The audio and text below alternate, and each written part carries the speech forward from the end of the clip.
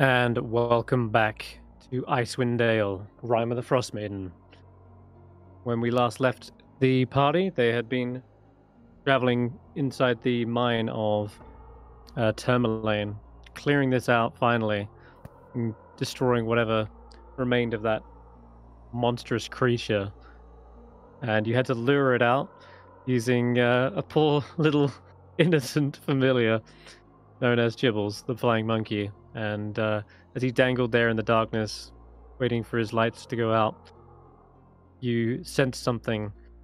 You felt like a tentacle-like grip around his throat before it strangled him to death. At this point, it felt like you needed some stronger bait, and so I believe Bungo himself dangled himself at the end of a rope, and sure enough, the creature came skulking back. Only this time, he was met with an entangle spell. Managed to deftly dodge out of, but Bungo basically gripped a hold of it and held on tightly to the rope whilst everyone else barraged it with spells. And you pulled the body of this thing back up and used it as proof, dunking it on the table of the speaker master you and collecting your payment. And yeah, after that, you're pretty much ready to set off to your next location. This is a X marked on one of the maps that the Duragar were holding. This seems to be some sort of outpost that isn't known to the 10 towns. And so, already knowing that the Duragar seem to be up to something, you thought it best to maybe get to this place before their plans come to fruition. And to do that, you'll need to cross through the Dwarven Valley. So everyone's basically well rested. You took a rest in I forget the name of the inn, but I do recall that the Oh, proprietors yeah. in Tourmaline. Oh, the blue clam. I got the fire ring. Thank you. The ring of warmth. Yeah, the blue clam, that's it. Yeah, Marta I've never even Pestry. been in there. No, I you have. haven't. Oh, yeah, you didn't She go. told you she told you a story about her bedridden father, and you healed them with your blessing of the Chewinga, and in response she gifted you with a ring of warmth, which is hopefully going to stave off the cold. Oh, that's what we did with the And, Chewingas? I totally missed it. Jesus. I can't recall just how you got the blessing, but I recall it was Yeah, I don't might have recall been something that to do with a we got the cage. flash. Must have been a session I Oh, missed. Oh, it's still on my character think sheet. you, I didn't remove it. There we go. yeah, Sorry. go ahead and remove that. You actually, I remember now, you freed a fox from a little cage, and it seemed to be the Chewinga's friend, and as a result, it offered you this small berry. Yeah. Anyway, Oh. so everyone's well rested and perhaps setting off for Tourmaline. I will say that Bungo here is still missing his furry friend that was somewhere deep in the mine shaft. And so he'll say that he'll catch you up later. And for the time being, we'll just have him searching through Tourmaline because that thing did roll a nat 20 on stealth. So he might be in there for a while. So you guys decide it's better to just press on. And I'm sure he'll catch up to you guys. Mm-hmm. Alrighty. Let's roll for weather then. See how bad this is. So we were going to go for the last time it outpost was then, right? Yeah. That looks to be the heading. Unless there's any objections or change of plans. Nice. Yes, we agree to. Looks like you got a clear sky. That's actually pretty good for you guys. Nice. All right then. So the heavy snow abates. Clean path ahead of you. Although it is in the open tundra, this isn't a carved out road. It's at least a nice weather out for the first time in a long time. So I'm not going to worry about any random encounters along the way.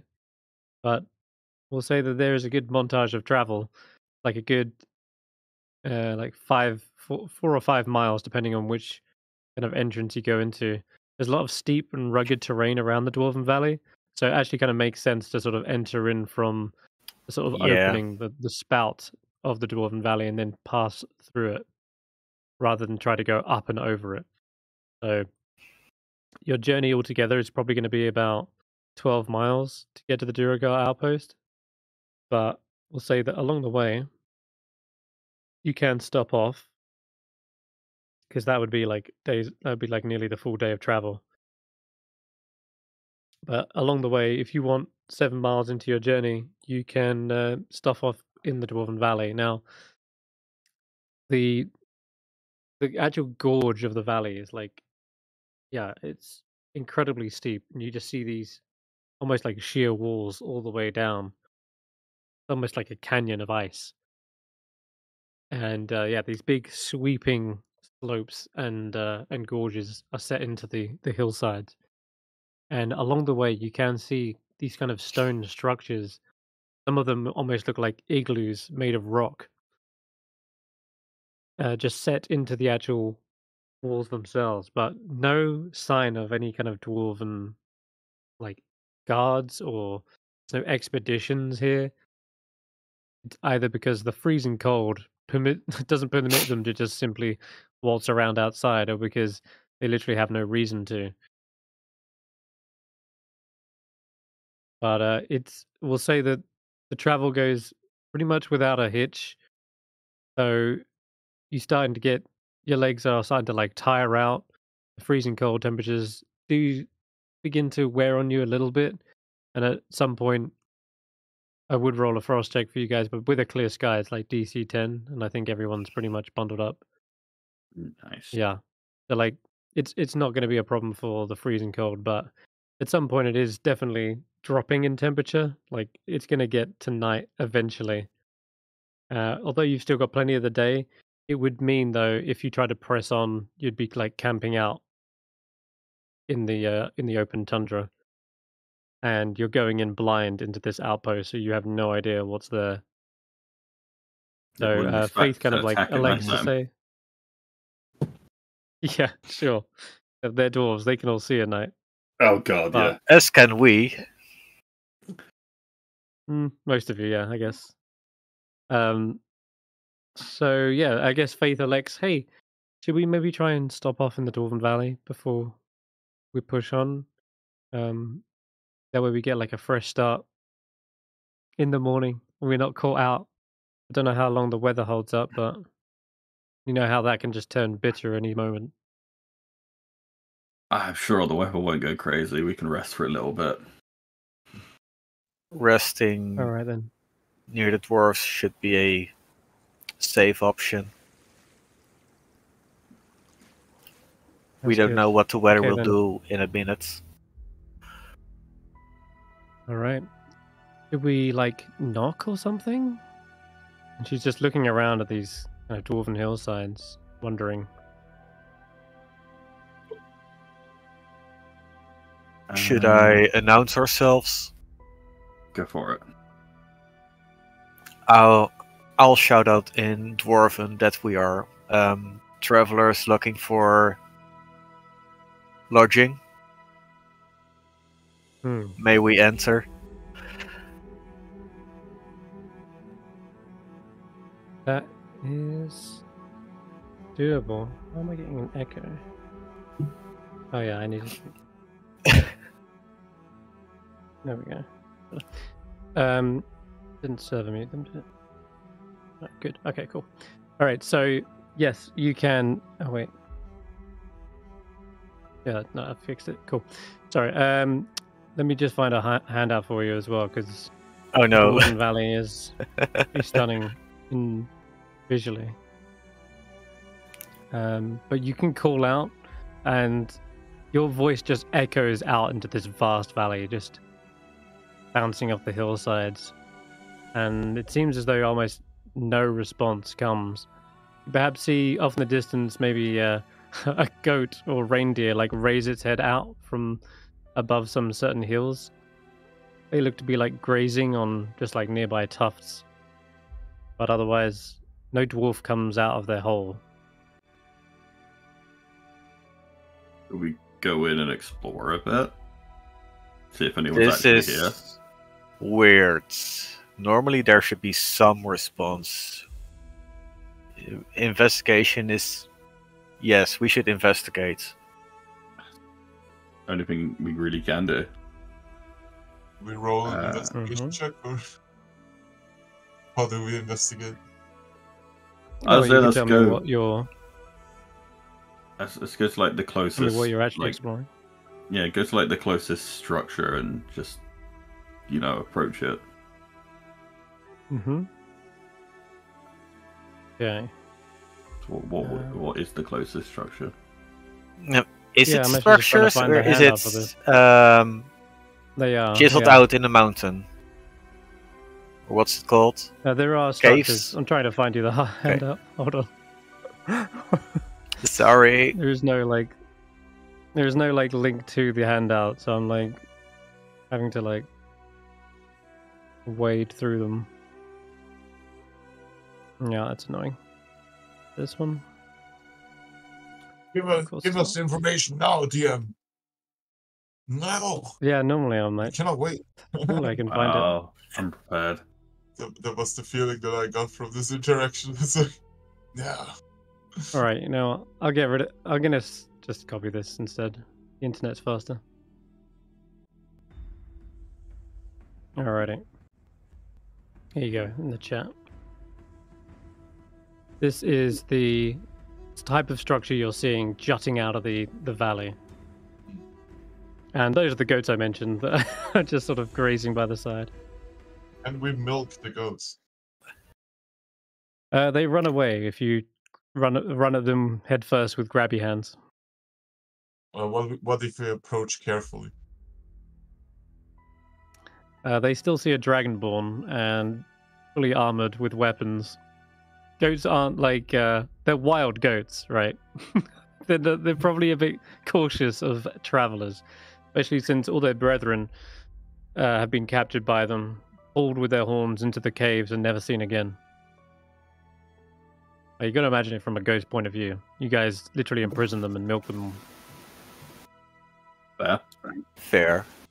Yeah. Hmm. Yeah. So, I mean, get to an entrance, see if anything happens. Mm-hmm. Okay, so as you get to the entrance, you can see there's this faint sort of torchlight that seems to be emanating from deep within the halls, and there are large stone doors which you can just walk up to and begin to try and open. However, it seems as though they are firmly sealed shut. There are these little tiny arrow slits that you're seeing through, and that's where the light is coming from, just deep down in these halls. Anything that looks like Stef's familiar could fit through? Yes, actually, you could. Stef, do you wanna see if your familiar can go in, see what's happening? I currently it would cost me some gold to summon my familiar, right? Yes. 10 gold's worth of incense and charcoal. That's the cost of a life of a familiar. That's the cost of a life. And I currently do. That's very cheap considering the life of a person, which Less is of like a- 100 It's not- gold worth of gems. We've Should we been try over- and force the door open then? We've been over this. He's not really a person, you know. You could try and force it. Be a mean, mighty strength check, but I will summon my familiar if we pull some gold, maybe. 3 from each of you should be enough. And I will spend 4 so myself. now we have to pay for his reckless And sacrifice. now we have to pay. It's fine. I will attempt to open the door. Yeah, I'll do it with you. We'll do it as a Do two-man. we summon the familiar anyway, or? You can, but you need 10 gold, and if they're not cuffing up, they're not cuffing up. But Okay, then we're not summoning the familiar. I see you do have enough gold. I do But have. also, enough I gold. will reiterate, you can't just go, I spend gold, I summon another familiar. You actually have to say, right, in town, I'm buying the incense and charcoal worth. I'll let it slide for one of it, because that's the first time I've told you. But in the future, you will need to spend the gold in town to buy the charcoal and incense. But you never know. Maybe these dwarves have such components as well. But it's free if I make it a prepared spell, right? No. No, it's got a spent cost. So, go ahead and roll a strength check with advantage, you guys. All of us. Just the two who are. Sorry, just whoever's making the first. Tracker. I'm guessing it's going to be Tracker, advantage, right?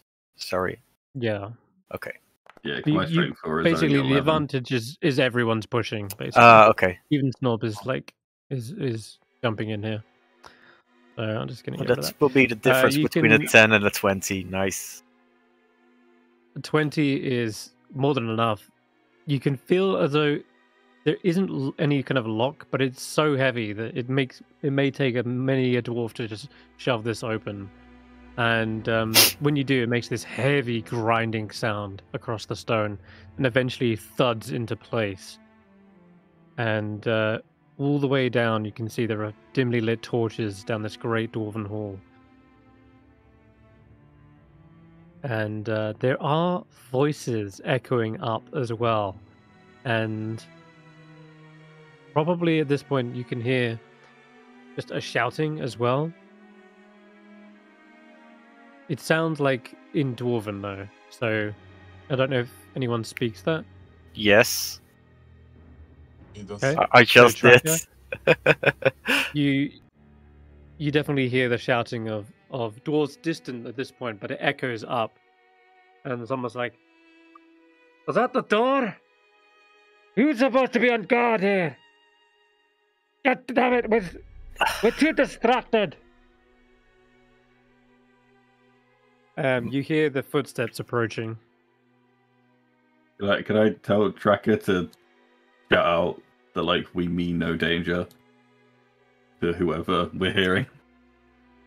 Okay, so I will tell you that someone is coming our way, and the door is supposed to be guarded.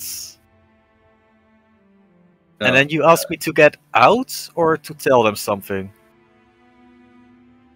No, it's to tell them we mean no danger.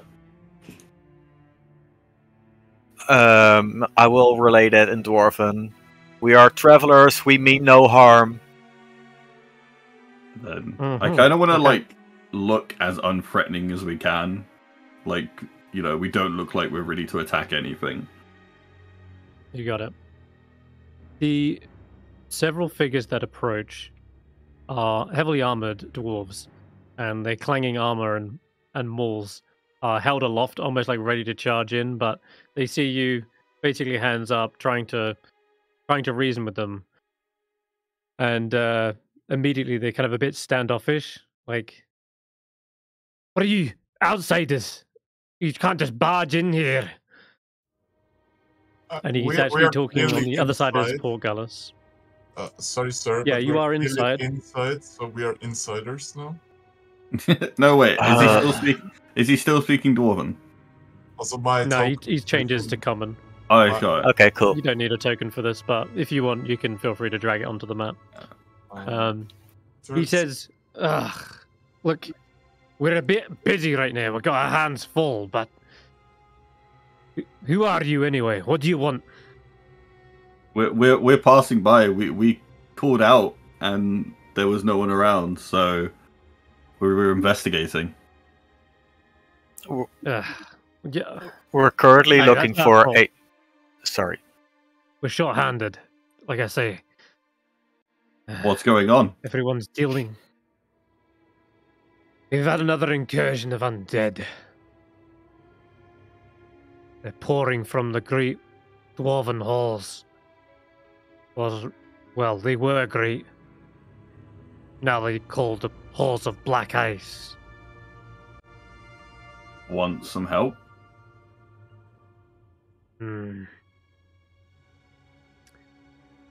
I suppose everyone else is too scared to go in. Out of game basis quickly. Of superstition. Does anyone remember the name of that dwarf that we befriended before? From the Black Iron something? Iron ingots. Yeah, the iron ingots. What was his name? Snob says, I remember the dead one, Ubok. There was If someone that who's can't like help. said if we ever visit, we should get a drink on them or something. There was. Faith will help you out. She says, I think the name was Korux? Runa? Correct. Is that a name you guys Runa, recognize? A friend of ours? Aye. Runa's here. Oh, She's trying to lead them down, but everyone's too superstitious to go into the halls. Oh, I'm Last not time superstitious. was... I like danger. yeah, I'd love to say Well- hi and see what she has to say about it. We Alright. don't mind helping out. We are actually just looking for shelter. Oh, sorry. They On our open up way the to the portcullis. to the cairn. Yeah. Alright. They lead you through these halls, and there are many little settlements and dwellings as you go past. Brilliant dwarven infrastructure. You can see there's strong beams that hold up the mountain. So it doesn't look as busy as you once imagine it. Like, you should probably be bustling with business and trade, but you see a few sparse dwarves here and there. Some of them in the armory, like outfitting for battle. No one's sleeping on the job though. They seem to be all hands on deck. Ooh, There's a forge. great forge. Oh yes, dwarven forges are a marvel to behold. The fire's still burning bright in here. There are a few hard at work, but once again, you expect this to be like teeming with them, but instead you only see like a few, one or two, like dotted around, Wow. sweating hard at work. And then they lead you into a kind of a communal chamber where it looks like there are several dwarves seated, but even more are standing up and sort of protesting against one singular dwarf who stands at the head. And I've got some art for him, but I'll drag it to the chat. He is kind of wearing he's not wearing anything like royal looking. He's actually wearing like cold weather clothing. He looks just like any other dwarf, but he's kind of got this silvery blue beard. He's got a pickaxe over one shoulder and a utility belt full of different, tools. And the dwarf next to you does mention. He says, "That there's the Dane. His name is Stokely Silverstream, and well, he's the one you'll want to talk to if you want to offer some help." And in mid-conversation, you hear them saying like,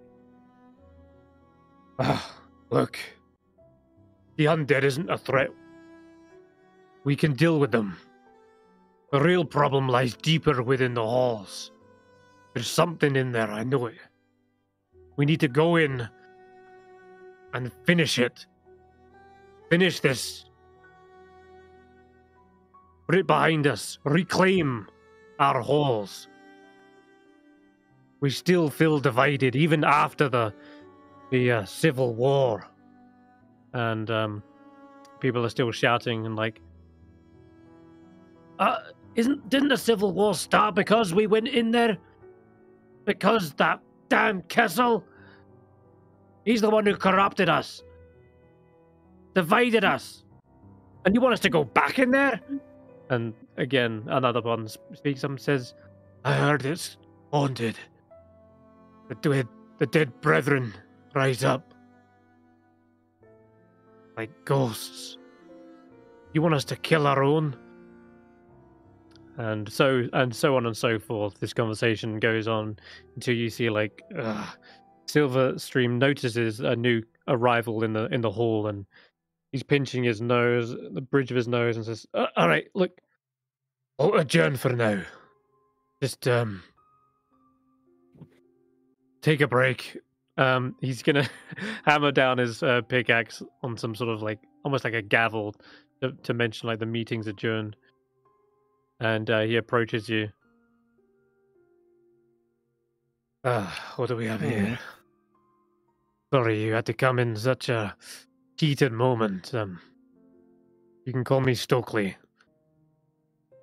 Hey, Stokely, I'm Roki. Sounds like we came at the right time.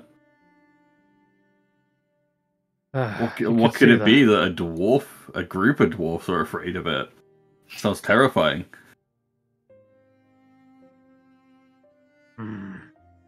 It's hard to say, but something's been stirring in there that ain't undead.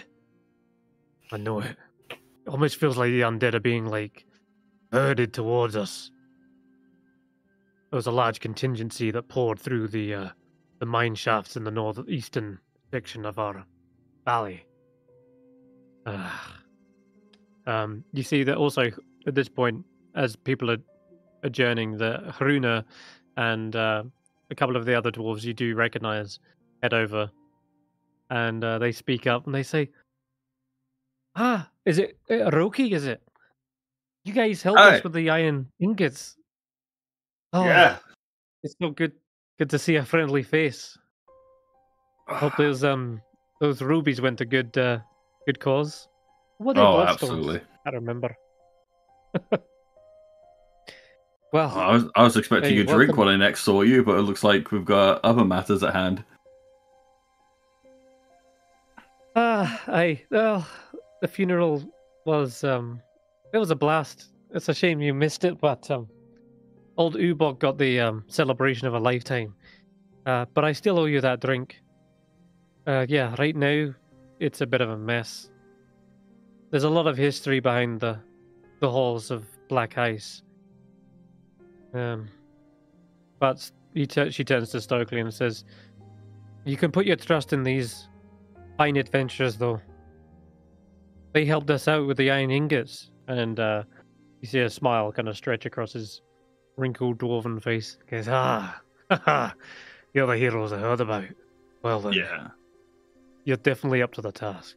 Oh, we've been having our own party. Have you ever seen a pair of giants and a pet giant bear fight a small army of corrupt militia? That's a party. What?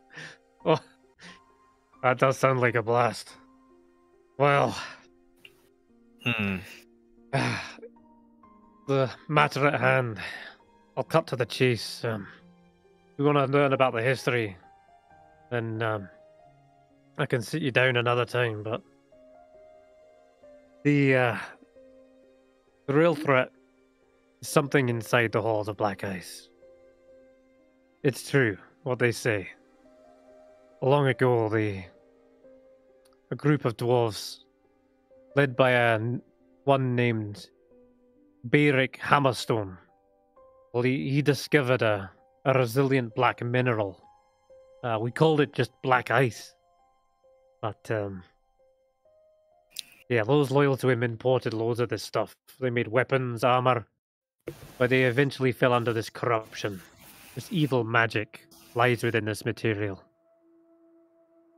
These dwarves, they split off from us and from the battle hammers at the time, and they laid claim to the eastern side of the valley that now is known as the Halls of Black Ice. Us uncorrupted dwarves, well, we hold Battlehammer Hold, which is where you're standing. And after many confrontations with them, we were able to save most of the dwarves from this irreversible corruption. To this day, the Halls of Black Ice are still full of corrupted rock, or whatever it is. And we want to reclaim the halls, but everyone is too superstitious, and given the past, they don't want to go back in there.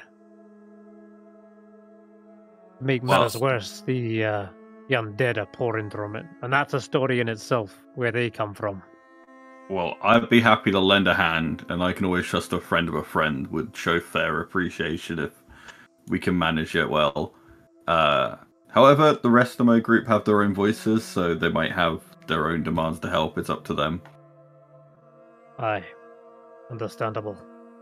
We'll see you, the rest of you. I have no quarrels aiding you, the dead should be resting, not roaming around causing a ruckus. I am intrigued or worried about something one of your fellows said. Something that needed to be finished. Well, you see, there's this individual. It goes back even further. A man by the name of Kessel. He was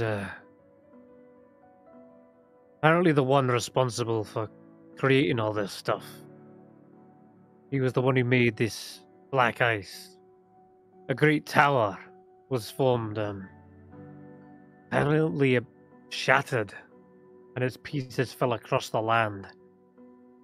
Must have been what Balak found, but he didn't realize it was infused with some sort of corruption. He was the one who started all this. And what I want to do is put an end to this. Finish and reclaim our home.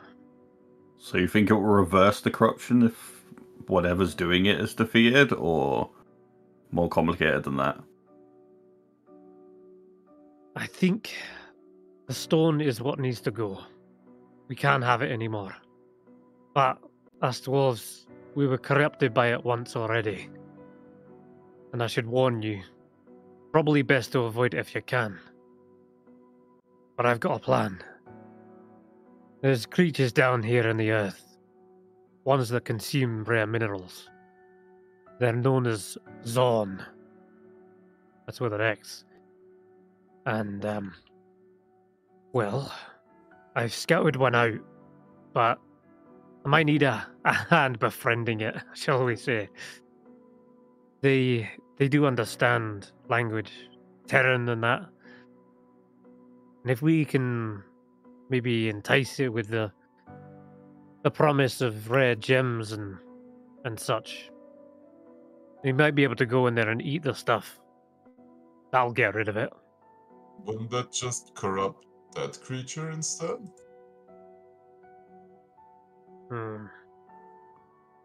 If it does, it's better than us. But I will say these things can chew through almost any earth. I know haven't some seen their ways. behavioral change before. I know a way to protect at least one person from the from good and evil per se. So this thing sounds pretty evil. Maybe I can help with that. What if Chibbles carries out the rock? That would be as terrible as feeding it to some It doesn't sound random like animal. pick up. Yeah, doesn't sound like you could pick up and carry it, right? There's a lot of it. Oh. Yeah, there's probably like, you know, a good half of the whole, maybe even made of it by this point. But that's why I was gonna suggest something to eat through it. But if you have another way, like, I'm all ears. I mean, I was just gonna say, I can show you where to. I can protect the thing that's eating it from being corrupted. I just need to not get a hit on the head whilst I'm doing it. How long does that spell last? I believe 10 an minutes. hour. Oh, 10 minutes only? Yeah. And I don't have it prepared right now, so I need to take some time to prepare it. How does preparing work for me again? Does it have to be a long rest, or can I go? It's usually after you've finished a long rest. Okay. But you kind of haven't. Basically, it's like a once per day sort of thing. You prepare your spells, and although it's not exactly the start of a new day, you haven't really come into contact with any combat or such. So I would allow you to sit down and basically do the preparations now, because your spells haven't changed since you last rested, have they? No, there was just the added level 2 one. Yeah, so technically you haven't prepared your spells today, so you can do that now. Yeah, I'll say like after our conversation that I'll go down and do that. Yeah. We have Yeah, goals for today. Okay. I Yeah, give if you want Something to do in that that as a case on wizard as that. well. What's the plan to befriend such a creature?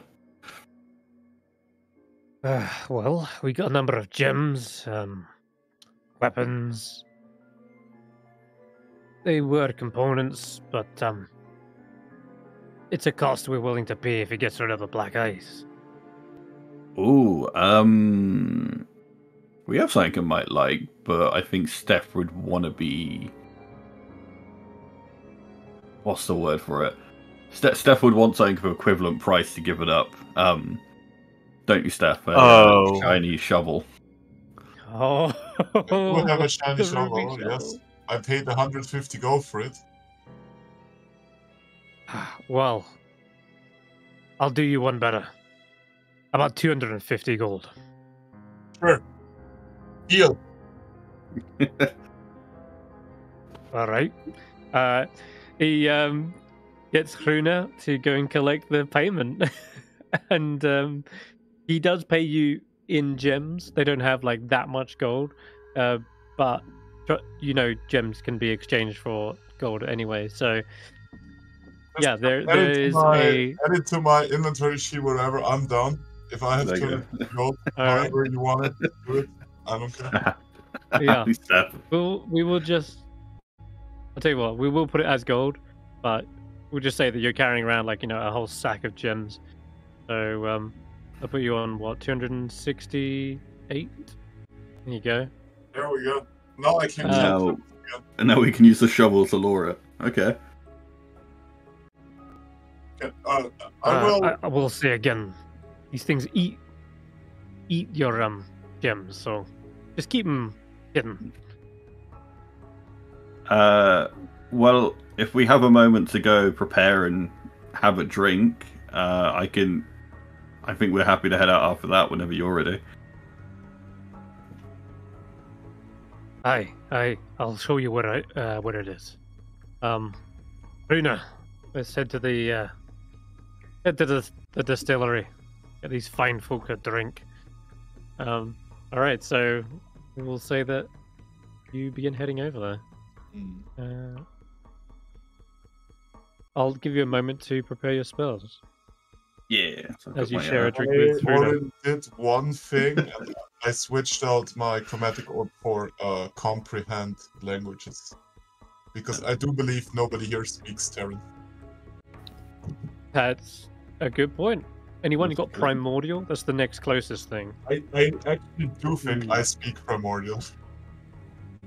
Yeah, so we're like having a drink. I'm just like going through my books. Like, yeah, protection from good and evil. Isn't comprehend language also a ritual? That's true. If it is a ritual, you can cast it from your book without having it prepared. Okay, then as a wizard. As a wizard. Yeah. Then instead I will take this one. But I do have comprehend language. Okay, cool, perfect. So yeah, primordial is like kind of like the overall dialect of elementals, but Terran is like the very specific Earth elemental one, which is I do think basically I have perfect it. for Wait, this. where does it say on my sheet? Bottom left. You do have primordial. Oh, I was wondering if calm emotion would go, but then it says humanoid. There we go. Rip. Celestial tonic primordial. Yeah, I picked primordial because it sounded cool. Hell yeah! It is. Rule of cool always wins. Okay. All right, well, let's just take it down to this section here. All right, deeper into the sides of this dwarven valley you go, and I'll just say again, you don't need like open vision for this scene. So it lasts for 8 hours. Wow. Yeah, it's fantastic. Isn't that the spell that gives you max temp HP? Yeah. 3 people get 5 HP temporarily for 8 hours. Nice. Does our cleric know bless yet? Yes. That's what I'm looking for. That's a spell I've never seen cast in combat. What's What up? do you I've mean? He's cast it like 5 times. Yeah, I've saved rolls with casting bless before. We used it in our last combat. Did we? Yeah, Yeah. I used it during last combat. I Yeah. used it when we were about to get attacked on the ice door. I might immediately Oh, yeah, you're right. case, like I blessed everyone. I do remember. It's not paying attention. Alrighty, so the rest of you guys head on down deeper into these tunnels. I'm just going to say somewhere around here. And where's Chibble? There's Chibble. Have you? No, you haven't got Chibbles yet. They do say though, if you did want to get 10 gold's worth of incense here, they can sell you that if they wanted. Yeah, I'll take 10 golds worth of stuff. Spell book Cool. inventory. Awesome. So while Hoon has shown you around the bar, you pick up some components. Yeah, I'll go minus 10 on here. Sweet. And you can also spend the 10 minutes to summon them again. And don't forget, you don't have to have them out all the time. You can have them in their own little pocket dimension, ready to come out when you need. Yeah, he's in the pocket dimension, but we can say he's summoned. So Cool. You then got we it. don't have to edit it Perfect. on my character sheet or whatever. Sounds good. All right. Yeah. So Stokely leads you down one corridor and says, "Right, it's just around the corner. It's been it got into the armory, and well, a lot of our pickaxes were made from diamond, and it has quite a taste for them. We've had our hands full with the undead. I haven't been able to raise a troop. I haven't got my boys to deal with it. But like I say, we don't want to kill it necessarily. The opportunity here is to befriend it." Sounds good to me. And he gestures to inside here. And yeah, Wait, there's before racks we and go in, racks of... before we go in, how long Hmm. does comprehend languages last? An hour? Yeah. Does it cost a spell slot to ritual cast it? No.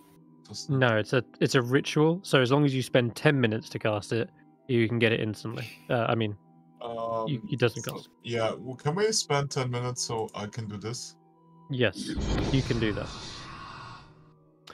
There we go. No problem. All right.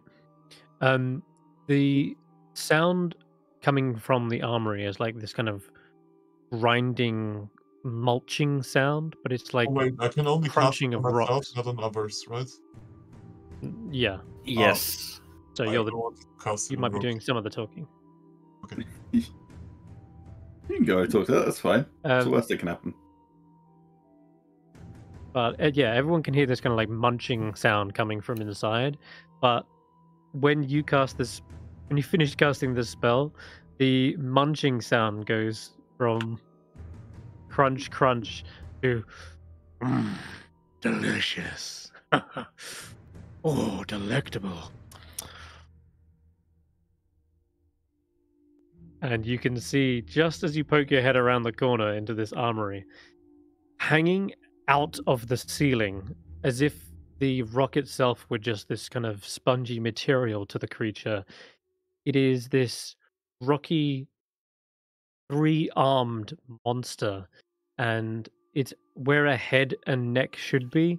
Instead, there is this circular row of teeth, almost like that of a leech, with a single eye, almost serpentine-like in appearance. And with its three arms, it's like reaching and picking, almost like from a buffet of different diamond pickaxes. You see the Zorn. Do we see it? Yes, there. you do. Ah. That's a friendly looking guy. Very friendly. Well, I'm right behind you, Steph. Don't forget to offer it the shovel. I mean, first we talk, right? Yeah, Yeah. go talk to it. Yeah, sure. I'm good. I'll stay with you. Well, And you hear I it would like turn to and say, carefully approach it and wave. Mhm. I don't know. with 2 arms. I don't You have see 3. it. You see it turn around, and its eye focuses in on you, and its rows of teeth kind of open wide in an intimidating fashion towards your face, and then you hear the voice grinding of stone to everyone else, but you hear the voice say, "Who dares interrupt my banquet?" Hello, sir. My name is Stef. Do you have a minute to talk? Can you not see I am feasting? Oh, I can see that, but you do seem to like to feast a lot on this stuff, right? Wait a minute. You're not one of them bearded fellas. No. I'm very scaly and stuff, as you can see. And don't grow a lot of hair. Doesn't work for a lizard. I see you will. What's that you got there? Oh, I do have a special treat for you. You know, you can have that, but like, you gotta do something for me. Like, you know, one hand helps the other. And I see you have 3 very strong helping hands. I want to point out that you haven't actually got the shovel out of your backpack yet, and somehow it's even just able to sense it by smell alone. You can hear it like inhaling. Ooh, boy, something precious. May I have a little sample? No sampling, but I can tell you what it is. But you seem to know a lot about it already. I might have like this delectable gold shovel that's like studded with multiple types of rubies and gemstones. Rubies. Oh, 1 second, I need to. That's what I can smell. Out of character, need to go on. Like ripe cherries, fresh for the plucking. He suddenly drops down from the ceiling and lands, and when he does, it's again kind of like almost falls into the floor for a second, as if it were a liquid, and then he kind of stands up to full height, kind of sizing up Stef, and I'll say at this point, he's asking like, what is exactly you want to deal with? Well, but I'm gonna have Stef roll a persuasion check at some point. With advantage, because you've got the ruby shovel. I would like to continue, right? Can I first ask him? Well, you see, I actually only need to do something that you already really like. I need you to eat some more stone, black stone to be specific. Like onyx? Yeah. Obsidian? Did you say it was obsidian? I just remember. No, it's black ice stone or black something. Ice stone. Yeah. Black ice. So much like ice, it's just water. You hear the dwarf say, "Hey, we call it black ice, but it's not actually black ice. It's definitely a gemstone like material." The dwarves understand it. Apparently. Tell him it's powerful. It's just called he ice. mentions that regardless. It's a gem and it's powerful. Tell him that. Yeah, it's even like a little bit magical. Kind of like, you know, magical, a bit of sugar and spice on top. So what, you want me to clean this up? Yeah. Why don't the dwarves just mine it? You see, the dwarves are kind of feeble when it comes to stone like that. You know, dwarves very good with stone, not magic stone. You know, that's why they call in an expert like you. I see. Roll a persuasion check with advantage. Oh my god. This Not feels my- like deception. My greatest weakness. I mean, wow. He might be good with it. You can I guidance don't know. me. I'm sure, Roki, you can guidance me. Good lord. Your your charisma is -4. Yeah. That's Oh not lord. good, no. Oh, is he exhausted? No. No, No, my he's charisma. not. No, I am just like that. Okay, stop hating. There you go. Yeah, I make up for it. I'm here to help. You definitely did. Yeah. You turned a sort of middling 12 into a very solid 16, and it seems as though he doesn't need much convincing when all you're asking him to do is do more of the same. And I think that kind of wording really helped. Just eat for us. Well, if it's eating you need doing, then No. it's eating that can be done. You lead the way, Mr. Scaly. Yeah, sure. And as You a sign of trust, I'll hand him the shovel. Fantastic. Okay. Oh, You he might wastes no time in picking this I up will delete this by the handle. Can you tell him that it's going to be surrounded by undead, but I can protect. I have a spell to protect him from undead. No. He seems like he would be able to handle himself. Well, I should cast this on him, so. I mean, he's like we can do stuff when we get there. Yeah, we might as well, protection from good and evil, so there isn't a risk. But I don't want him to eat me when he sees me do something to him. I mean, does Roki even understand him? Was he talking in common or in like primordial? In Terran. Yeah, yeah. that's why I'm talking to you, not to him. By the way, sir, Sword, what is your name? He looks over the ruby shovel, dazzling with the red and sparkles, and he says, well, for now you can call me Ruby. As he takes like a bite into this thing, and you see this sort of scintillating red glow over his body. So, sir, or Madame Ruby, I'm not too sure. There might be some hindrances to stand between you and this amazing buffet of black ice stone, right? And our friendly cleric over here, the skinny guy with the armor, brown hair. He might cast some spells on you to help you. Is that all right with you? Well, you just told me I'm gonna be doing the eating. Sounds like you guys can be doing the fighting. We will be doing the fighting, just making sure you don't get hurt. Not that you look like you need protection. You're like a 12 feet tall, free monster after all. Is he 12 feet? If there's any danger, no, he's about the same size as Stef, just a little bit taller if he kind of like stretches. So 11 and a half. But he does say, if there's any trouble, you need not worry about me. And you see him slowly sink into the floor, such that there's only basically an eye protruding out of the ground. And he simply smoothly glides through it and underneath everyone's feet, which is a little bit ominous, knowing that there's a whole bunch of teeth that could jump out like a like a set of jaws just around you. What? But nonetheless, this creature is clearly very well protected if it just sinks into the walls and earth. So sweet. Seems like we got some undead killing to do. Okay, let's make our way. Where do we go? Lead the way.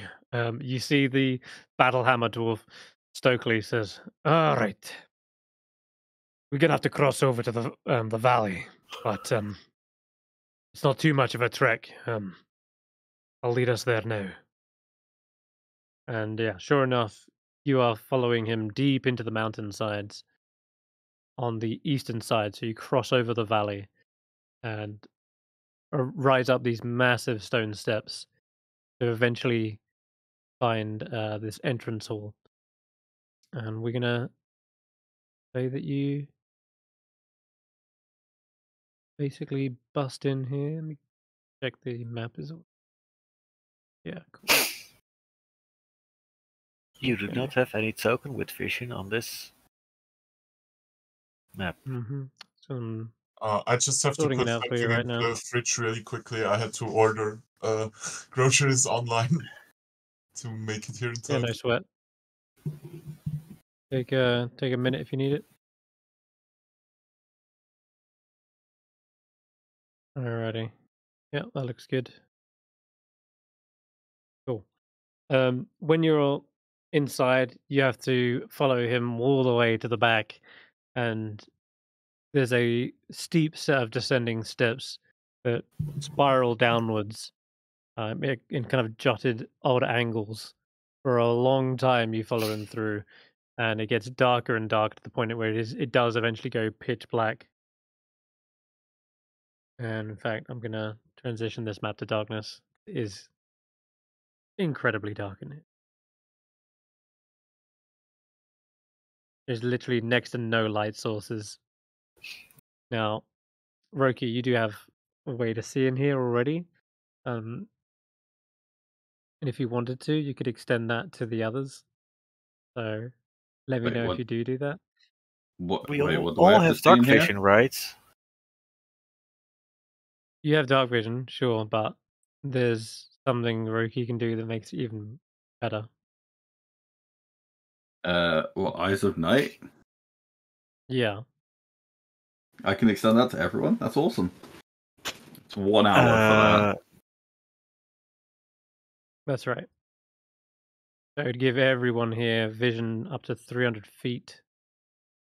This is insane.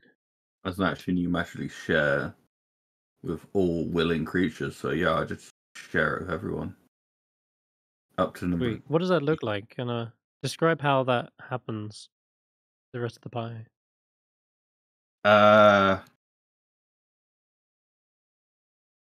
think it'll start with just like, my eyes will just light up in the darkness, and then from me you just kind of see like a faint aura fade to the next person, and they light up, and then to the next person, and their eyes light up, until we're all just kind of like able to see. Nice. And I just Chains be like, onto them. Yeah, so this seemed like a good idea. Not tried this before. Alright, everyone should have 300-foot dark vision now. Oh. Okay. Sweet. Come on. It's just down here. Stokely has led you to the bottom of the steps, and at this point, the air is damp, still, and it's actually weirdly much warmer than the surface. Side tunnels and shafts weave and wend off this tunnel, some blocked where wooden supports buckled beneath the weight of the earth above. And the only visible signs of the life in this grim place are the little mushrooms that grow from the weakened beams. And after descending probably about 100 feet, the tunnels open into this larger cavern, supported by 2 stone columns and a partially constructed wall. And there is an open gate that stands ahead. And Stokely's gesturing to it now and saying, "Alright, we've reached it. This is the halls of black ice. Keep your mind sharp." Where's the undead?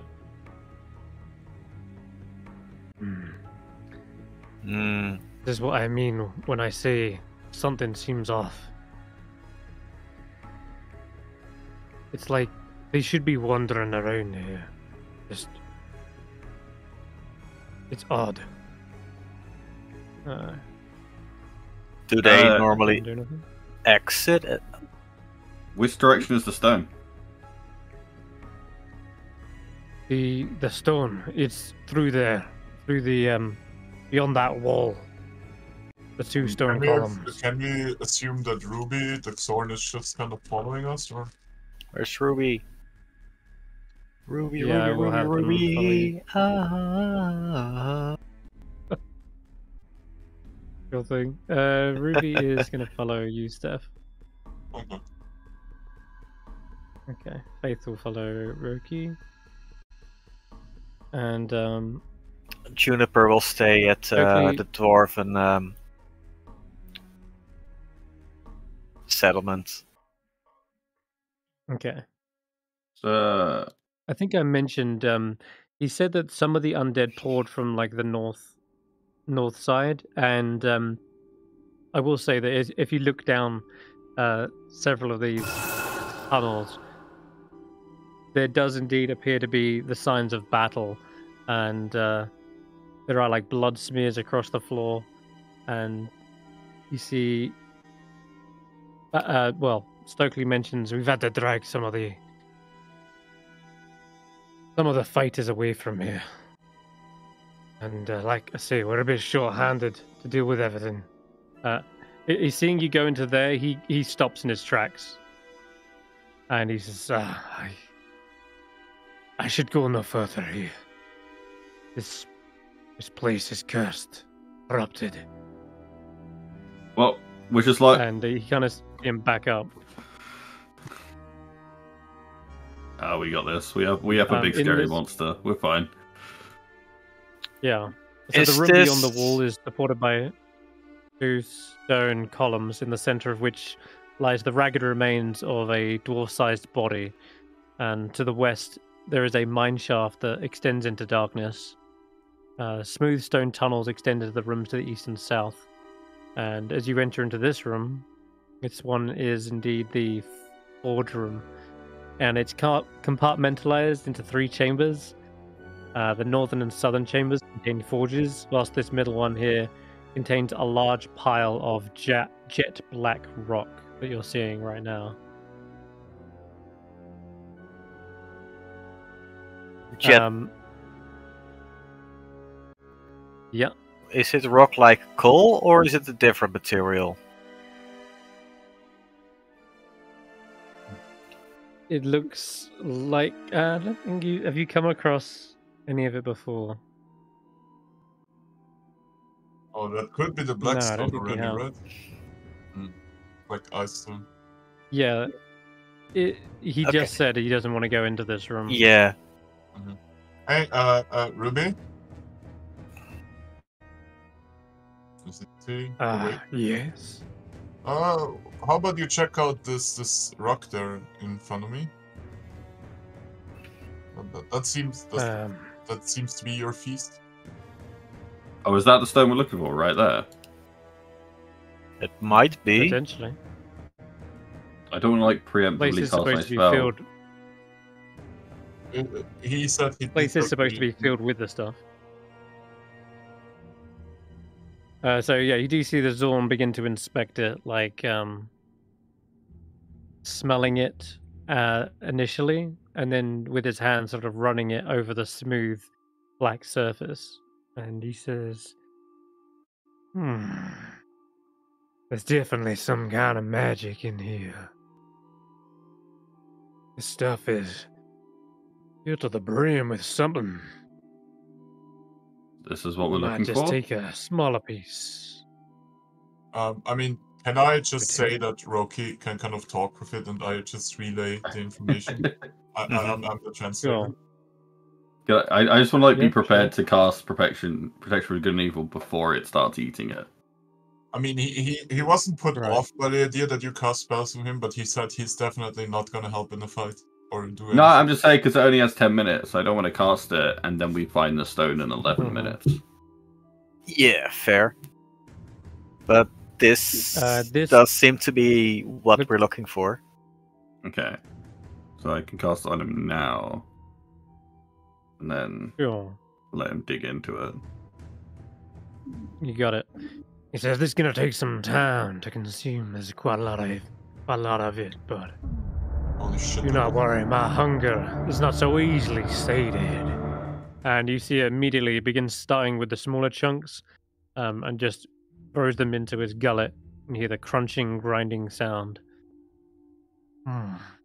As soon as Stef reiterates it's going to take some time, we'll be like, well, I've got a sinking feeling about what that means. And just stand to attention for something to enter the room. Yeah, I would like to prepare my... In case something happens, I'd like to prepare a ray of frost. Or a fireball. Don't worry, this is a torch. That was a torch. I would like to It's not- prepare a fireball. right-click. Right-click your character. Oh, assign I status, and placed it just on click the ground because No, I no, need no, my no, no, hands. no, no, no, Okay. You just. Oh, you want to place it? Okay, Yeah. well, then I'll just do that. The torch will go out like after a while if you do that. But okay, you place a torch on the ground. You light up this forge just a little bit. But if you do want to just have Faith to hold one, she doesn't care. She can just hold one. Okay. Not a big deal. All right. So yeah, by the looks, this thing it's gonna take a while, and he starts smaller with the smaller pieces, but he says, palatable, oh taste, almost kind of minty. Minty. Can I have a taste? Why, certainly. There's enough to go around. And he points to the pile that's kind of like this, rubble. He's got the nice carved piece, but he gestures towards the less appetizing, at least in his mind, pile of it. I have a question. What would happen if I try to eat this? Have you ever eaten a stone? There's a first for everything. You could use the Mind Stone to see if you can figure anything from that. Oh. Yeah, we do have... the Mind Stone mainly gives me telepathy, which I should have right now. Yeah. What if you try to use telepathy on the creature that's eating it? No, I cannot read its mind. I can only tell people, like... okay. Oh, I forgot about that. You could have talked with the creature using telepathy. You don't need to share a language for that. That's fine. It only goes one way, right? No, they can respond. Yes. Oh, okay.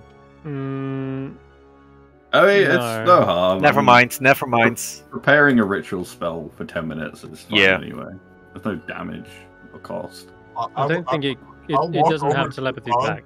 I walk over to the pile and I like swallow a pebble. Okay. You don't have protection. Roll me a wisdom saving throw. Sure. This jet black rock is very hard in your teeth. Like, I don't think you're able to crunch down on it. You sort of just gum it for a little while, and it would be uncomfortable to most, but you kind of got a hard, scaly mouth, right? So it doesn't scrape or cut up your gums. But after a while, it's definitely not delicious in your mind. You wouldn't be able to swallow this thing unless you really forced it down, because you can't bite into smaller chunks. So I'm swallowing it. Okay, give me a constitution. Give me a con save then as gonna well. choke on a rock and die. No, it's gonna be worse. As it's a rock, he can't digest a rock, so it's gonna come out the same way it went in.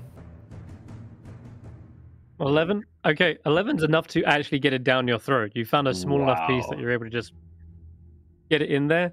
However, the sensation following that is a little bit unnerving.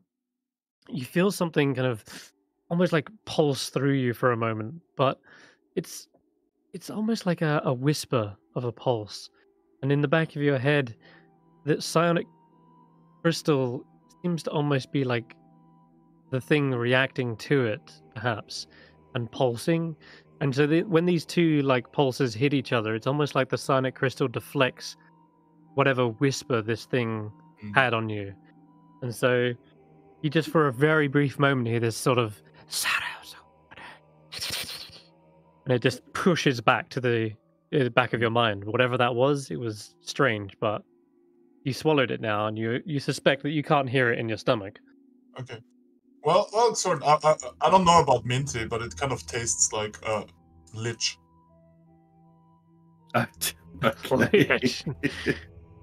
You mean lychee? Yeah, exactly. Of course. I will say though, because you actually went up to this pile and was looking through it for a small piece, that as you look down to the pile where you picked it up from, there's actually something of a hilt sticking out of the rubble. It's very small though. It's like a dagger sized. Oh, can I pull it out? You can indeed. And it looks to be actual weapon forged out of this stuff. Oh, sweet. Is it like a So- dagger or a saber or what am I looking at? Yes, it is. It's like a dagger. It's like a shard of this stuff, and the hilt is completely comprised of it as well. So it's all just one piece, almost like it's been Oh. cut out of that. Is it like a usable weapon or is it like a prop? Mm-hmm. Oh, sweet. Well, you gotta try stabbing something with it to know if it's usable. But You know, for the most since I part, yeah, pulled you the could say thing this is- out. I do believe I have something. I can ritual cast identify on the thing, right? Yeah, you could do. Yeah, I would like to identify the thing. While the eating and stuff going on. Without consuming its spell slots. I guess. It would take 10 minutes to do that. But yeah, I'll you sit could in my sit corner around here for 10 Play minutes with if you my want. dagger. Did anyone else want to do something whilst that was going on? I see Tracker, you've already moved on to the... Yeah, you guys should next try the section. rock. It's really good. I'm mostly just standing guard here, so if something comes around, I will see or hear it. Mm-hmm. Which is also why I didn't want the torch then. on me. Would you like to be rolling a perception check then? Sorry. I like to roll perception, yes. Not so much persuasion. Go ahead. That's I'm not very persuasive against the undead. 14. Doesn't sound like there's much movement from deeper in the caves. And if something were creeping up on you, you reckon you'd hear it. Mm-hmm. But after all, these halls are pretty massive, so just because you can't hear anything doesn't mean there isn't something here. Just could be. Yeah, it Further just in, means that but- they're not going our way just yet. Mm-hmm. Yeah. So the Zorn, when they're munching through this stuff after about 10 minutes, right? The spell will wear off. Now, judging from how much it's eaten and how much there is left within that 10 minutes, it's probably eaten about 1/12 of the overall pile. Oh, Meaning it's probably going to take about 2 hours for this thing to eat all the way through it all. So, Can we help eating it?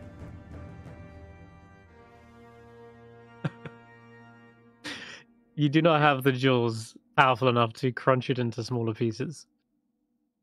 we do You not have could the try jaws, and shatter but it into... yes. Yeah, you could try and break it into smaller pieces if you wanted to do that. Yeah? You can help Is break. that something you want to do? Like, you can help break it into smaller chunks to speed this up. Stef, can you ask what's their name, Ruby, if it I allows just- me to shatter the rock? I just default as a translator, like you can just talk to. So yeah, I so what will do you want to ask. ask it? Yeah, if it's okay if I try to shatter this rock. Yeah, I'm getting a little bit full. Smaller chunks might speed it up, but yeah.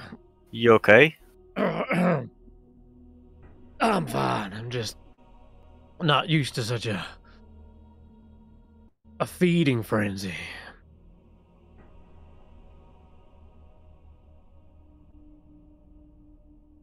All right, you got a minus pick. Cool. So Yeah, I'll say we that we forgot to leave it at Tourmaline.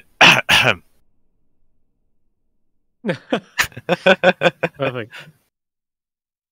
In that case, then you're going to hack this down into smaller pieces. It will help speed this up. I will say though that Roki, your spell does end on it. I'm afraid. For the most part, it looks like it's definitely helped. He's not had any kind of ill effects or adverse effects during this Yeah. time. But eventually, now that he's kind of moving on to different sections. I will roll something, but I will make it a private roll. Of course. Do I get a chance to recast it? You can if you would like, but it does mean that We you won't will be have the using all time. your spell slots on this. How much longer is it going to take us to do this? At least Well, 2 track is hours. definitely sped. That would be if you didn't chop it up. Okay. But tracker, you're like hammering it into pieces, which is definitely going to reduce it by at least half. I mean, after I cast it again, can I start like ritual casting to like keep it going after it runs out without using spell slots? I don't know how that would work. Not with this particular one. If it was a No. ritual casting, you could. This one Okay, isn't though. Sadly. I'll hold out until I see any signs then. And hope that I can. Okay. I don't realize it takes so You long. can prepare a cast of it in case something happens. Yeah, I'll prepare to cast it. Hope that helps. Okay. This is what you see then. That glistening ruby color over the creature, where it was after it like tasted the shovel, begins to sort of flicker out, and he does start to change into this onyx. Oh no. Okay, if I see that happening, I guess I've got to cast it. You got it. There isn't any response. Like he doesn't seem to notice it at all. And whilst you're you quickly cast it on him again, the black kind of crystal over the body does dissipate again, and then he pauses for a moment, and then takes basically another chunk out of the shovel as a sort of like in between. So he's like got like one chunk in one hand and then like a drumstick in another, and so he just intermediately takes bites out of each, and he does return to his kind of red lustrous color, but otherwise doesn't seem to notice anything out of the ordinary. We need to speed this up before I can't cast this again, guys. How long does it last? After 10 minutes. Tracker breaking up the rock then. Yeah. Would I have identified the dagger by now? Sure. The identification spell does let you see that this dagger is infused with some sort of corrupted magic. You would expect it to be basically under like the desecrated condition. Now, the properties. Well, desecrated is a term clerics would understand, meaning it is corrupted and can only be uncorrupted by such a spell as like the Hallow spell. Though there is something else more to this sinister dagger. There is some sort of whispering that seems to eke out of it. Where that originates from, you're not so sure. But you understand that there was this Kessel, a car Kessel, the name springs to mind as you identify it. This was apparently some sort of necromancer, or even the one who was responsible for creating this. And you get kind of flashing images of this dagger being just a single shard of a greater whole. You see like a picture of a tower that seems to be basically overlooking the entire of Icewind Dale. And you see a flash forward of this tower being shattered into pieces, and it's scattering across the land. You see chunks of it digging into the ice like spears.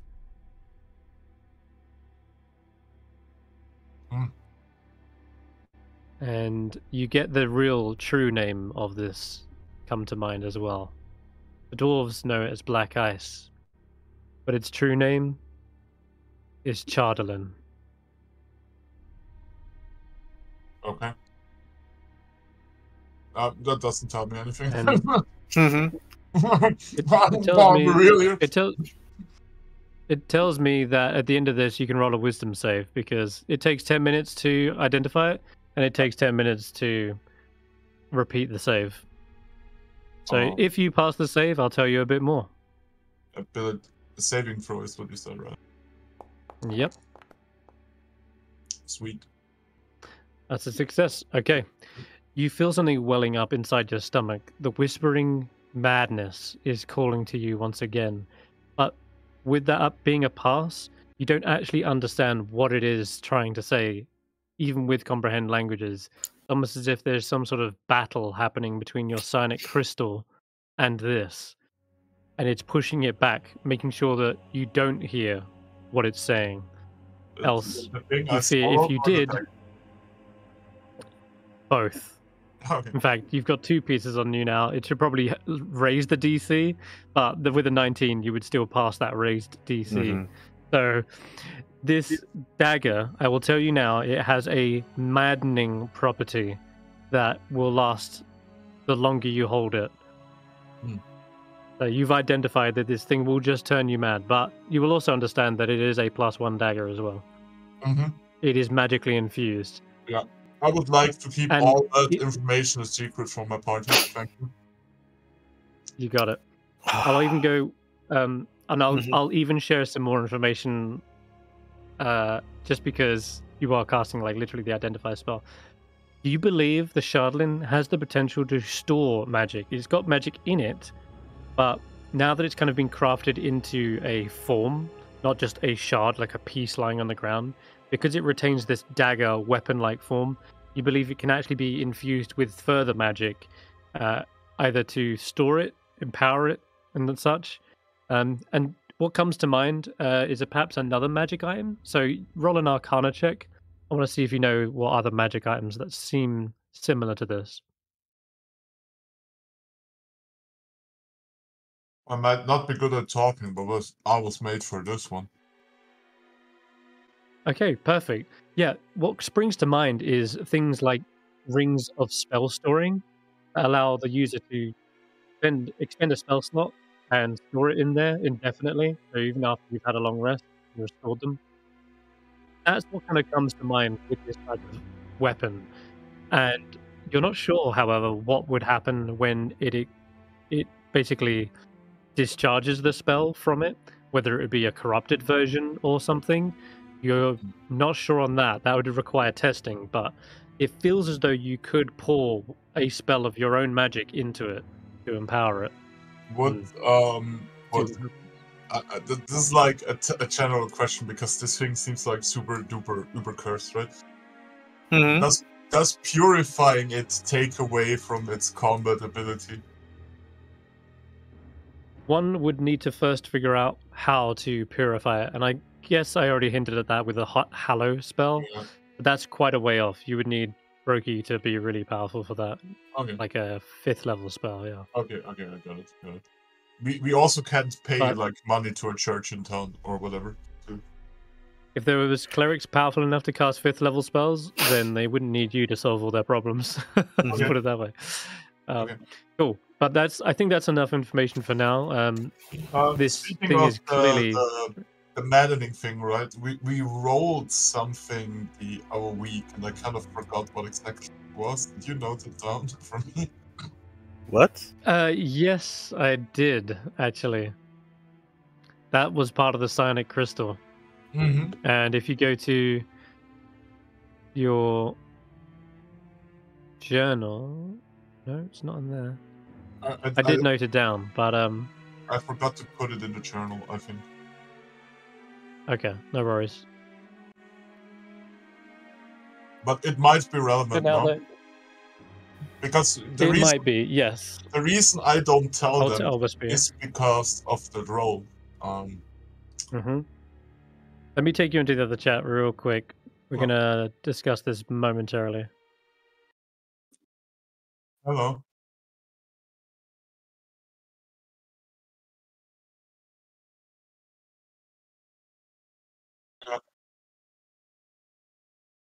Yeah. Yep. I know.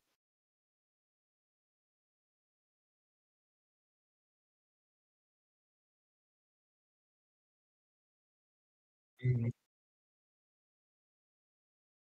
Yeah. Okay. So I was just checking if I remembered correctly because I felt like it was something about not telling the entire truth. Mhm.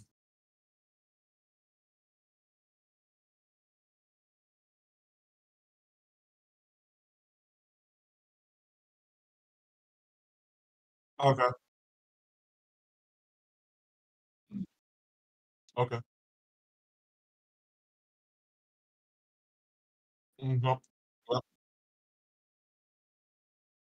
Mm. All right, we're back. Right. Okay, so it's about time. After this 10 minutes, this hammering pickaxe echoes into the halls, and it does feel as though the air gets fouler. There's a stench of death in the air that seems to approach. From which angle, you're not so sure, but it smells like rotten corpses.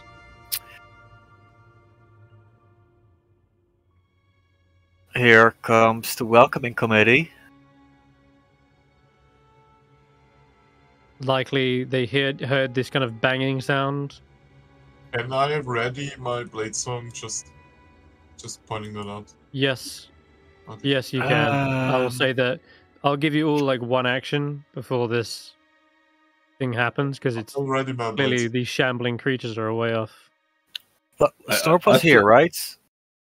Sorry. Snorp is here, yeah. I He's thought been that I hiding. was like, hey, we need a plan for when I can't cast protection because this thing looks like it's gonna turn evil immediately. Did the entrance look like we could like lock it or something on our way out? I don't even There think- were doors that we passed through. Yeah. I think I can cast it a couple more times and then we need to leave whilst this guy is eating. Because Oh, No, we have to protect him. We can't just let him die. He's our fuck. friend, Roki. he's gonna turn evil and attack us. No, that's not how swords work. They take on the property of what they eat, which doesn't necessarily mean he turns It evil. might. Might mean, but not necessarily. I think it's good. You're gonna risk our lives on thinking it won't get corrupted and try to kill us immediately. When So this you- thing has corrupted the dwarves Oh, to start so killing Mr. other Goody dwarves. Two Shoes over here wants to abandon a sentient creature that decided to help us. Okay, I see how it is. But I'm the psychopath. I'm not trying to get the creature killed. I'm trying to get it to not kill us. Do you think that creature has something to worry about? Does that look like it can't defend itself? It can, but we still needed to eat the rock. I'm not running. It looks happy to keep eating the rock. Yeah, I'm not running. Delectable. All right, in this moment of infighting, I need everyone to roll initiative as Yeah. this is about to go Oh, down. wait. Let me hold on. Let me grab you. I am not on the combat. Okay. There you go. I was Now you are. going to say that I gave Snorp the pickaxe and get ready to protect for fights. You got it.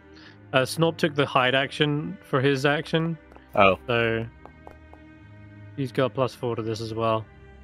+2, so he's got like 14. Yeah, Snorp dives into a pile of the rubble. It is actually, we'll say one of these wheelbarrows. fuck. That's even better. oh no! Oh yeah, this Okay. one looks good. No, he's How much he's good. time do you estimate has passed? Like how many turns until I would have to cast again? Oh, I figured Um, this would be up at the end of this 10 minutes, basically. So I'm gonna need to cast it again Because- on my turn. Or you Um, risk it. Live a little bit. So you yeah, are Ruby can thinking- stop eating though during this. I mean, if he sees that there's a fight going down, what will Mhm. happen is for his action, he will dive into the ground and Yeah. basically disappear. So that's how that goes. He's not Okay. fighting for you. Oh, I Yeah, thought he but was gonna is that keep all good? eating because he can't be attacked by the zombies whilst I'm protecting him. Oh, that's That- very that- true. That's why Yeah, I tried good to get point. Steph to tell him before. Yeah. No, yeah, good shout, actually, Roki. Yeah, you can relay that if you'd like. and then we can just go. I tell Steph continue to the them that meeting. like they can't touch him as long as I have him protected. Yep, sure. All right, perfect. In that case, then let's go with the top of the round. Steph, you've activated your blade song, haven't you? I have not yet, but I So, will in a second. Since that was prepared for combat, right? Attributes. There you go. I'll do it for you. There you Oh. go. Indeed. Where are they coming from? Top Mhm. or bottom? Do we know? Top. There's Tracker. some at the top. They Tracker, they Eisen. might come from the bottom as well. We don't know. Let's just move 30 feet up here. Oh, and I see somebody. Can I get all the way over there? Okay. Can I? What? Wait, the these fuck? are the corrupted dwarfs, aren't they? Or are they just on? No, these are undead. They- Where are the corrupted dwarfs? No, Wait, I can move all the way over you're there. absolutely right. Wait, how much So, movement just do to I have clarify- correctly? Oh lord. Sorry, yeah. You should have 40 or something, right? I moved 30 and the game tells me I can still move another 40, which seems super wrong. But Probably because I didn't click begin combat. Let's try now. There you I go. can still move 40. Can we just say that's when you Well- and I can move up to the zombie? No. You could have, on your action, got up to here and done it. I'll allow it. I'll That's fine. yeah, I'll that's exactly 40. Who's You can run a shot. It's at that point as you turn the corner, you realize just how much you may have bit off. There are 4 more zombies beginning to shamble towards you, and yes, they look dwarven in nature. Their kind of faces are all decayed, but you can tell their stocky nature, and maybe the beards have kind of fallen grey and all mottled. And Roki, to answer your question about the history of this, the Stokely mentioned that there was a civil war, and they killed the corrupted dwarves, Oh. and then somehow they've been rising back up as zombies. And he believes this Akar Kessel, who's the one who's responsible for this in the first place, is perhaps So it's only zombies still at then. large. Maybe it is zombies. Yeah. Okay, well, we can kill them then. what do we do here? Wait 1 second. Oh. This is 1d10. This is 1d10. At least and in this instance. this there's up. is 3d6. Yeah. Good point.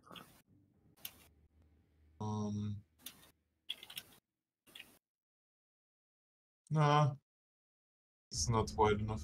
I'm sorry. I have to try out some templates. Yeah, sure. Do your thing. This seems better. Can I not get them all with this? God damn it. So By the way, I have a question about Green Flame Blade because it says I need to attack first to use it, but it also says spell usage is an action. it's basically one and the same. So you make an attack as part of the spell, but Okay. for the purposes of automation, you'll click the spell and then roll an attack with your weapon. It But doesn't are let you doing a me- breath instead? No. It doesn't let me click Green Flame Blade. It says I need to successfully attack first. Try now. I get a warning message doing that. Oh, now it works. Sweet. Nice. Got a little bit of slicing, extra property there, and then your green flame blade will activate if that's what you're doing. That is Yeah, I am. We should jump to another enemy, right? Within 5 within feet. 5 feet. Oh, there's nothing in 5 feet. Okay. Cool. Then that's Alright. all that I did. This is the first time using That's your it. turn? Yeah, that's Oh my yeah, turn. well, probably wanted to go for that one, but okay. So Tracker, you're up. Can you take care of the southern entrance? You want me to watch it? Okay. Yeah, sure. Thank you. We might have a couple of zombies up here, Tracker. Sorry. Yeah, that's okay. I will use my feline agility. Uh-huh. Oh, Yeah. I guess I will focus. Do I activate the new rage ability? Is it automated? Yeah, I tried to, but it Okay. didn't quite work how I wanted it to. Please You should still Uh, have a normal rage. Wait, I wanted to do this one. All right, no, that still works Yeah. like normal rage. Yeah. Okay. Yeah, yeah. Okay. So If I remember when that correctly, happens, yep. A cold air surrounds me, creating some extra armor around both me and Stef, giving us is it Awesome. 2 HP, temp HP? Yeah. Sweet. I'm Wait, invincible now. Certainly are. And describe what that looks like to the others. Is it like a frosty armor, or is it just the cold pushing them back? It's like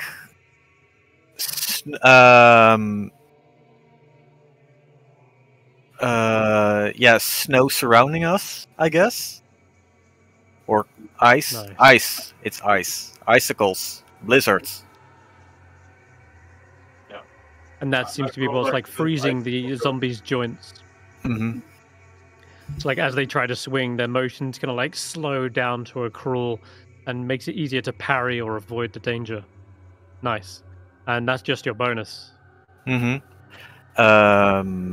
And then I will. Yeah, let's make it reckless. I said reckless. Yes, you can roll again. That's gonna hit. Thank God you said reckless. All right, the zombie is almost sliced in twain. One of its arms just gets lopped off. It makes no emotional response to the pain. It simply lunges forward, Here. seeing its target. Nice. And that will be my turn. Roki. So you said I would need to recast it now. Yeah, let's say now. Does Faith happen to have protection for good and evil as well, or just me? Today she has Thunderwave, Cure Wounds, Inflict Wounds, Fog Cloud, and... Didn't think about preparing her as well. That's okay. She can... Yeah, she's kind of a healer, but she can okay, blast enemies back. I guess, step down here. Oh, she's following. Yeah, that's I like his good and evil plan Recast. so much, actually, that I would just say maybe he talked to Faith about this beforehand. No. We didn't think about it, so we didn't think about it. I don't want to... Okay. So I don't see anything down here yet, then. Like, if I like... Well, I'm, like, there is stepping here and here. Okay. Roki, you see there is a cold wind whistling around, and you normally shouldn't be able to see wind, which is what makes you realize there's something down there. It is like this kind of wispy blue kind of air that circles past this like desk, around the shelving, and creeps up just behind the wall here. Okay, well, There is something there. I'm gonna stand here strong and tell Faith to stay in a safe spot. Oh no! You can see everyone, and then by turn. The zombies begin to collapse around you, Tracker, and well, you actually positioned yourselves really well. They can't get past you to flank you now, so Which is why I went here. We're a wolf, Robert. Very good. By the way, Mr. Game Master, just one more thing. Would you this dagger that we talked about earlier? Can you add that to my inventory? I have. Oh. In your inventory, you will see Black Ice Dagger. Oh yeah. Morph is coming out of hiding. Sweet.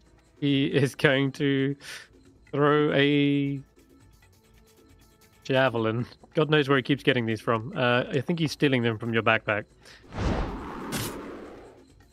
Yes, he hits and does a little measly 4 damage. But he's out of hiding now.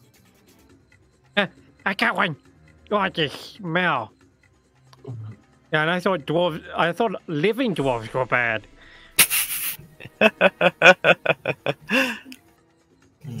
Hopefully Stokey didn't hear that. Ruby continues to munch, and I'll pass the turn. Another zombie. This isn't around you, Stokely? Tracker. No, that is a dead dwarf on the floor okay. that I forgot to put there at the start. Oh god, he crit. Thankfully, your rage manages to buffer the blow. And you Wait, that just was a feel like- crit? Yeah, it was a measly crit, right? Exactly. Especially when you're taking half again. Uh-huh. Alright, Roki. This weaving, misty creature swerves around the corner and begins to approach you. It was here, so it's actually going to have to dash to get to you, by the looks. Yeah. You held your ground at the right point. This creature is passing through everything as it approaches. The forge, the tables, it simply moves incorporeally through them up to you. And it's at this point you see that there's this kind of dwarven spirit raising a warhammer in its hands. And you see these kind of baleful eyes looking at you. And in this image, the maul that is about to swing towards you, it looks like it's made of like this black ice, but it's a ghostly kind of apparition of it. And yeah, that's going to be its turn. It's about to take its swing, but has to dash to get anywhere. Alrighty, another zombie slams into you, Tracker. But this time, the wind pushes it back. It nearly loses its footing. The next one is the one on Stef. It's already pretty injured. Oh yeah, it tries to swing with the arm that you lopped off and realizes it's just got like a stump. And finally, Faith at the bottom here. It doesn't really have any ranged attacks, but she will get right up to this. Now, I just realized she can't actually hurt this thing. Oh wait, she could actually. She will try and unleash a thunder wave on it and push it away from you. I have one question. In how much danger would you say Roki is? You don't know, and I can't say. I would like to telepathically ask him. I'm fine. I've got this side. You hold on. I Tries to was push just you thinking back. about breaking away from this and let Tracker handle the zombies and go help Roki. I'm good. Okay. Alrighty. The last zombie shambles forward round the pillar, and you are literally holding back the tide. Oh, that's one might hit though. Yep, you get a good swipe across the face, scraping your scales down. Now, back to the top of the round. I don't see in the chat. I don't see any attacks made against me. I only get a weird number. He is Oh, you know what? rolling hidden. I might be accidentally still on private roll. Sorry about that. Yeah, I forgot to change it afterwards. Okay. I got 21 to hit. Sweet. Yeah, you took 5 bludgeoning. No, I see Alrighty. it, yeah. It is back to you though. It is back to me, and now I will in fact where do we have this?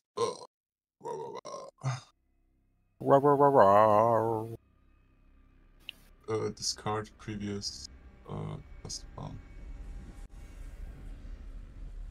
Now we can hit 3 of them. Now it's worth it, right?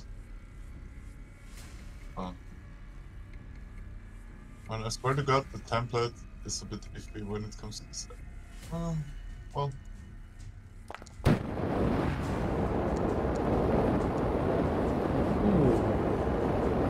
Damn, you just roasted 3 zombies. Yeah.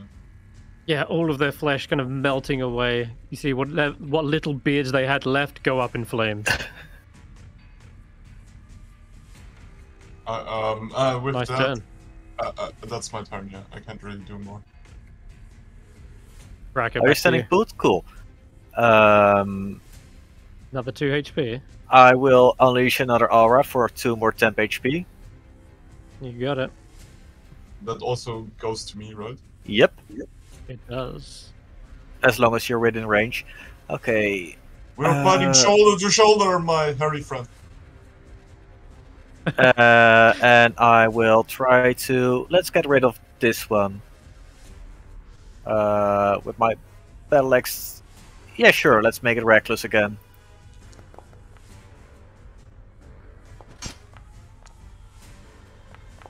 Nice.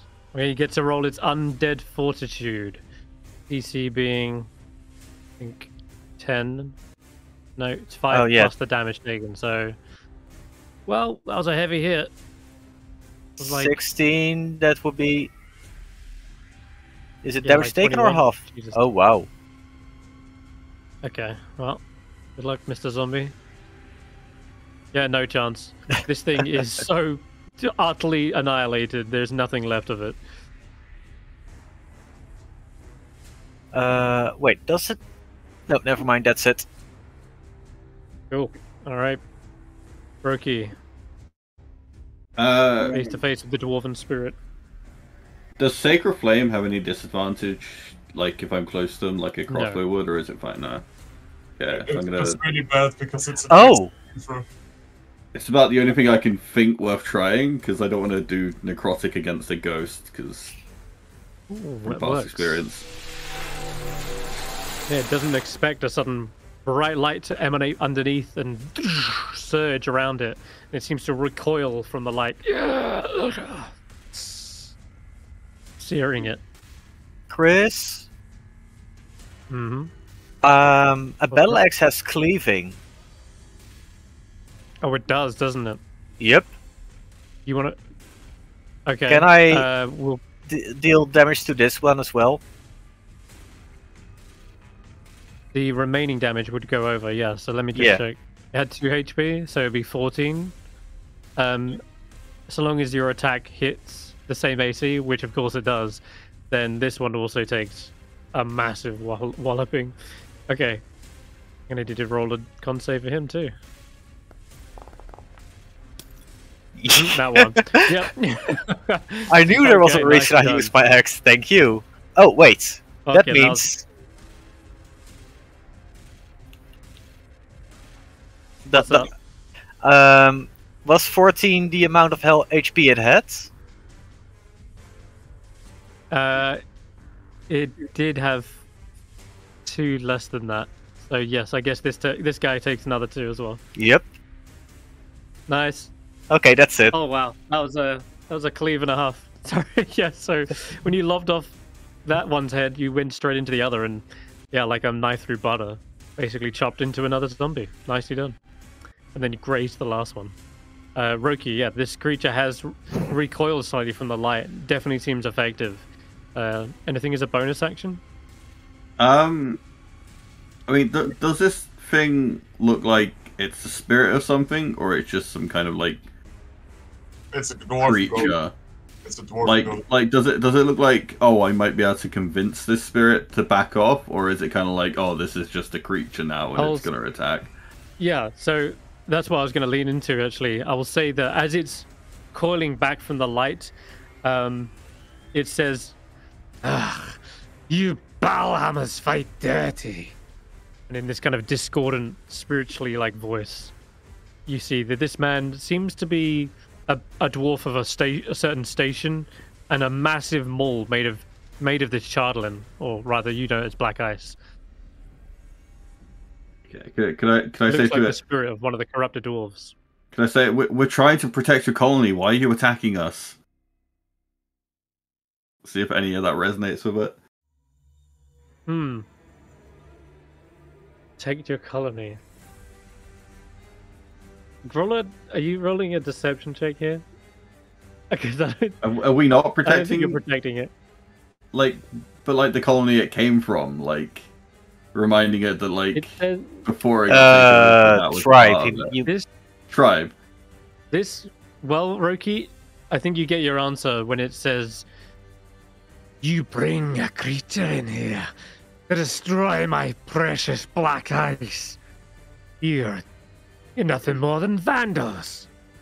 It corrupted you. It's driving you to this.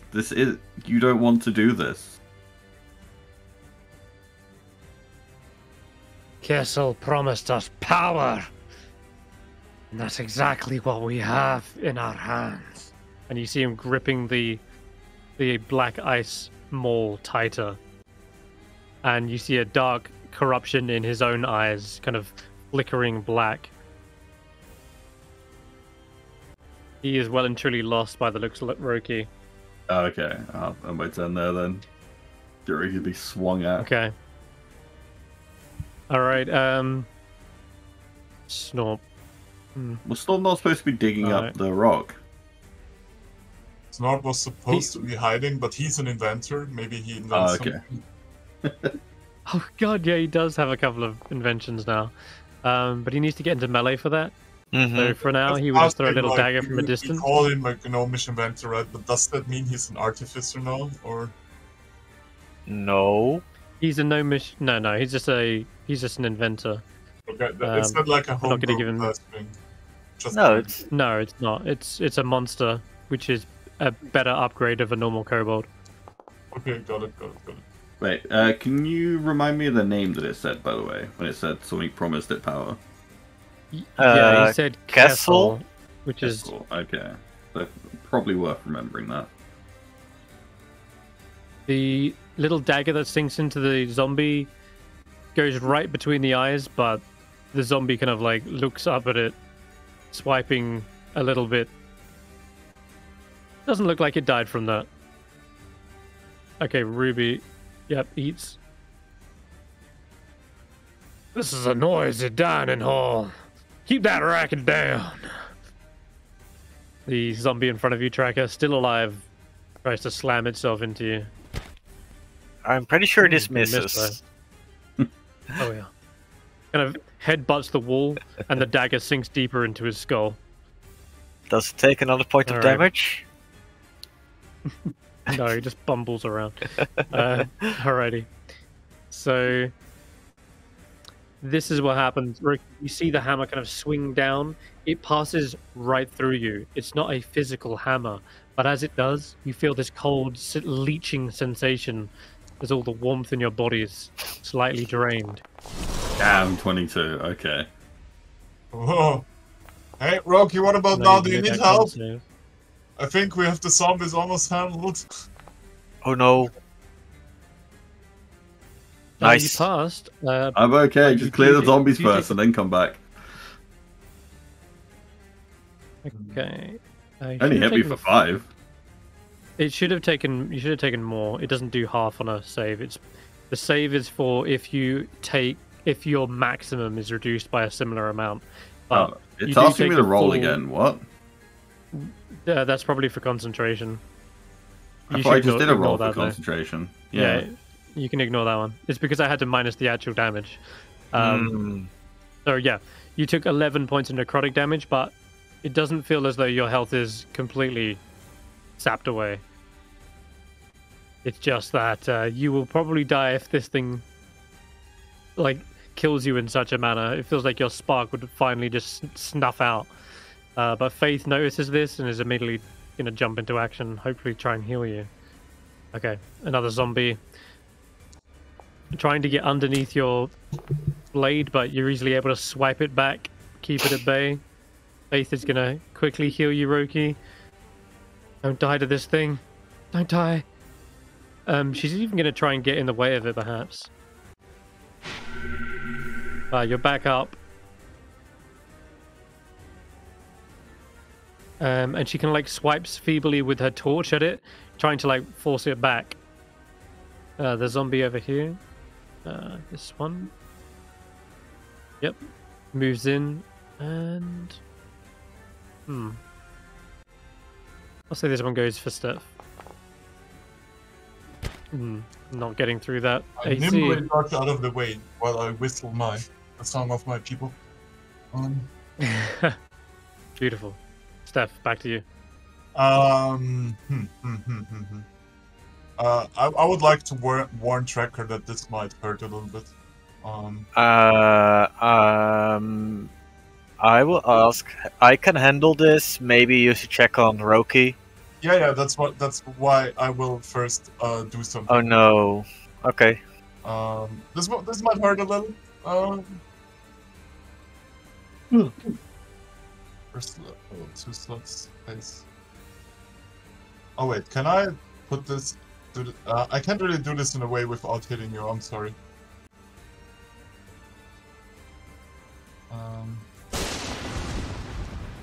And yourself, by the looks.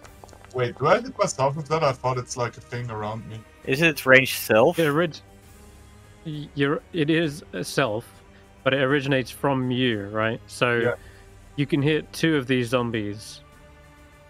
Oh, yeah. That would be the 2 around tracker. Basically, this template would look like this. Yeah. Wait, it originates from... Yeah, okay.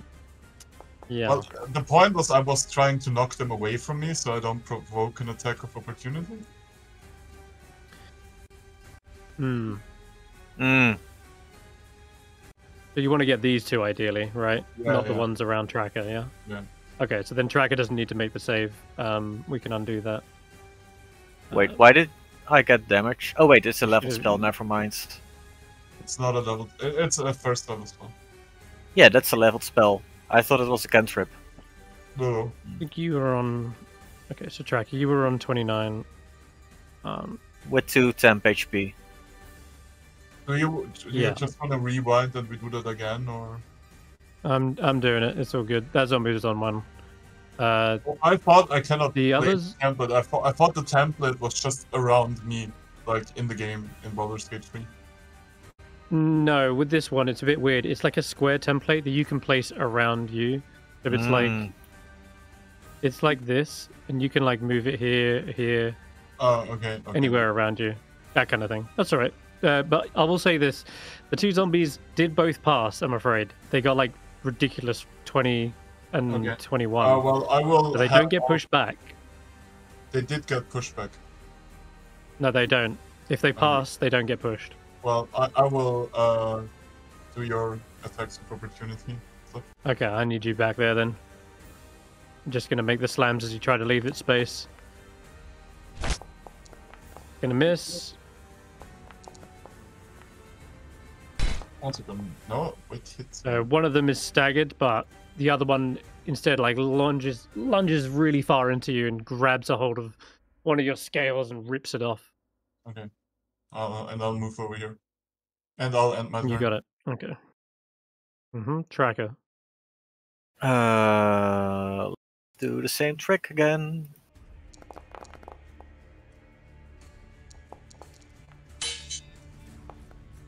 Are you dead now?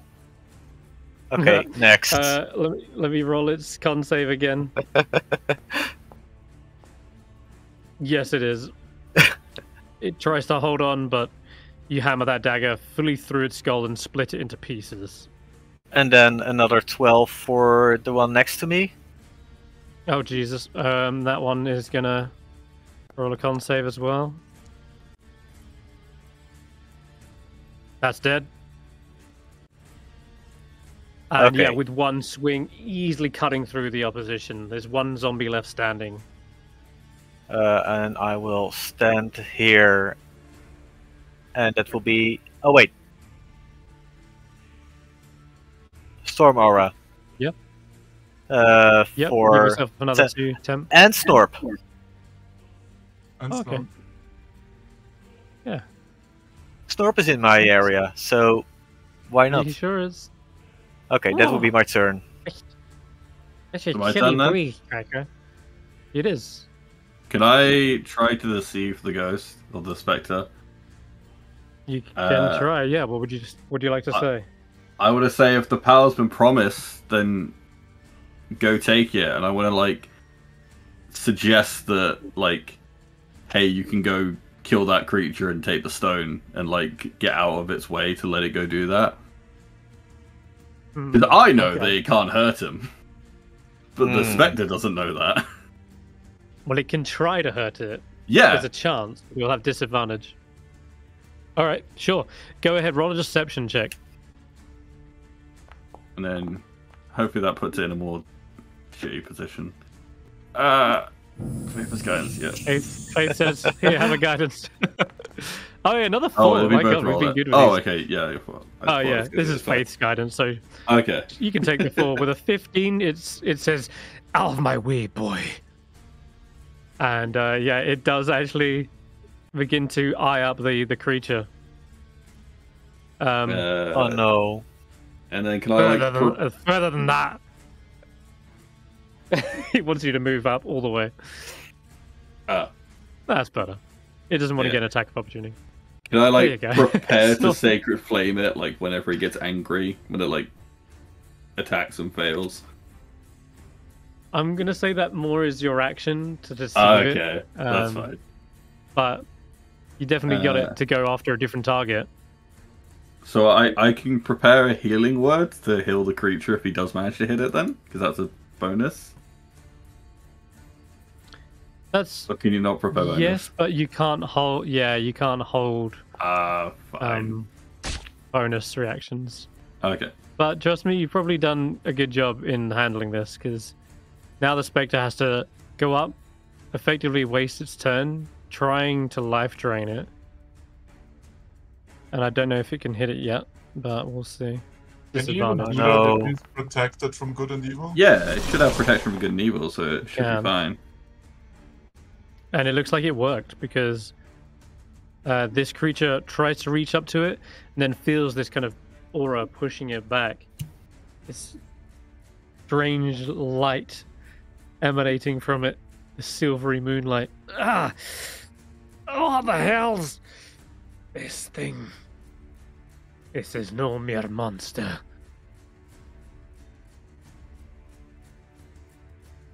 This has the light of Selene. Zombie over here. Wipes at snort.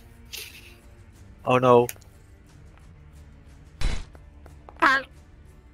Gets battered, but the temporary health definitely helps shield it.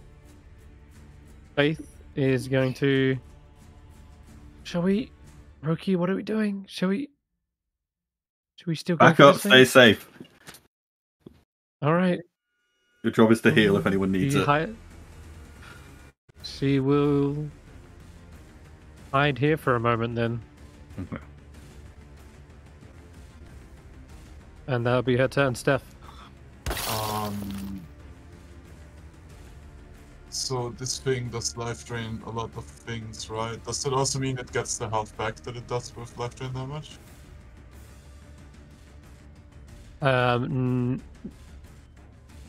No. Okay. Cast spell. Spectre. Number. Okay. Got tracker. Targeted. What? Why No, am I targeted? Someone has. No, Someone has I target put target. 3 into the Spectre on the sheet. I don't know who. Oh, critical hit. Pop jump. Oh shit. Ooh, I did 18 not target fire, you. damn. I do have you targeted, but like the spell asks me to It's not. select targets separately. Okay. Right, gotcha. That was 3 hits. And somehow it is still surviving. What you're realizing is that fire doesn't seem to catch purchase on anything, as it's kind of sort of incorporeal. And as a result, the flames do kind of pass through it and blow holes in it, but it sort of simmers very quickly. So did it take damage or did it not take damage? Give it to me straight, Doc. Oh, yeah. Okay. Yeah, it took damage, but it was resistant. Okay. How hurt does it look? But you left it on, like, very hurt. Like, it's barely holding together. Okay. With these holes blown through it, it's like just an arm and maybe half a head. I'd say make sure you're slightly out of 30, so if it tries to attack you, it has to dash. Like, step back once. I mean, I do kind of want to fight it though. Just step back once, because otherwise it's going to come over and life drain you. And then you can attack it next turn. Like, you can step towards it and attack it if you need to. They just make sure. I have a question for the DM. Can I equip my weapon as a bonus action or You can equip it as a free action. as a free action? I would like to equip the new dagger. You got it. But yeah, as I say, if you just step it's back equipped. one, you can also move Mhm. towards the next turn still. Oh, it is equipped already. All right. Yep. Yeah. I just did it for you there. Yeah. I'd like Alright. to. I would like to disregard Roki's advice and move into it. You got it. Tracker, you're up. Yeah, let's do the order in reverse. So first temp Awesome. HP for me and okay, yeah, sure. a Snorp, You got it. and then reckless on the zombie. Oh Jesus Christ! You're That deleting might it. finish it. Yeah, let's see. Con save. DC's something high. 17. Yeah, that's not going to reach. Okay. Your swings are too powerful for it to withstand, and it collapses and crumples onto the ground.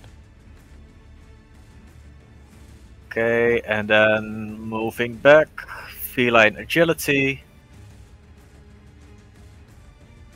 Where is the thing? Going fast, kitty. You see the spiritual creatures trying to assail Okay. Ruby right now, but kind of flinching at this silvery light surrounding it. Anything else? Or are you Oh, here, I'm gonna move here. getting right up close? Roki. I'm gonna.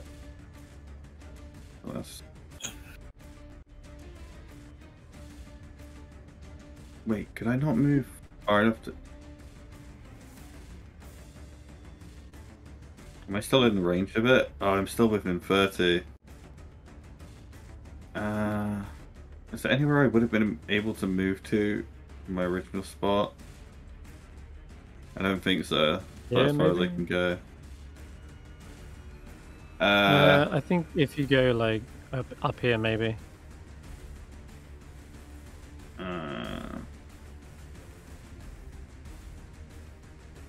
What if I was here Yeah. instead? That would be.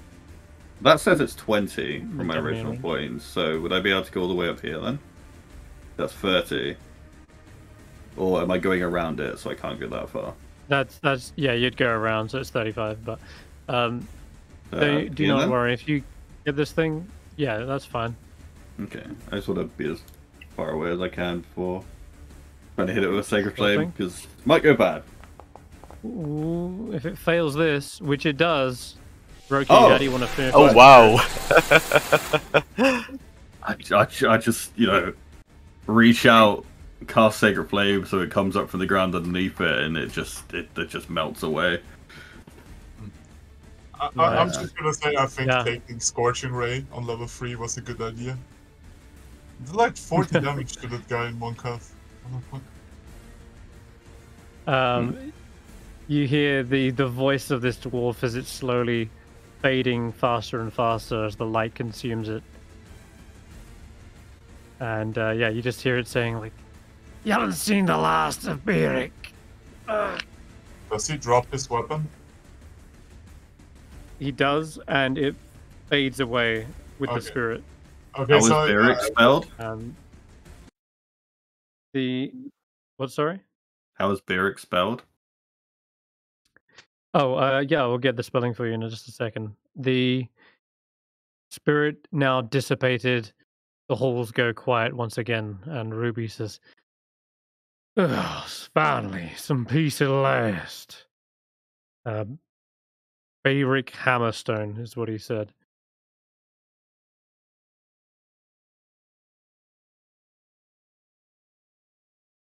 Well, where was I?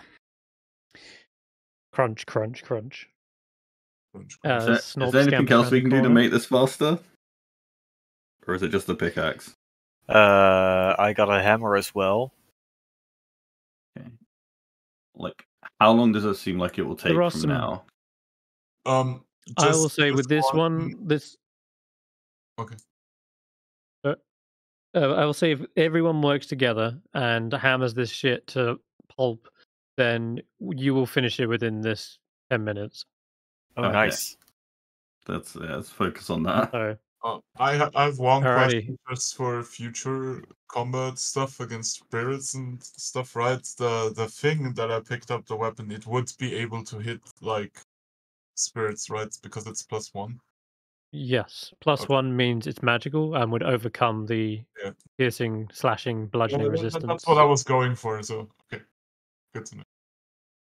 Okay. Within the next 10 minutes, you basically feed this thing troughs and troughs of smashed up pieces of ice, black ice. However, I would like everyone who is helping to hammer this thing to roll me a wisdom saving throw. I'm not helping. I already had some of the black stuff. All right. I think I should maybe roll one. I have the stomach anyway. You do at the end of this 10 minutes, you have to roll regardless. So yeah. No more eating cursed rocks for me.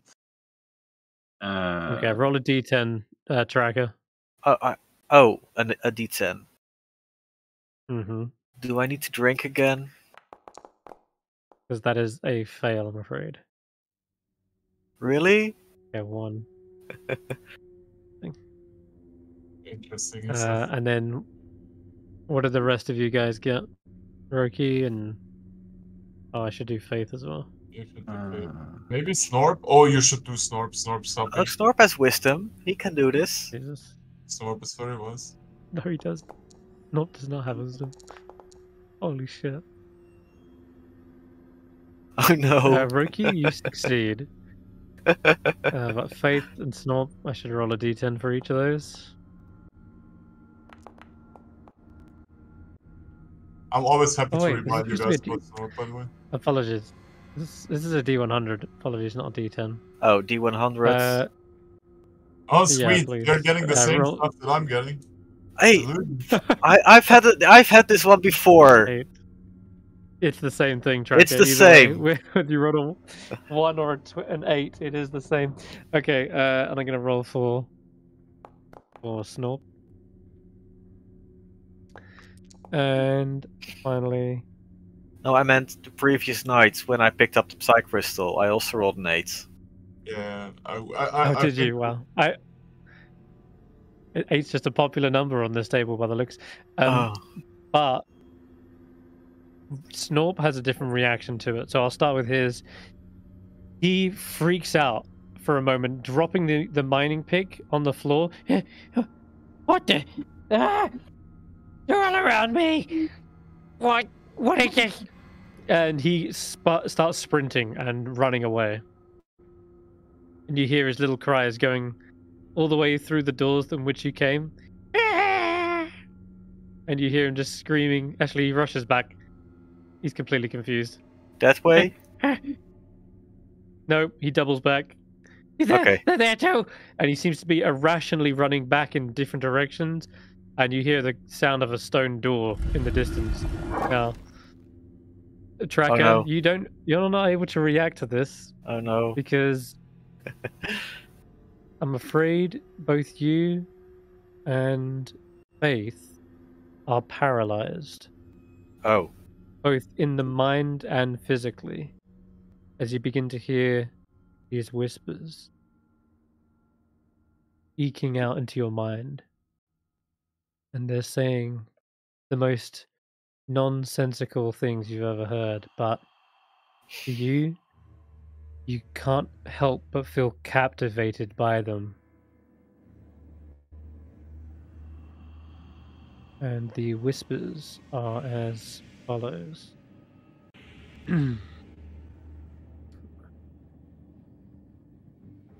They say, a Castle's legacy pales in comparison to our communion.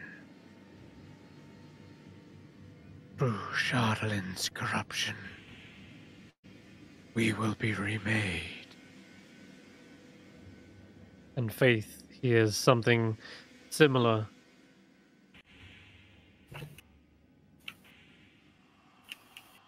And she's her eyes are just like wide, looking at you, like staring at you as well, Tracker. Does this count as them being charmed or frightened? No, it doesn't. Paralyzed is a totally different condition. Okay. But it is a madness if you want to know the actual ailment. But yeah, you can see them both sort of just staring blankly. They've stopped hammering the black ice, and they're just sort of staring blankly into the distance. We didn't think. We just did again. But you see the ruby has finished up, and it's like, and he's now picking his teeth with a pickaxe. Oh, what a feast! Are your friends all right? Seem to be a little bit absent-minded. And what came over that kobold?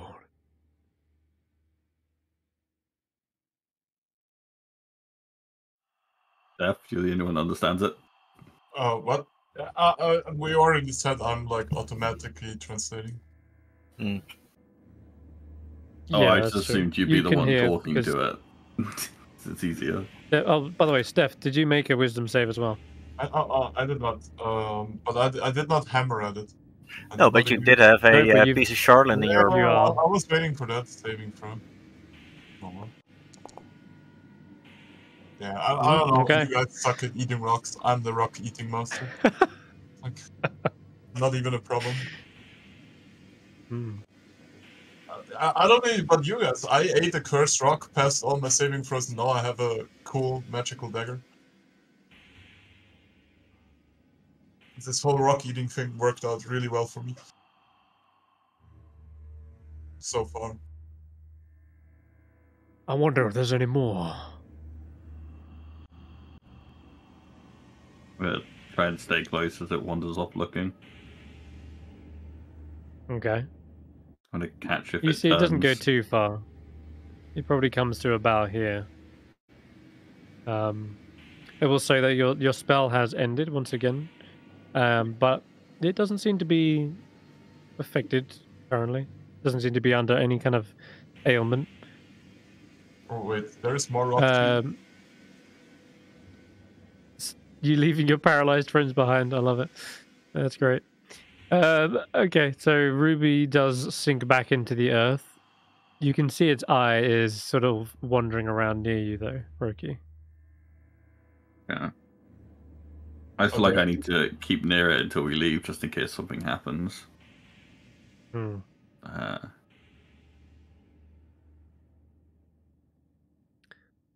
It seems to be following you, though, at this point. Oh, it's following me. Okay. Well, if it follows me, if I take a step back and it keeps following, I'll go back to the group.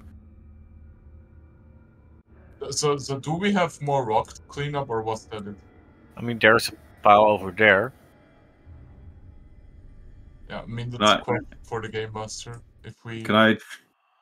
Sorry. do we have There is. more There's probably rock? lots. You have not explored the halls of Black Ice yet. You have Okay. simply dipped your toes in one room. Can we take Right. a short rest or something in here, or would that be dangerous? You could attempt to take a short rest, yeah. Before we do that, could I try It's to not shake fun. Tracker out of it? Yeah. How do you just want to shake him? Yeah, I sort of grab it and shake him and see if it does anything. It doesn't break him out of it. Yeah, we could do a short rest while they recover or something, right? That was my idea. Do we know that they'll recover? No, we don't, but you cannot take him out of it, so what do you want to do? Try more than one thing? Can I try and punch him in the stomach in a way that would wind him? See if Yeah, that does anything. Yes. I'm not Good luck. Yeah. with that. Oh, I forgot to target. You've rolled. With advantage. Sorry. Oh, so I just roll it a second time and see if that gets anything. In fact, you probably don't even need to roll because you're gonna hit at some point over the next few minutes, right? But I will say, yeah, you feel Tracker's hardened abs are just not like feeling the impact. So you're trying to like a different combination of attacks, maybe like karate chop him in the neck, or like give him a quick like camel bite, or I don't know, rope burn. You try something to deal a point of damage. I feel like he'd be okay with trying this. Eventually, you do something that is enough to maybe snap him out of it. We'll say you pinch him on his ear, and you take 1 point of piercing damage, and that does finally snap you out of it, Tracker. You are no longer paralyzed. Is Stef also still paralyzed? Yes. I would like.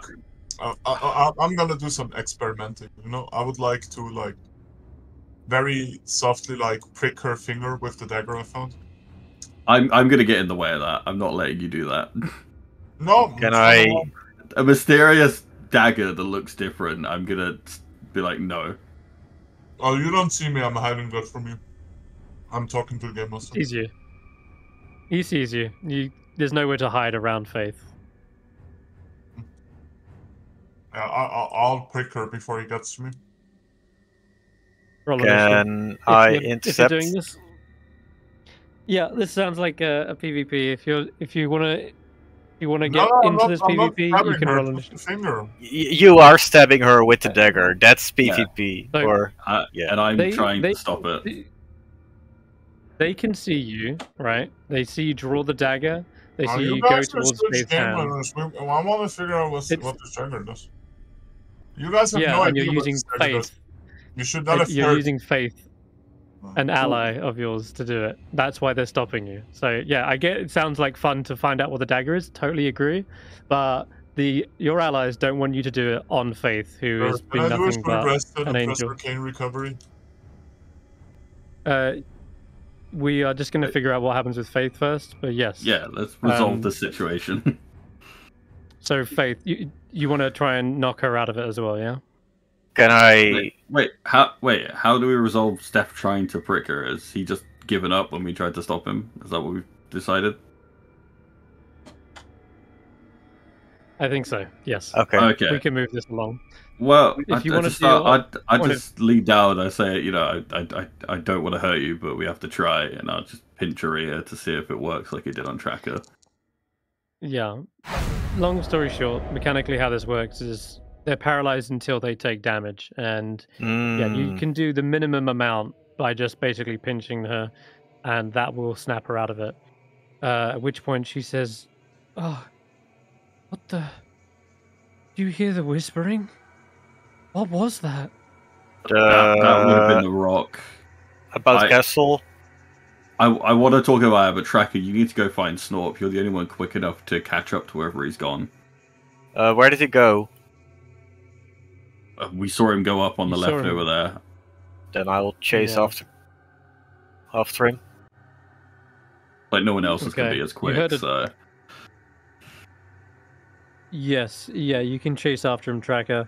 Give me a survival check in here. See if you can narrow down which way you went. Because there's a lot of dust and rubble everywhere. Snorp's three-toed tracks definitely went down here. You also heard a slam of a door, and this door was definitely closed beforehand. So you figure that you must be on the right track. It is, however, completely pitch black here.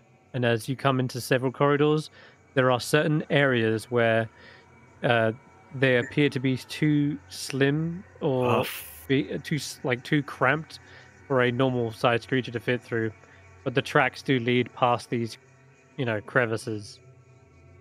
Wait, I did see. You can try and get through them. Yeah, but it would be like an acrobatics check to try and squeeze through them. That's through this, right?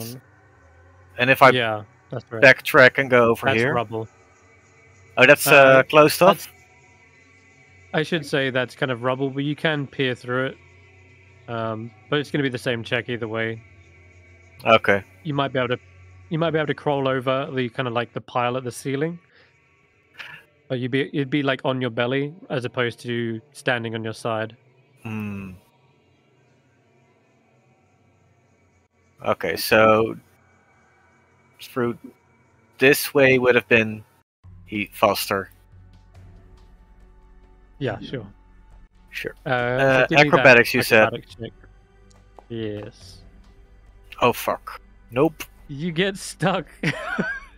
You are grappled and restrained as you try to squeeze into here, and you get stuck around this little pinch right here. Would I still Okay. see tracks of Snorp? They do go this way Yeah.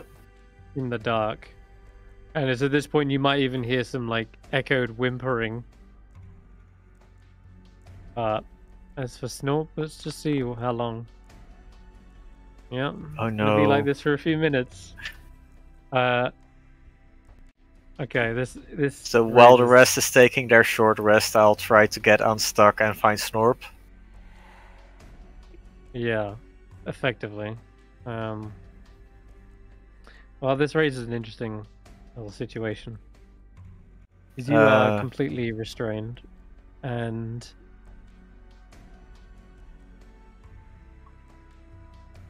okay, I will say, in addition to the whimpering from Snorp, Oh no. it sounds like there is something else down here. And you hear this slight rubble moving, shuffling sound. And That way? yeah, from that way. Okay. And you hear the footsteps approaching you. You can you can spend this turn trying to get free. It is it's an acrobatics check again. No. Okay. So did we ever do the short rest, by the way? Because I did. No, we did Oh. not. I did say we're going to resolve what happened with Faith first, and it seems as though straight after that they're chasing down Snorp. So, a 12. Oh no. No, a 12 isn't as bad as you think. You are able to get unstuck. Oh, it's And it not is that's just- the 12. It's what I see coming my way. Oh, okay. Yeah, there is something approaching you. You were asking about what happened to the corrupted dwarves. This looks like exactly the description you would fit for such a creature, and yeah, their beard is all kind of like tangled and unkempt. You see their armor is kind of loosely fashioned. They've got scrapes and cuts all over their face, and as they approach, you see them also dragging behind them this large kind of battle axe that's just like grinding against the stone. It's all chipped, but you can see why it's chipped is because it is not made of forged steel. It is forged of that strange black ice. And it's when he gets to about here, this creature sees you and its eye sort of twitches. And it rushes towards you, but you are actually freed out of this this crevice, so you can actually roll initiative for me, Tracker. Okay, cool.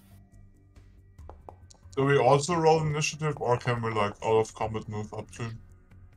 You don't have a clue this is going down, so until you're alerted of the danger that's happening, you're not on the initiative tracker. Uh, Oh, Could shit. he not but I am, but initiative hasn't started. Could he not telepathically alert me if he chooses to, because we are like bonded? How? If you had No, if we're you had a not spell bonded. called telepathic bond, then Oh. yes, but right now, no. Okay, good news. You're no longer No. restrained. Yeah. I Bad know news. what's. This thing He's first. is able to get to. Yeah. Okay, so he rushes towards you whilst. Oh shit! Can go reckless. Holy fuck! Okay, I gotta roll a d6 first. A 2 is good, right? It is good. Yes, it is. Oh, This sorry. A 2 creature- is good for me, right? Yes, whenever I'm rolling a dice, you want me to roll low. Whenever you, whenever you roll a dice, you want to roll high. How can I High is modify bad for me. Sorry? How can I modify my spell slots? Because I already did the arcane recovery thing. I'm just like rolling it back because there's obviously shit happening. Spellbook. We will Resolve worry that that when later. it comes to you. Yeah, you can also just click it on your spellbook. You can modify anything. All right, this creature, it sees you, but it doesn't just immediately charge into a rage. Instead, rather, it looks like its eye is twitching, almost like the same way you were staring into the wall. It stares like straight through you, and its voice comes out. To the abyss, I pledge my soul. And to you, my dark master, I offer my every strike. Through the taint of Chardalyn, I bind myself. Yes, your infernal will. Guide me, command my every move.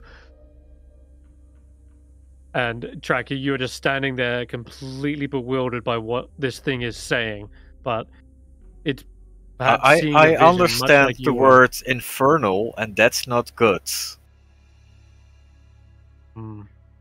What do you? Well, abyssal is what they said, but yeah. No, Very yeah. different. It started with abyss, and later infernal master. In other words, it really is nonsensical. Whatever this thing is saying, it might not even truly understand what it's saying. But Tracker, you actually get it to go before, and on this turn, it is simply stammering these weird, whispering nonsense. Okay. If I were to use a bag of ball bearings, would it be an action or an item interaction? You can pull out the bag of ball bearings as a free action, but using it to try and create a terrain in this corridor would be an action. Okay, never mind. I will. Can I move past him, or is that too narrow? No, awkwardly, he is standing right in the hallway, potentially where Snorp is. But you don't hear Snorp. It sounds like his whimpers got further deeper into the tunnels. So yeah, let's say he's like, he is around about here. Okay, if he's there, can I move him blocking the passage this way? Yeah, if you want to get past him though, you could do an action like called the overrun, where you just bulldoze through him, right? It's like the shove, but a little different. I'd like to do that. Okay, in that case, you roll your athletics check.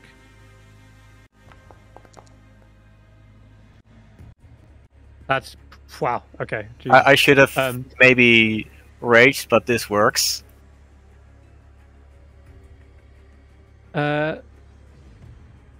Just read actually. Yeah, no. You make an athletics, and then I make an athletics against it. So it's like the shove, but you're not pushing him. You're just moving through his square. Okay, so here we go. Yeah, he's still stammering there, not really in a stance for battle, and so you're easily able to shove him aside against the wall and make your way through, and afterwards they kind of lean back onto their footing. That said, however, if you move all the way past, I think at this point it will suddenly, with a twitching reflex, lunge out and swing its weapon at you. So there is that. Yeah, sorry. You'll make an attack. Yeah, I should have raged. But yeah, well, you can still rage if you want to. If you want to rage bonus action here. Yeah, let's do that. All right. Go ahead. I know it says flail. Pretend it's a battle axe because it's a dwarf. That is 8 slashing instead of 8 bludgeoning, but reduced to 4. So you take Why are you rolling a con save? Oh, because it does a con It's save. Charlin weapon. Yeah, it's Charlin. Yep. So this Charlin does sink into your flesh, and well, you were curious what a dagger does. Mm-hmm. An axe, as it cuts into you, you feel this kind of like cold sting on your skin, but it is you are able to resist it, whatever that stuff does, and then continue past him.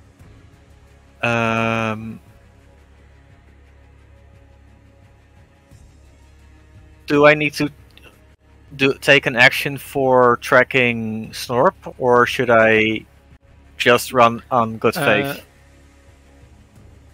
You are guessing at this point, because it would be something like an action to track him, because he's switched around several places. So basically what I'm saying is, in his frightened state, it does look like his tracks have gone one way, perhaps backtracked and gone down another, and it's... Yeah.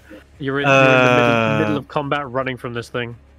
Okay, feline agility, because I got stuck, which means I spent a turn not moving. That's very true, you did. 10, another 30 feet, then I go here. Okay, and that will be my turn.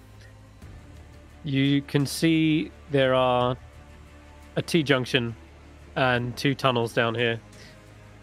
Okay. That's all your movement? Really? Okay. Yeah, I moved from here all the way through here. That's some movement. Enough. It's enough that it means he has to dash to get anything done. But sure enough, this crazed, dwarven, corrupted creature is rushing through here, saying, I hear you. I hear your beckoning whispers. Lord of the Damned! My blade is your voice! And he's rushing up behind you. Trackers, back to you. Can we not do this right now? I'm looking for my friend, and I will hit him with my axe. Let's do this not reckless.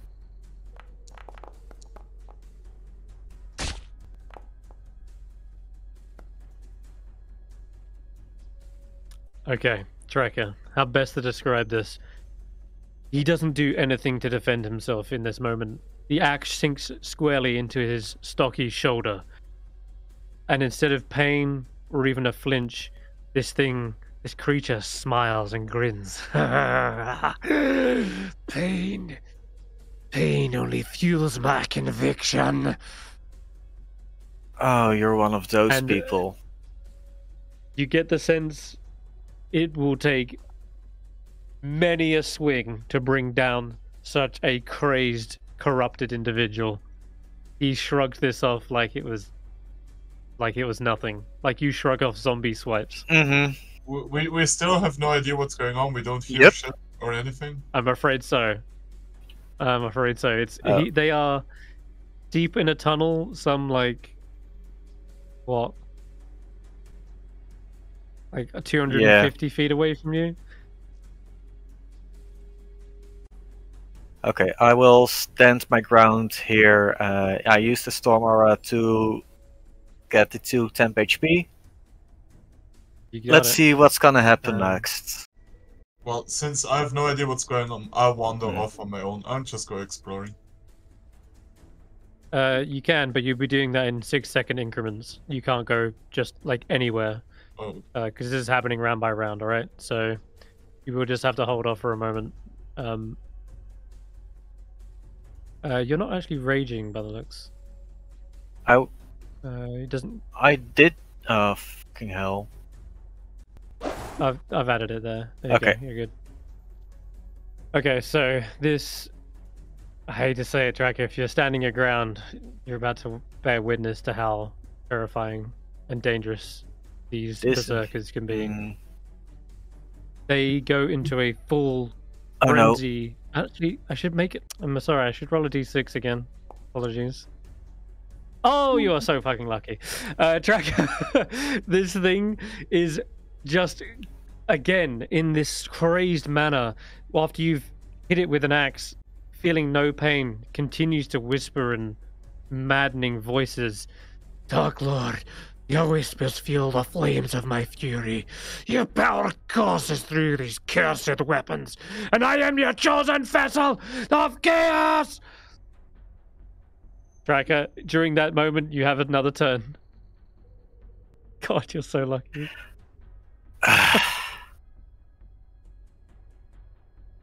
Are we really gonna do this, or are you gonna stand mumbling here? I'll hit him again. Okay.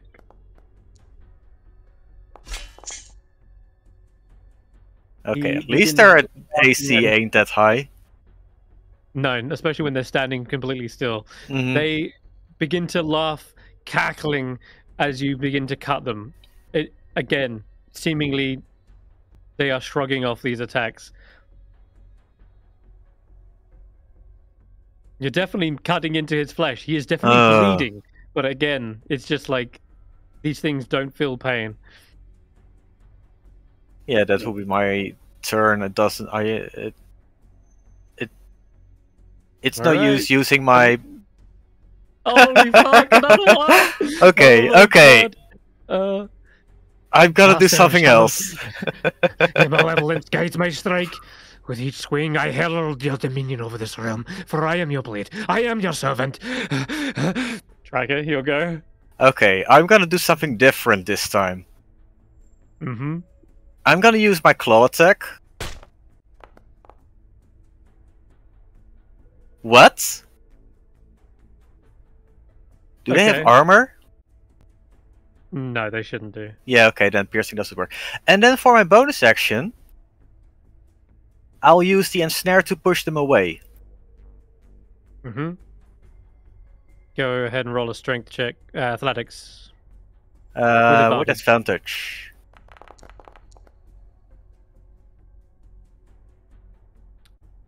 Ooh. I think I beat you. Yep. 18. Yep. It stands its ground, and instead of being able to like previously just shoved past it, now it's standing its ground. Like its veins are pumping, and yeah, it's just not able to be shoved at all now. These things. If you're not gonna attack and not gonna move, what the fuck are you doing here? That's my turn. All right. Holy crap!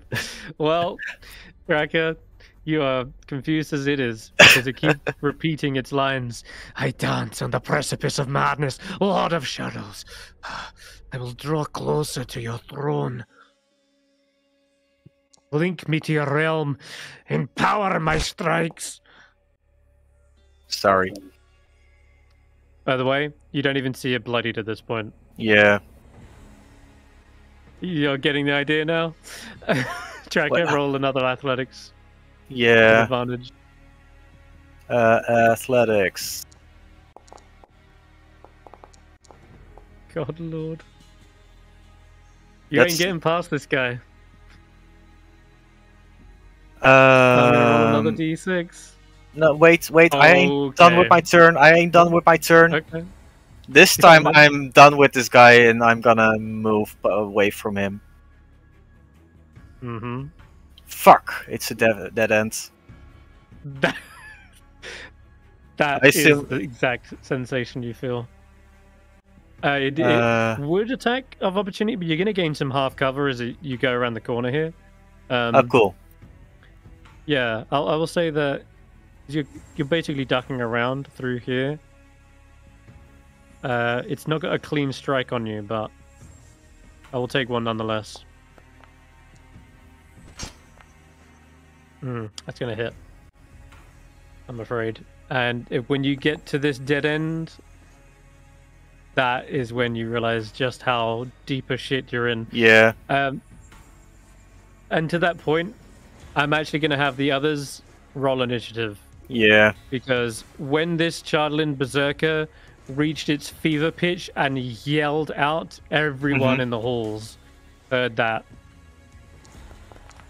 And it did sound like someone going into a frenzy or a rage. So, go ahead. You guys can roll on.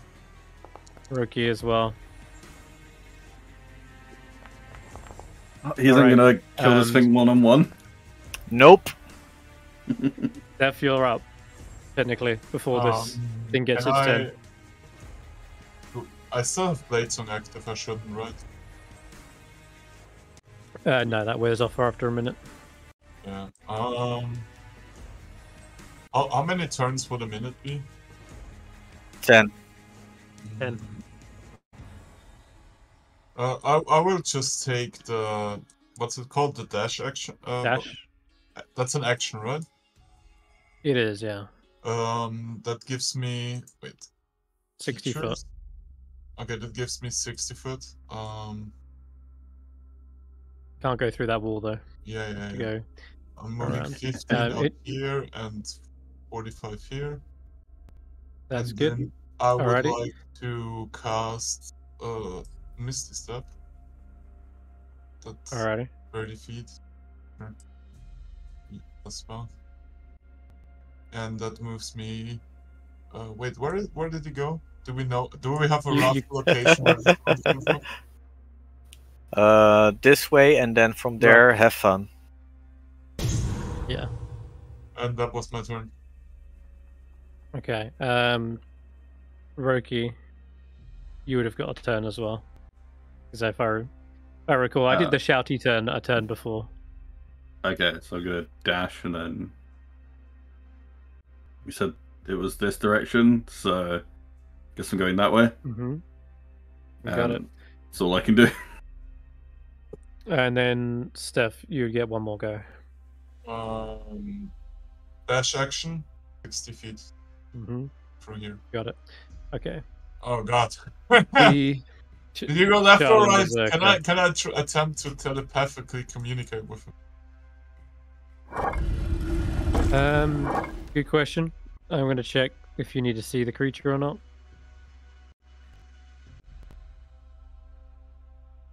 Grants you telepathy for as long as you remain attuned to it. I think you have to see the creature. Do you think or do you know? Well, telepathic bond specifies that you don't have to.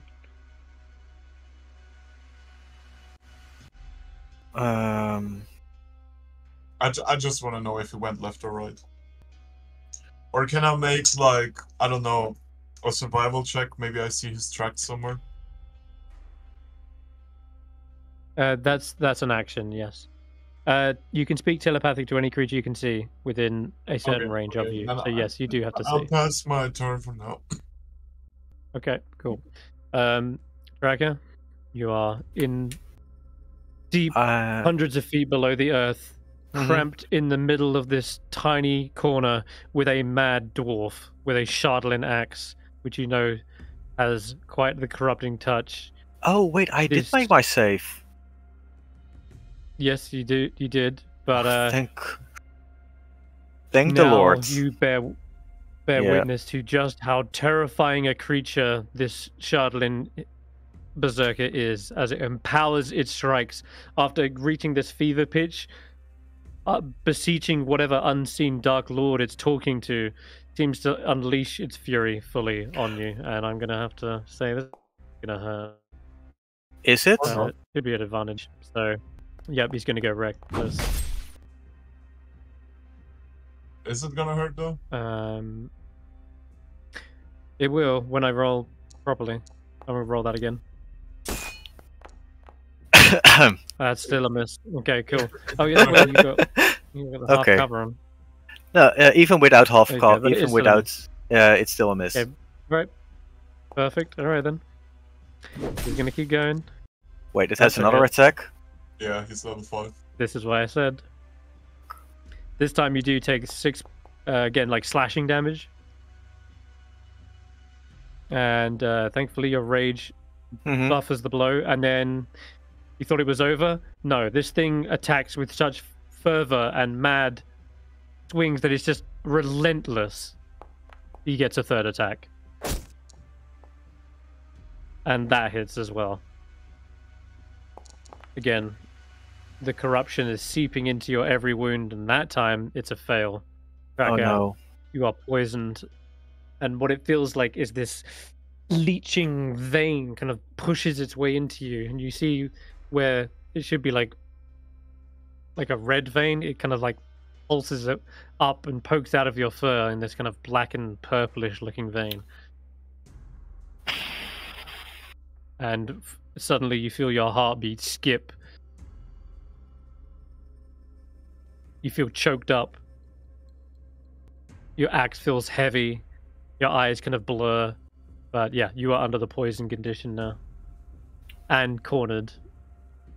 Your turn.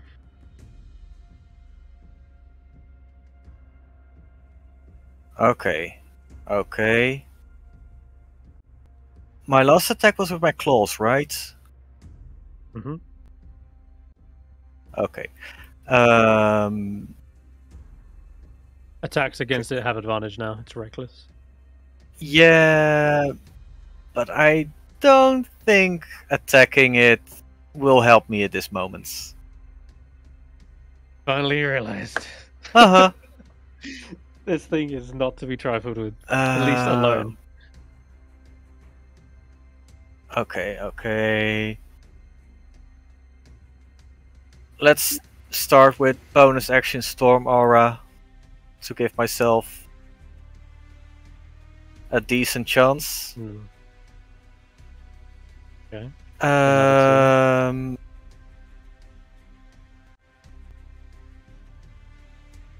You're gonna try and get past it? Yeah, because as Okay, far as I'm concerned, no one's coming for me.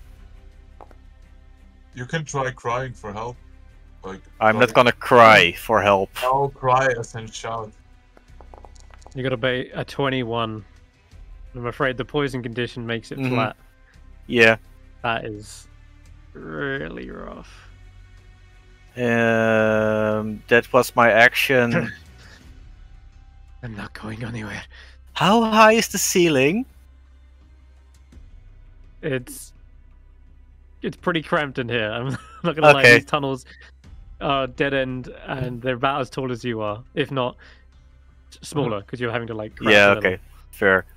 That will be my turn. Holy shit. Rough. Roki. You can still hear the shouting coming from here. Let's see, that's 30, and then that's another 30. There's nothing else I can do. Wait, do I even have 30? I have 1 exhaustion. Yes, you do somehow. What the deuce? Drain life? It's giving you 5 of movement. So should I be slightly further back right now? Well no, it says you got 30. Which is odd. Oh, yeah. But that's not done. You're absolutely right, you should have less than that. You should have 25. How bizarre. Yeah, you should be about here.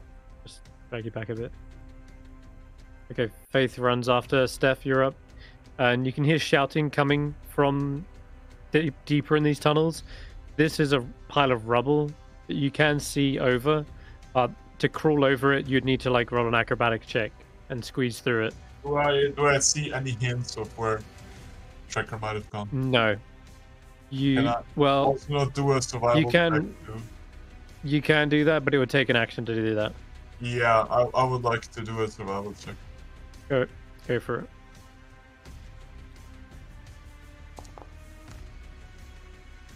Yes, you can see he went this way. To the right. To the left. Oh, to the left. Then I would like to move 30. Does that work? 25. Yeah. And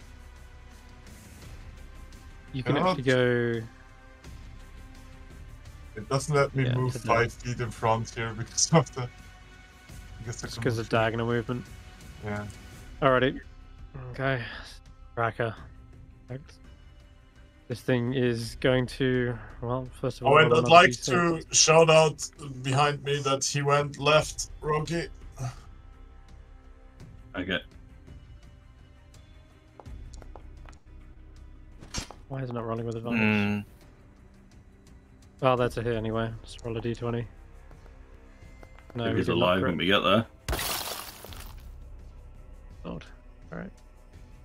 Yeah, you're already poisoned, so don't worry about these next couple of con saves.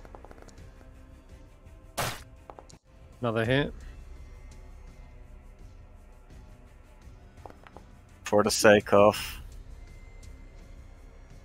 Yeah, sure. To get rid of Pure the. luck, the last one does miss. Okay, so the berserker, die, just flailing his battle axe towards you. Now everyone can hear that deep in the caves. Does not sound like Tracker is doing so well. Your turn. Okay. Question. Mm-hmm. If I were to make a cold attack on his battle axe, would I be able to destroy it? Or, sorry, cold shot. Yeah, cold shot on a Or battle disarm axe. You could do that. Oh, wait! To try and shatter it, or you could do your claw attack and use ensnaring to disarm. Yeah, let's. Did he use reckless or not? Yeah, he was reckless. Then I'm gonna try that. You got it. Roll an attack with your claw. It's a hit. 6 damage. Now, rather than take damage, you're gonna try and give him the joint disarm. So let's just read that real quick.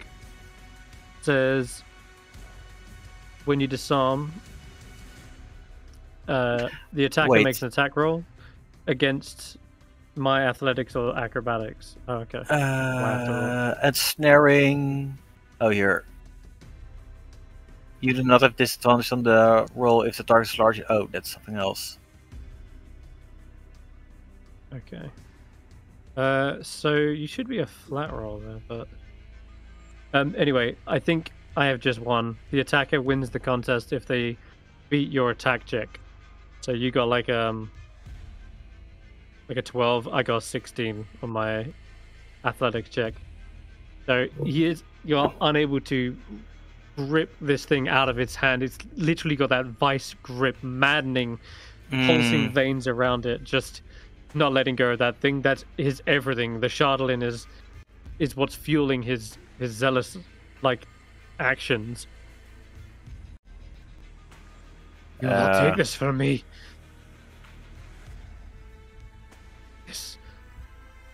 This is what guides me. This is my link to my lord. Right, that's your go. I think. Roki, you're up. I guess I'm just gonna run ahead. Likewise, Faith catches up to here.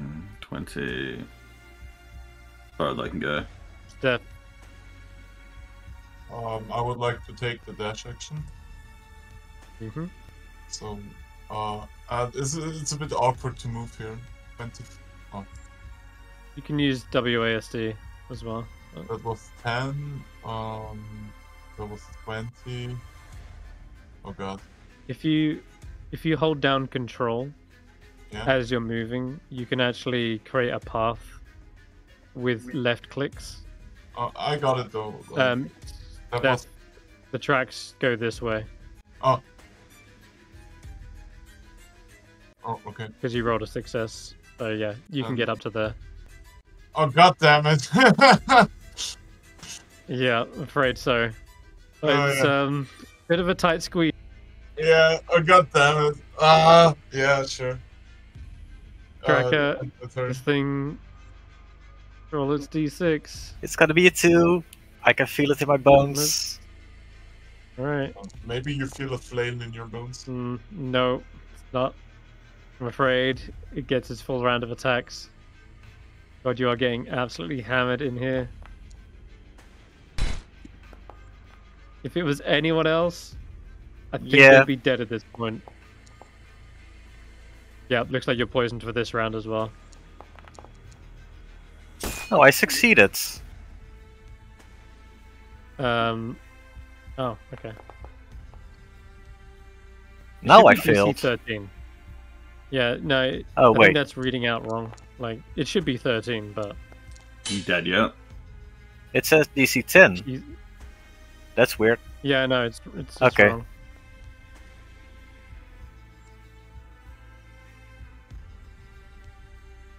because it's using flat. There we go. It was using its con as save, not anyway. This time you're still standing. I mean, the attacks are going through. My lord. How are you still standing? It's insane. That's the wonder of temp HP and berserk. Sorry, rage. Right.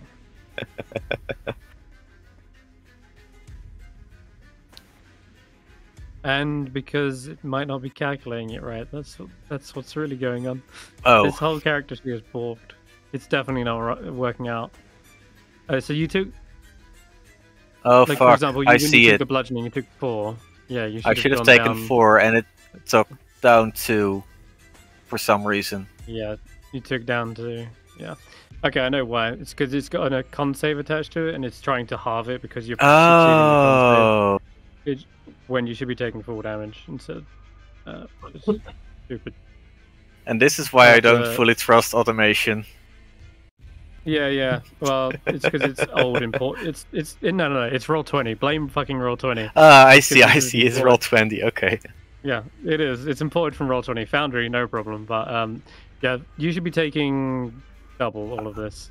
So. Oh, then I should be down. Probably like. Yeah, it's double, but then it's still hard from your rage. You should be like taking 4 from that. And then another 3 from that. From the first one, another 2 at least. And from earlier. Yeah, that one you took the full damage. And then that one you took a little bit less. Let's call it a day there. You're basically on 7 HP. That looks a bit fairer. The weapon strikes are definitely being empowered by some sort of Shardlin corruption, but you're still holding on barely. It's your turn again. Okay, this is do or die, I guess. Yes, I will. It is.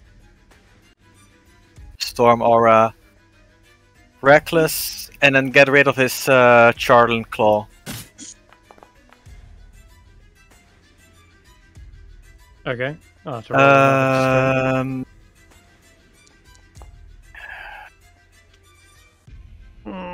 Afraid you aren't able to get rid of it. If I were to use Inspiration, can I roll again, or is it too late? I just want to point out, to do an Ensnaring Strike, it's when you hit, you have to use your bonus action to do this. Oh. You can't get the... Well, you still be keeping your rage up, that's fine. But yeah, it does take your bonus to do it. So, Okay. You can use your Inspiration, though, if you want to re-roll it. You got to be an 18, which is really tough. And you're rolling flat. Nope. No, it's not enough. Fuck. This thing, again, it's just got that blood-crazed grip that it's not letting go. Alright. This is the end of my character. Roki, quick. Gotta get to him. Yeah, is it my turn? Yep. Yeah. I just gonna just 20 and Go right. Oh, oh shit! I would have realized when I saw you here, so I've got like 10 more that way. Okay. I don't see anything yet. I don't have to do anything to go further. Faith has to get through this little crack. That does it. Well, she shows you how to get through here, like going sideways, and pulls herself through. But otherwise, that's it. She's dashed. Stef, it's your go. To get through, you'll need to make a Dex acrobatics.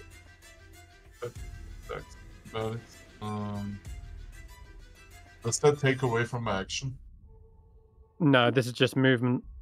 You're basically having to squeeze one little gap. It does take like 5 feet of movement. Oh god, no! Unless you get caught and restrained, now you'll need an action to get out of here. Yeah, I'll use that action. What do I need to do? Another acrobatics.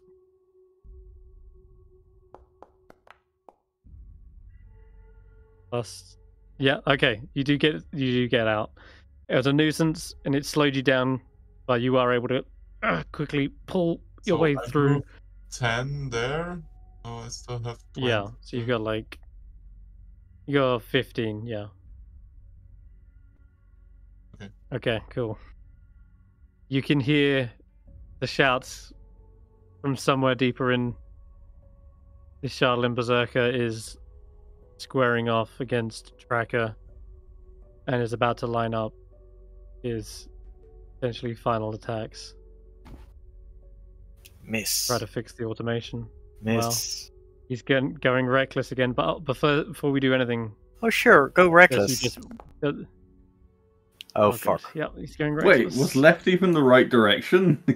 No. I'm seeing on stream. We saw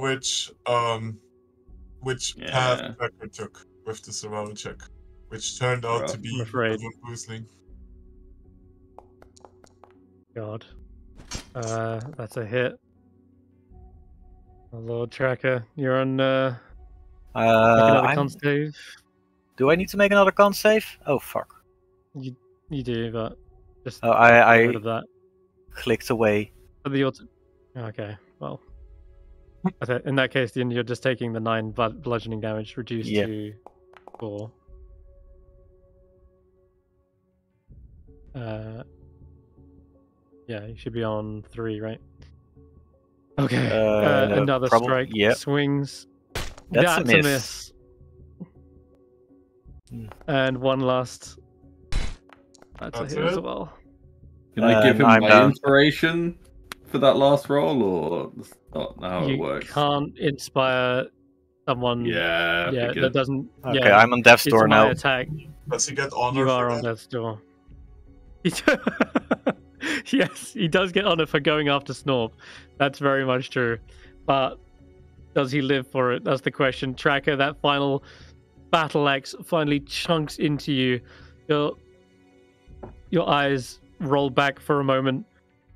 You are on the edge of death. That's its go. Tracker, it's your turn. You're prone. I will stand up. Mm-hmm.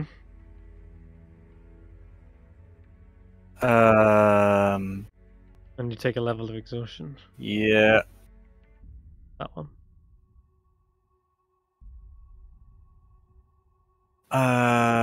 Yeah, there is nothing I can do to survive other than try to get away from him.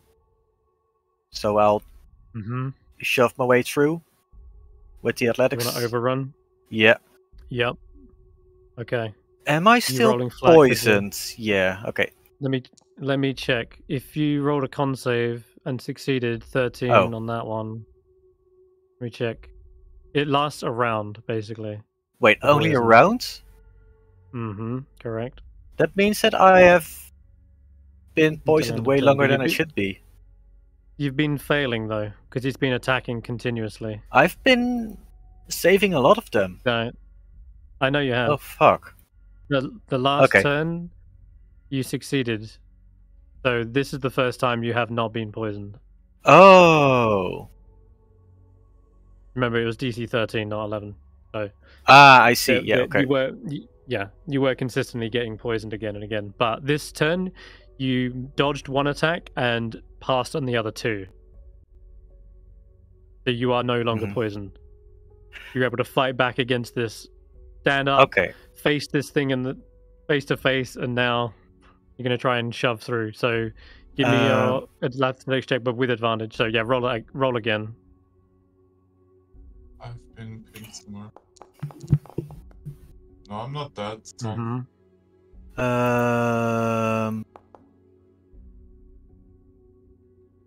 So what's your modifiers? +6, right? +6, -2. Yeah. Probably the exhaustion. But I wasn't Tracker, exhausted you before. are able to.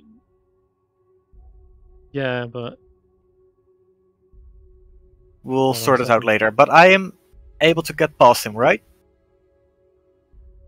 says you got 2 levels. That is weird. Okay. Do I still get an attack of opportunity when I run past him?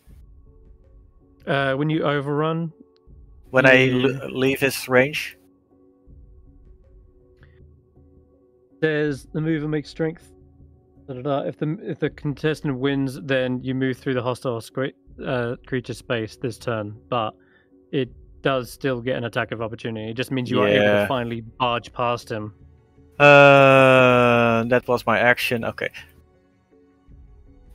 Is it difficult terrain to move past him? Not because you overrun. Why am I prone again? You're not prone.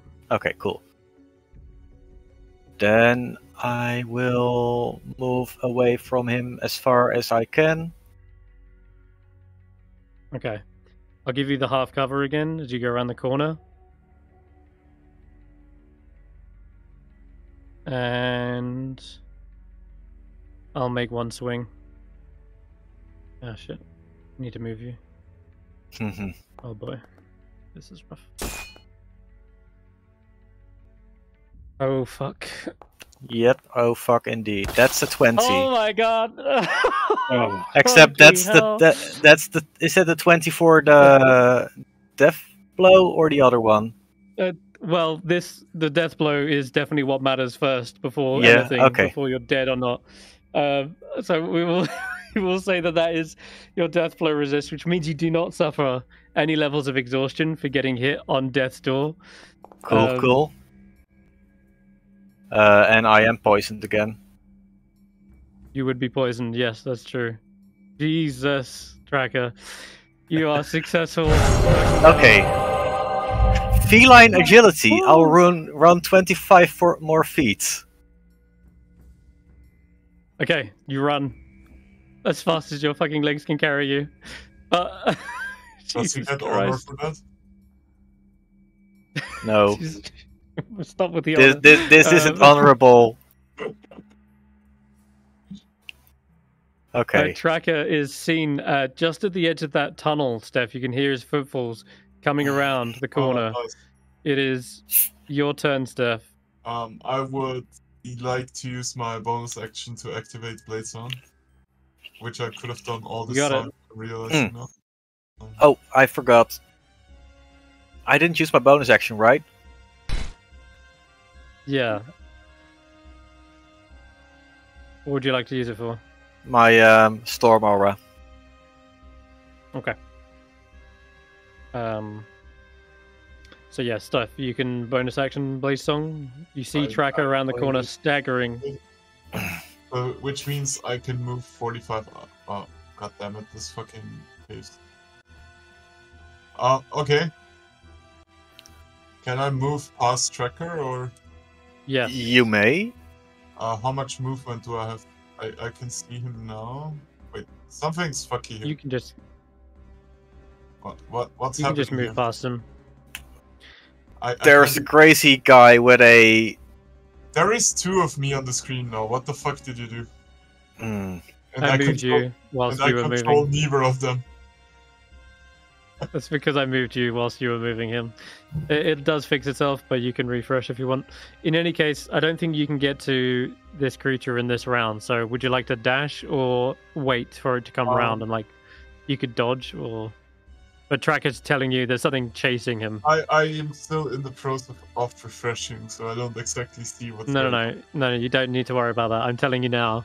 You can't see the creature. Do you want to dodge or dash around the corner? Can I move past Tracker and do the dodge action? Yep. You got it. Dodging it is. Get behind me, my furry companion. Then you see it come around the corner. You're ready for it though, and let's see if it's even. Yep, it is very much in a frenzy. You're dead. Well, I've got to hit first, and it's going to be a flat roll. 18, come on, and the shield spell ready. Ah, fuck! I'm supposed to roll flat. That's still a miss. Holy shit. Disadvantage? No.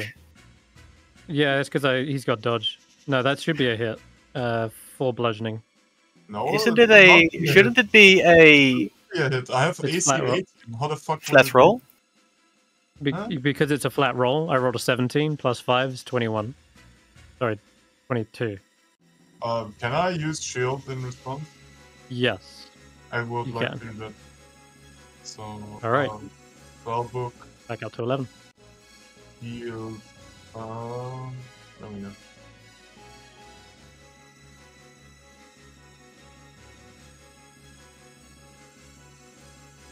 Alrighty, so that blocks the impact. Arcane sparks in this little tunnel. And it goes for another swing. That's going to be a miss. And really high rolls, but the shield holds and keeps this maddening Dwarven Shardlin Berserker at bay. Tracker, it's back to you. I think, did we miss a Roki go, did we? Wait, what did Roki do? What? No, I think Am I you're skip right. the sign? No, I don't think so. But What's happening? Okay, so it's my turn. Tracker, get back here and give me your aura. This is within range. I will throw a javelin then. Let's do it reckless, because why not? Oh my god, can it hit me? I'm so confused, but okay.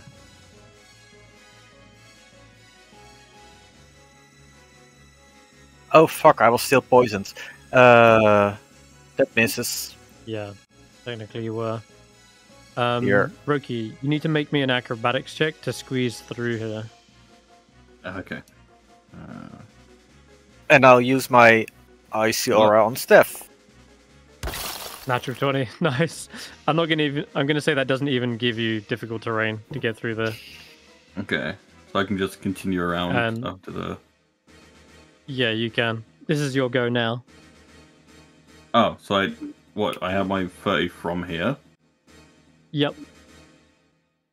So I can go up to here. Yes, you can.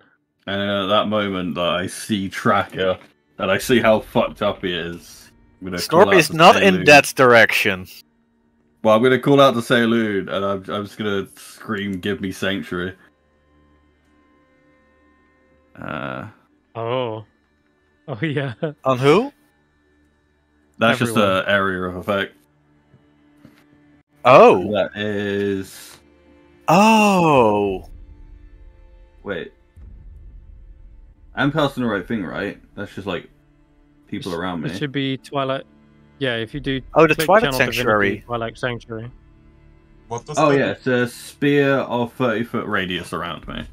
Everyone gets So heals. click that. No, gets temporary 1d6 at the end of every turn. Oh. Oh, I found some automation for it. There we go. Cool. It says just automation try is out of clicking it date. again. Yeah, try clicking it again. There we go. That did it. Perfect. All right. So then, at the end of your go, it should come up with something Okay. saying, "Would you like to I've got nothing. heal with?" Did it not? That's Oh, interesting. you should get a D6. It little doesn't window work should if I have popped end up my saying- turn myself. If you go back and I press end turn, because like you're not You can try. ending the turn. If I no, it happened. No, it's the same thing whether I do it or not. Oh, okay. So We're just gonna have to do it manually then. this is really annoying because I literally got it working when I was playtesting it. I'm gonna do it again. The previous time you used it, it worked, I believe. Yeah, it doesn't say it's a current effect, so maybe I can't see. Okay. See, this is sequence persistent. I don't know what it's saying. I've got things saying automation out of date, so I'm very confused. Yeah, that might be it. All right, something broke, but I had that automated like literally last week. Very annoying. All right. Anyway, Faith is going to heal Tracker no matter what. It's only 1 hit point. I hate to say it. Okay. Why is it only 1 hit point? What the fuck, Faith? Spare the dying. Did something. Try a little harder. Have a little more faith. She is trying to pull you away from this battle, saying, "What the hell happened? We're only gone like a minute." Is it only a minute? Yeah. It's been a few turns, yeah. Yeah, it's only not even a minute. Well, every turn is 6 And seconds. you look this right? bad? There's this crazy madman with a cursed axe, whatever it is. Okay, Stef, it's your go. Well, I'm gonna hit him really hard. But with my cursed dagger this time and see if it's. Oh, never mind. My Oh, magical shit. dagger. My magical dagger. Uh You didn't hear it huh. Yes, magical? Yeah, it's all the same. Wait, I didn't that's a roll a hit. d6 for my thingy. Yeah, that's what you should have done. Yeah. Roll a d6 though, Roki. Yeah, there you go. Roll 2, in fact, because Faith gets 1 too. Cool, you get 6. Nice. Wait, does nothing happen? There is no cool Oh, interaction. no, you get more than that. You get 6. Hold on a minute, fuck. Right, so you get 6 plus your cleric level, so it should be 9. And then Faith gets 4 plus 3, 7. Cool. Okay, perfect. Alrighty. So, yes, you stab this Chatelaine knife right into it. This creature doesn't look like, again, it feels any kind of pain, but you can see pulsing black veins over where the stab wound impacted. The whispers echo from like your own mind into his. And again, it seems almost as if it's speaking the whispers aloud. The same things you can hear, like he's voicing them. And he's saying, Akar Kessel's plan, yes, through Charlene's corruption. Our deeds will echo your desires. Okay. Do I also get the temporary hit points from Roki, by the way, or was that out of range? Yep. At the end of your turn. You get them. Oh. Yeah, you get them right now. Okay. So you can roll another d6. Am I rolling for everyone, or are people going to roll for themselves? You do, Roki, today. Oh, Steph already rolled it. So, alright. And I should have also gotten something from the Frost Aura, right? Or do I already have that? That doesn't stack. No, it doesn't say. Well, then can I do anything cool as a bonus action? Oh wait, I'm stupid. I should have done it with Green Flame Blade. Yeah. Green Flame Blade doesn't work against a single opponent. Well, not yet. Okay. Well, I'll pass my turn. I brace myself for impact. Okay. Yes, you do, because it is about to go full reckless on you. And it's only just now become bloodied, by the way, after you struck it. That's when it finally took damage. That should have been advantage. Okay, well, it's still a miss regardless. Alright, let's try it. Advantage this time. Okay. Yeah, that's gonna hit. You take 8 slashing damage, and I need to roll that con save. Now, Shardlin's being used against you, and you too feel the whispers into your own mind, but somehow your draconic blood surges and pushes it back. One final swing. Might be the miss. Yep. Oh, okay. Yeah, 13's not going to do nothing. Alright, Tracker, you see it still clawing its way down this tunnel. It's looking much more bloody now after it's been stabbed and blasted. It's now, like, staggering through the hallway. You've got to stand back a little bit and protect yourself. Attack next turn, like, just give yourself a turn to not die. Are you telling the barbarian to keep a cool while he's raging? Hey, I'm a very cool barbarian, okay? Don't you see the frost around me? Yeah, well, that doesn't mean you have a cool temperament. Let's try This to is the push him situation back. here. Hmm? Oh, I'm If- no longer. Okay. Sorry. So this is what happens here. If you fail to hit them and push them back, you're taking an attack of opportunity. Yeah. Just Yes. throw your damn spear. No. I'm gonna push him. Because you can. Okay, And poison only lasts for a round, right? that's right. Yeah. That means that I am no longer poisoned. Cool. Get rid of that. Well. Yeah. Okay. All right. Tracker. If you try to do this, you can't end your turn on this square. Yeah, I need So to if you move. fail I to know. push him, you'll be taking an attack. Or you could use a ranged weapon, but you have advantage on unless you want to go. If you wanted to go reckless, you could. It's not gonna be reckless because I don't want to give him the.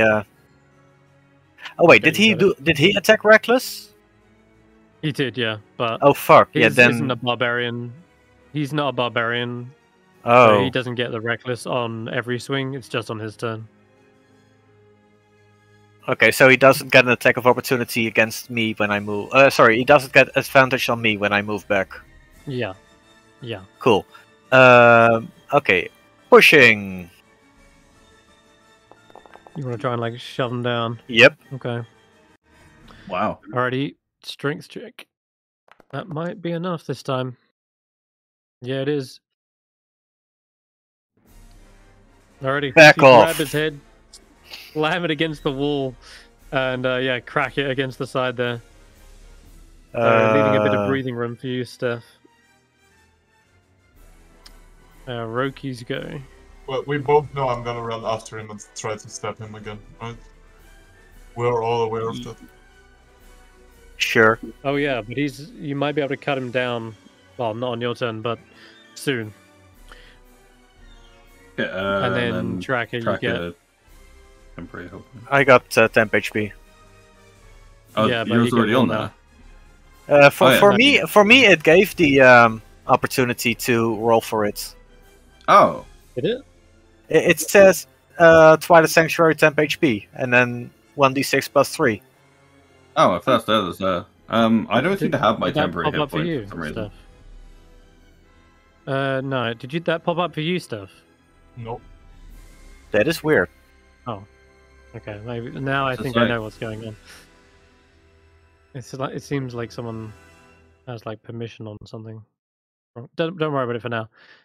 The creature is back there somewhere, Tracker. Roki, it's your go, isn't it? Mm-hmm. Yeah, I don't have the temporary hit points I was supposed to have.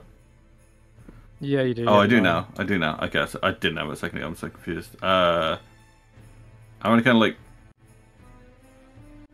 Why can't I'm using measuring tool? That's why. I want to step up so I can like be a bit more involved in the action. And then for this turn, I'm going to use aid. Because that's different than the temporary hit points, isn't it? It is. It will increase their maximum.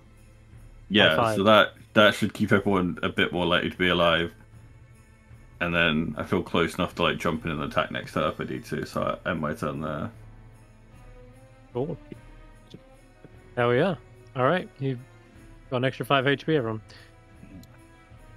8. Dave's turn. So, rolling it doesn't matter, I can't increase it. That's right, yeah. So, we can say that that's for Faith, though. So, Yeah, fuck Faith it. takes the 9. Because she's not going to do anything on her turn, I'm afraid. She can just... No, sorry. Yeah, she can't. Go ahead, Steph. Well, you know damn well what I'm doing. Dagger didn't seem to work too well. You wield a blade like I do. Why do you attack me, brother? You I'm should gonna be hit serving him. our Dark Lord. I'm my own Dark Lord. It's edgy as fuck.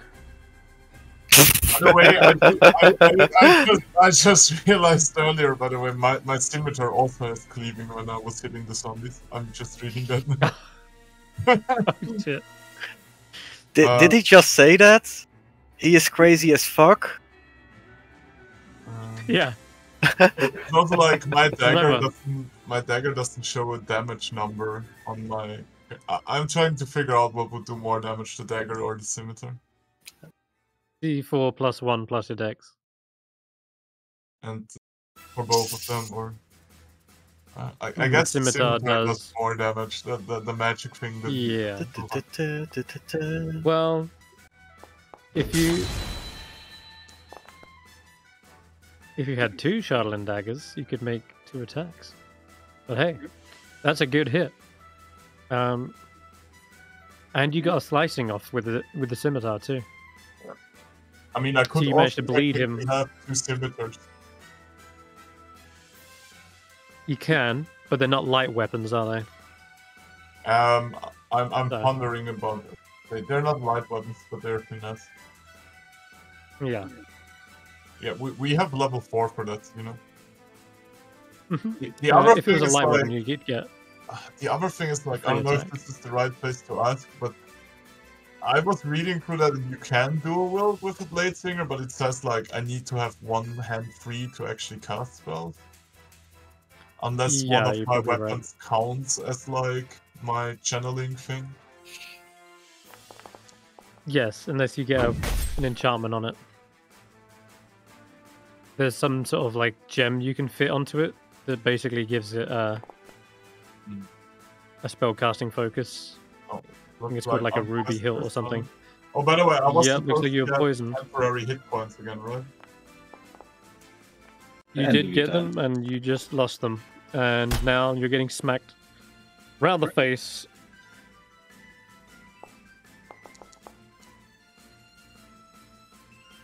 Okay, and then the last swing. It's also a hit.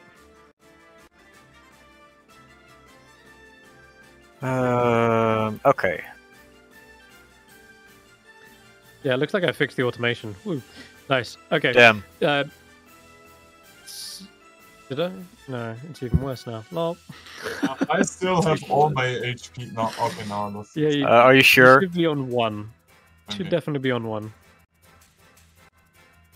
Is 1 death door? No, right? No, it isn't. So you're still standing.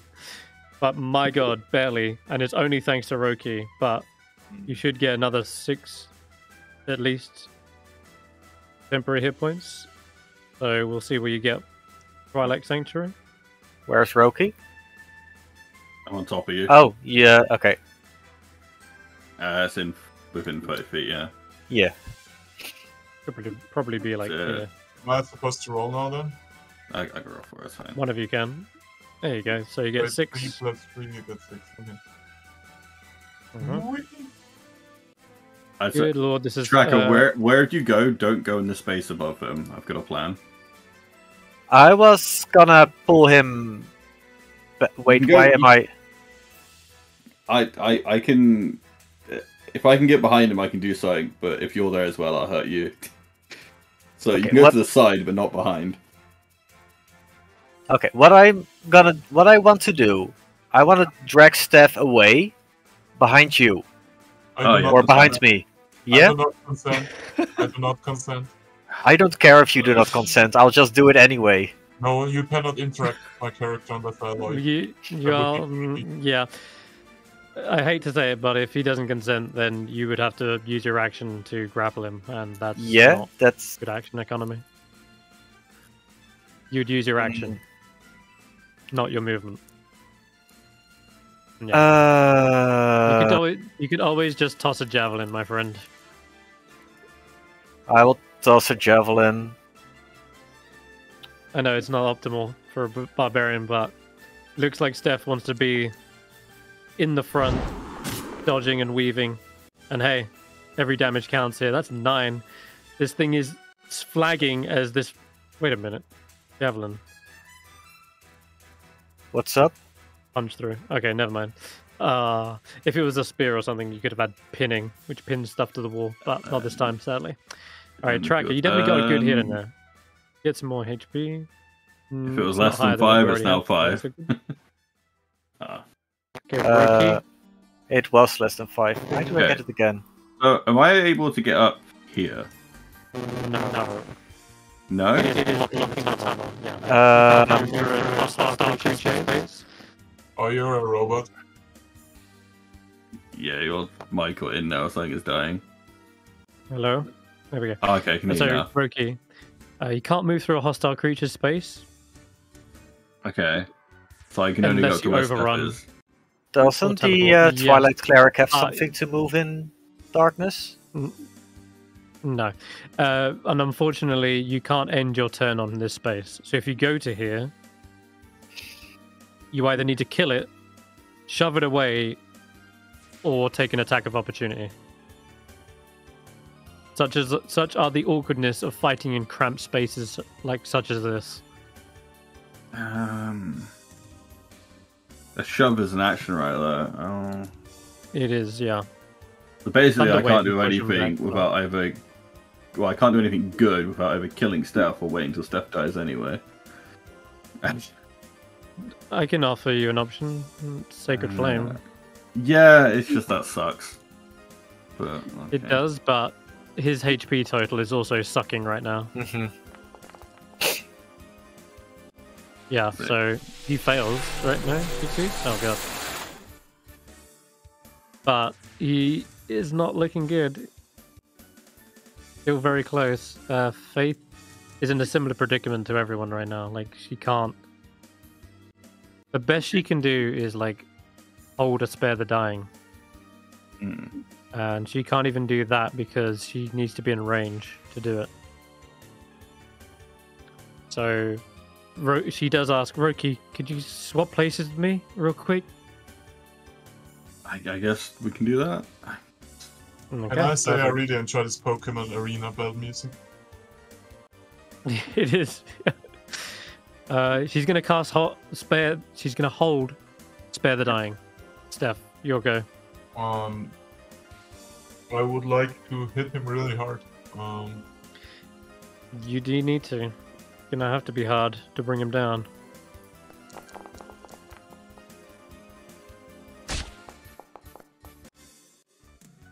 So you should have had advantage, but yeah, that's still a hit. Oh my god, it's close. You look like he's slicing through his ligaments at this point because he's never giving up the will to die. It looks like you literally have to sever every tendon such that his body is so paralyzed it can no longer swing. And then I roll a d6, right? Yes. And I roll a d6 as well. I haven't rolled a 1 or a 2 in a while. I gained 5. You use those on me, I guess. So you're up to 8. Yeah, I did. And I will pass my turn. I used those as warning shots. D6. That Okay. doesn't override his current temporary though. No. Oh god. Stef, this thing might bring you down with that. Yep, unless you have any more shields up your sleeve. No, I'm on death's door. We never got the short rest. Fuck. Alright, in that case, Faith's action goes off and she immediately casts Spare the Dying on you. You take a level of exhaustion, however. Second swing. Oof. That's gonna put you back down again. Oh god. Fucking hell. Three swings is how many this thing has, and it is fighting tooth and nail, still frothing at the mouth, veins pulsing with black ichor from the Shardlin poison, and it brings down the axe right towards your chest. You're on the floor. Stef, I need you to roll a death blow resist. How do I roll that? It's a Constitution saving throw. And that was the automation one, technically. Saving throw. Is that normal? Yeah. You are still poisoned, but the death blow is successful. Holy fuck! You just barely living. You're on 3 levels of exhaustion now. Mm. Can we pull you out of there As you now? feel... Yeah, that's the end of his go. Tracker's turn. Fucking hell. Steph, can Tracker pull you out of there now? Oh, I'm standing my fucking ground. No, you're not. If- I will. If you can give me one space with, like... If I can stand where you are and not have someone on the space next to me, I can fuck him up. You can pull me out now, you fucking... Where are you? Honestly, though, you could just finish it here, Tracker. Yeah, I Try to. feel like I'm gonna finish him. This feels personal. And then Steph can keep his honor of not having backed down. Oh, shit. Is it enough? Slicing! Slicing! Let's Slicing! Keep slicing damage. Fucking cuts straight through them. And Jesus Christ, Steph. Oh. And I just Steph and Tracker are victorious. Can I take his axe? You can. As you slice through his throat, the axe clangs down onto the ground. I'm using my healer's kit to take Steph out of Death's Door. Yeah, you got it. Ends. That'll stabilize him. Do I get honor for Holy that? fuck. For standing your ground? Yes, you get honor. Yeah, you get. I've got to You get prepare for D10 of the honor. paladin multi-cleansing. Nice. I rolled max. You get 10 honor.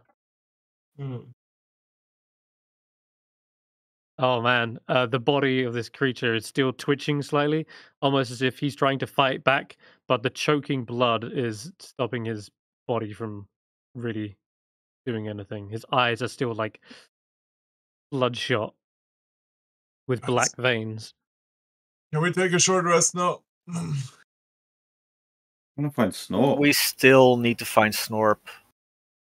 We can find Snorp after a short rest. You can rest. I'm gonna go look for Snort. No, we all have to short rest at the same time. Raka, you hear a whimpering just below you. Below. Snorp? Snorp, are you okay? It's actually probably been about it's probably been about enough minutes that Snorp is coming around. You ask him if he's okay, and he's like, I'll see which way you went. "Oh, you're terrible things, Raka. Wait. I'm sorry, I ran away. I was You're- too scared." Let's get to the group. Yeah. We're still in initiation, by the way. Yeah, I will. Initiative. Yeah, we can end combat. It's- Thanks. I've just got all of my, like, you moved Yeah. way out. Can I pick up Yeah, Snorp, or thanks. is he capable of walking? You can carry him, yeah. He's following. Yeah, I'm you gonna now. wait here for the group and then try to exit together. Steph's Oh, crawling okay. around. I love it. Technically, Jesus Christ. Oh, that's all right. Where We are is- skiing. I can. Faith, are you following? Yes, I'm right behind you. Oh God, what a grueling battle. Wasn't that hard? Well, if that was one corrupted dwarf, I can't imagine what the battle hammers had to deal with. Okay, well. How Jeez. is Ruby? Wait. Tracker, where are you going? We're not Ruby. leaving? Is Ruby here? Ruby is here, yeah. They emerge from the ground. You, looking pretty beat up there, fellas. You want to eat this, and I give Ruby the axe. Wow, thank you. Do you not want me Oh, there to you are. identify the This thing axe? looks... I have seen enough of this axe. No one should have this axe. You have not seen the price tag when you give it to a vendor, though. This Let- thing let- looks like it's Giving been it- chewed on. Giving We it to leave a this vendor place. won't do the world good. would do our party good. This Up to you. you will get. No, never You mind. will get a You short do with rest. your ex what you want. I'm keeping my dagger. You will get a short rest, guys. So feel free to roll that right now and spend some hit dice. You're looking fucked up. Short rest. I don't think it does anything for me, but roll it anyway. Can I? What happened? You Did I will roll get- multiple? Roki, your channel divinity at 6th level, I think you get 2 between rests. You get your no. I'm sorry. When you finish a short rest, you get your channel divinity back. So yes, it is very good for you because now you can do Twilight Sanctuary again. Yeah. So it's very useful. Yeah, when everyone's trying to get themselves killed. That was. I don't think he realizes just how bad that fight was gonna be. And Tracker, you took a level of exhaustion. And Stef, you took 3. Wait, no, Tracker, you took 2. Yeah, you're on 3 as well because you survived a death blow. Oh well, no, you rolled. No, I rolled a net 20. Yeah. There we go. Cool. We're all good. We're all caught up. How many Snorp's points also of going to spend some emotional hit damage dice. do we take? A lot. Stress. Yeah. That was really stressful. Oh boy, Steph, has you spent all your hit dice? You got to be able to spend more than that. I don't know if I did it right. I did like roll and then finish short rest, but. Yeah, when you click roll, it rolls 1 hit dice, and you can continue to click roll until you expend all hit dice. So if you wanted, you could roll another 2. Okay, that's D6s, right? For a sorcerer? Oh. Yeah. Roll 2. We still get then plus your the con. Song of Rest effect. That shouldn't. Oh dear. So can you Bingo, give me bongo, plus fuckhead. 7? I guess. Yeah, you can just add that to your character. You should get more than that though, because it's plus your constitution, so it's plus another 4. So plus 11, that puts me to 19. Okay, Yeah, much better. sweet. So you're I'm actually such getting a Song of strong Rest. wizard, man. Jack Diggler. Like I'm basically a barbarian at this point. You're not. You're not even close. I'm basically a barbarian. I'm telling you. So I'm gonna get rid of Song of Rest. There we go. Bloody Song of Rest.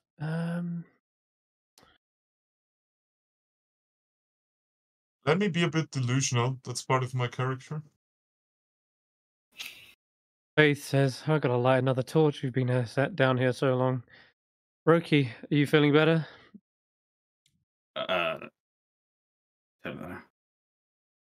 Oh wait.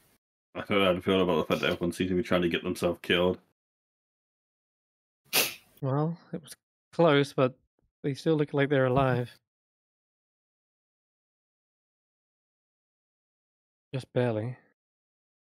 We're all together now. That's important.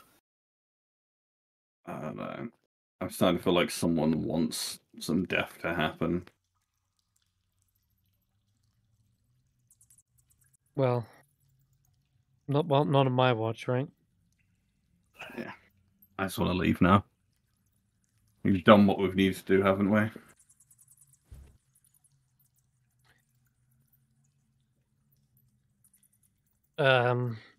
Well, we don't know if we've got rid of all the black ice. Technically, there should be more. If just not run off again, shall we, Snorp? Snorp, sorry. That stuff is crazy. Alright, let's go eat some more then before something else attacks us. Let's go. I'll just watch over and I'll do something if he looks like he's turning. Let's just stand back. Okay. Do we have like a moment of reprieve so I can experiment or? Like? You on the short rest you did, yeah. Because of what you we talked about earlier, can I try to cast a Ray of Frost on the dagger? Ray of Frost does nothing. The magic is not strong enough from the spell. Oh, okay. With a spell ring of spell storing, you would need to expend a leveled spell slot. Okay. So you gather it's probably the similar case with this dagger. A cantrip is not enough. So how is that? Sorry if I'm asking. How is that advantageous? Because I have to spend the spell slot, and I store the spell, and then. And then you take a long rest, and ta-da, you've got an extra spell slot. Oh, okay. Gotcha. And you have no idea what will happen when you expend the spell slot from the actual dagger. Oh, well, it's experimenting time when we go to a long rest. Mm-hmm. Did get one spell back though, didn't you? Yeah, I did. From your arcane recovery. I did indeed.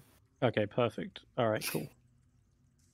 All right, so as you look around the tunnels here and caves, there is one place you have not gone, and I mean, there is a stair, and I'm not sure what this area is.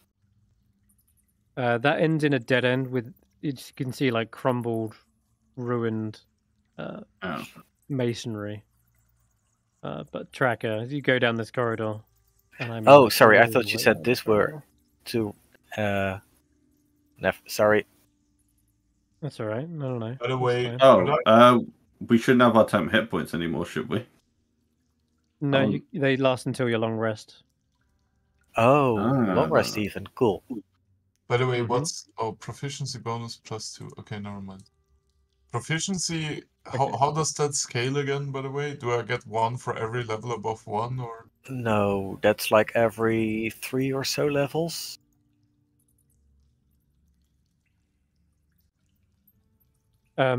Sorry. Tracker, as you're going down this hallway.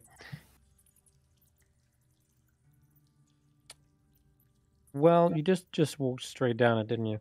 Make me a dexterity saving throw. Dex save. Oh, damn. Jesus. All right. There is a tripwire here. And as soon as you go over it, the hallway begins to collapse, and you feel crushed under the rubble. Probably under 1d6 of rubble, in fact. It is 5 feet of rubble that you are collapsed under, prone and restrained. And Snorp's obviously supposed to be following you, so he sees this come down on top of your head, and panics again. It goes to run again, but like bumps into you, Stef. And yeah, Tracker is completely covered in rubble and stone. Oh, Snorp. Help Step Tracker, he's stuck. Oh, right, yeah. He tries to lift up the rocks, and he'll roll his athletics check.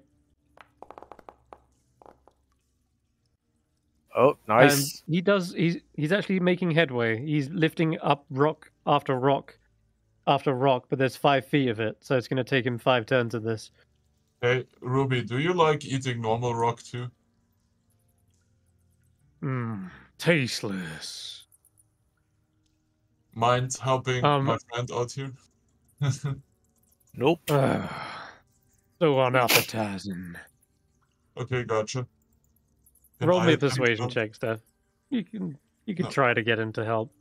Oh my god, my persuasion checks are not good. You can do so with advantage, I'll say, because well, you don't need it. Like, fine, if I have to. Even with, I was only looking for like a 10. It's not a big ask to just eat some rock. For Steph, it is a big ask. It is a big ask. I'm -6 on that shit. Like... Oh shit! Well, Faith comes along as well. Mm-hmm. My chance of passing a DC 10 on DC 10 on persuasion is only like 20%. Just saying. Fuck, we just talked about not dying, and you see that Faith is also making a decent headway here. Zorn's just going to get an automatic success. Mm-hmm. Steph, are you helping? Yeah, sure. I'll help him. Athletics, right? Yeah. I'm okay. Oh well.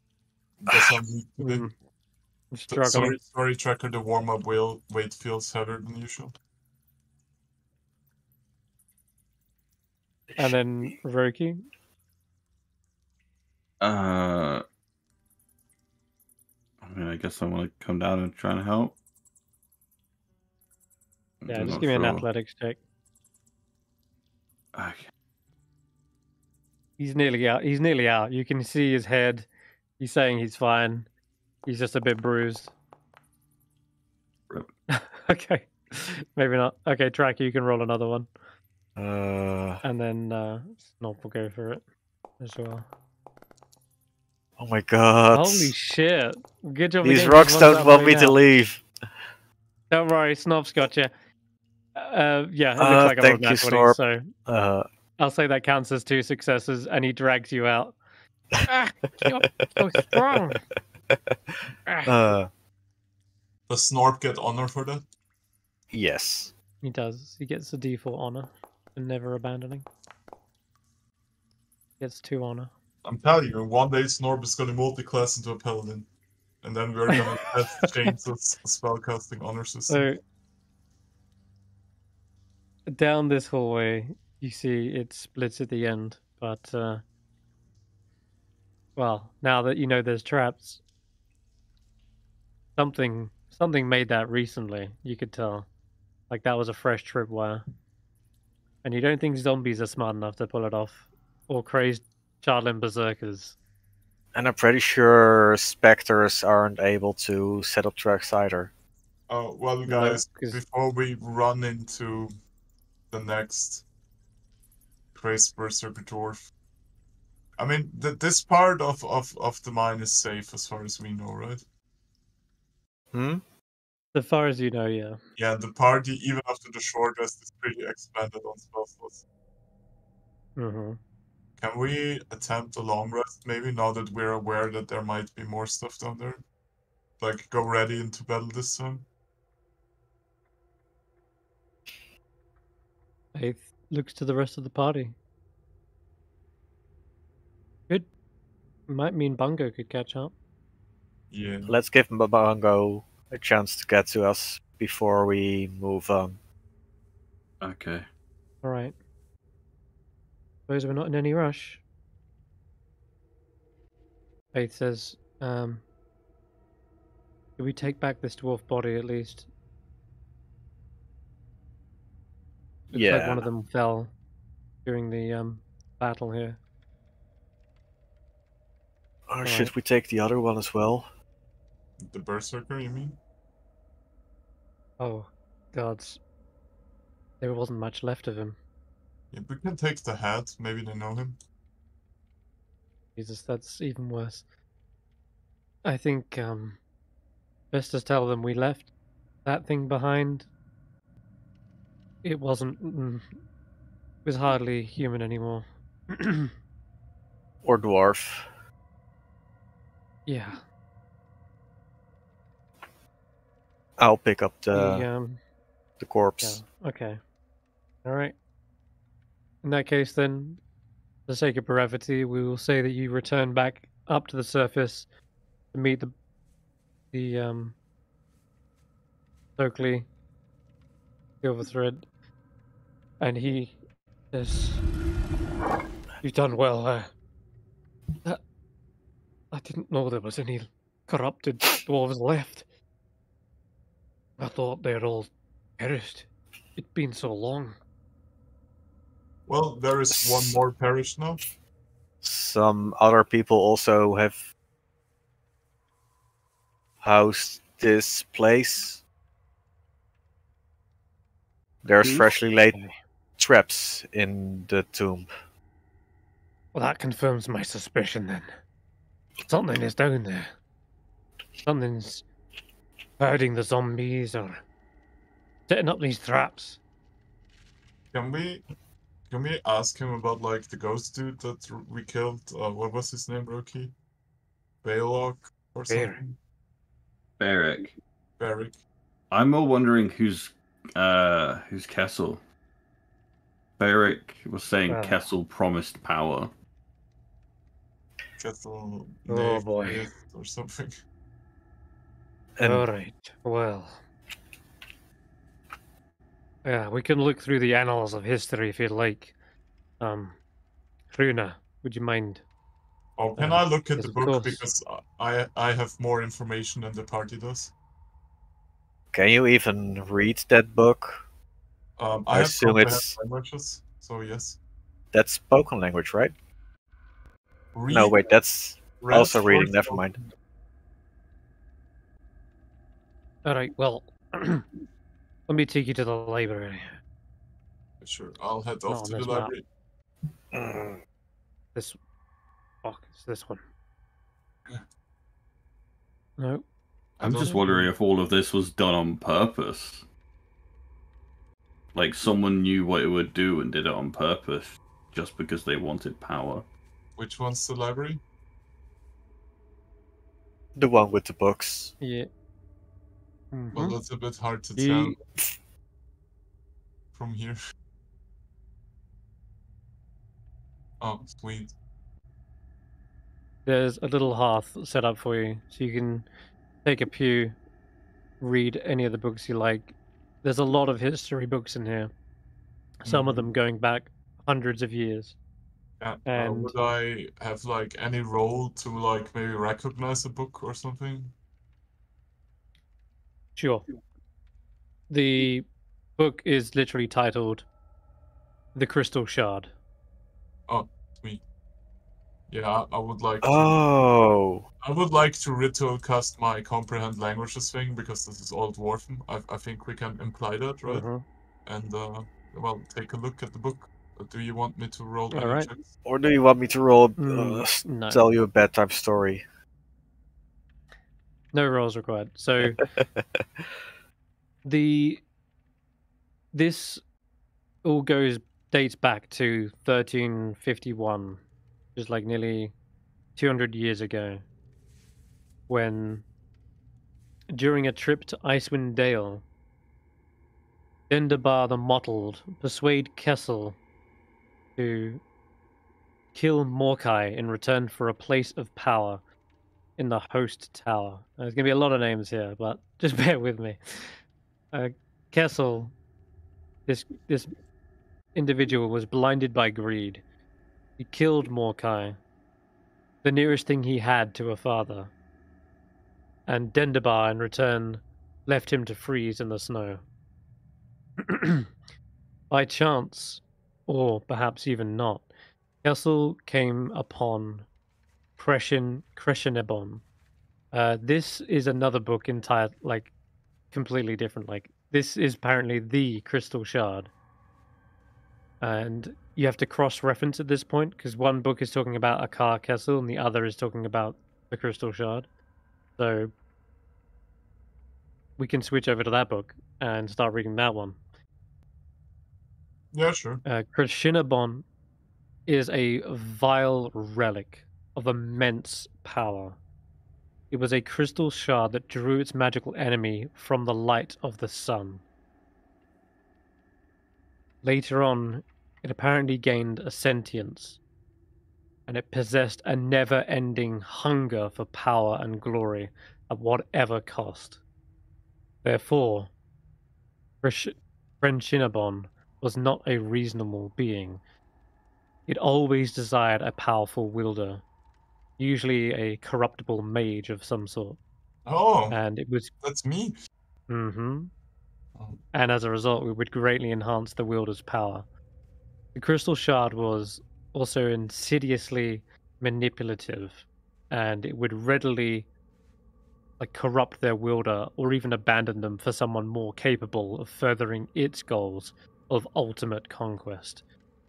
The relic could lure in thousands of evil-intentioned beings with its magical call, creating a grand army for its wielder and so-called master. So, without delving into too much information, you switch back to the other book, now realizing what it is that Kessel apparently stumbled upon.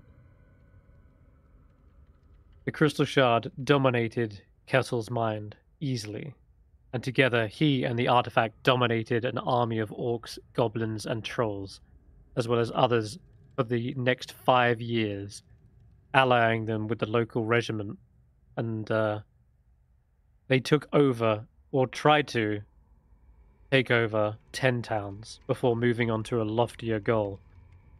But Kessel didn't count on the likes of a certain drow by the name of Dritz Do Erden and his magical companion, Guinevere. Yep, here we go. And this is another book you have to pull off the shelf, known as the Champions of the Hall. The Barbarian Wulfgar, the Dwarf Battlehammer, known as Brunar, his daughter Canterbury, and even the Halfling Regis formed together to become the Icewind Dale's most powerful group of heroes, who unraveled Kessel's plans, or rather the Crescenabons, and used basically the militia of 10 towns to thwart them. Wulfgar caused the regiment to switch sides, and Dritch banished Ertu back into the Abyss, another ally of Kessel's. And finally, whilst his minions fall below, Kessel and Dritz battled on the slopes of Kelvin's Cairn, where a poorly thought out spell caused Kessel to accidentally kill himself. 129 years later, in 1485 DR, there is a association known as the Arcane Brotherhood, who apparently gathered an expedition of dwarves to explore for Kelvin's Cairn, the signs of Kessel's corpse. And what they found was a undead, like necromancer, risen from his mortal coil, and clearly desperate to reconnect with the crystal shard, which had, of course, been destroyed in the intervening years. And it's not. This is where the details get a little bit murky in the history, because no one's really too sure what the Arcane Brotherhood is after, or what they plan to do, or even what occurred in there. But it's left to sort of recent history. By the way, 1486 is basically the year I think you guys are in. So this is only like a year prior now. Mm-hmm.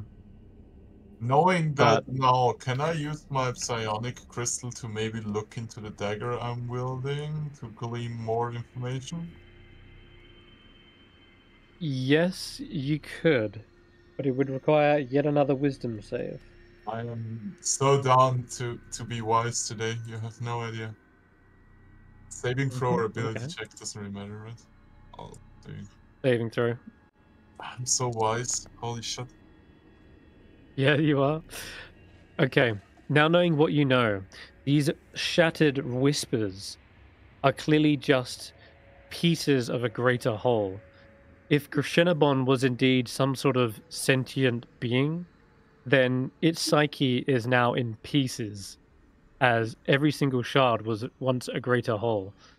And, I mean, you can see just how big this thing was by a small little illustration in the book. Here you go. We're talking this massive, and you are holding perhaps just a slither of its memories, and maybe that's why these maddening whispers are here, because they're trying to figure out where they are. Maybe they're not even sentient enough to realize who or what is around them. But one thing's for sure, and that is that these whispers are trying to clearly corrupt you and lead you down a evil path. And I would like to consent. You sort of, well, you can try to consent, but your character may no, I'm kidding. End up I'm like kidding. that berserker. All right. Before somebody has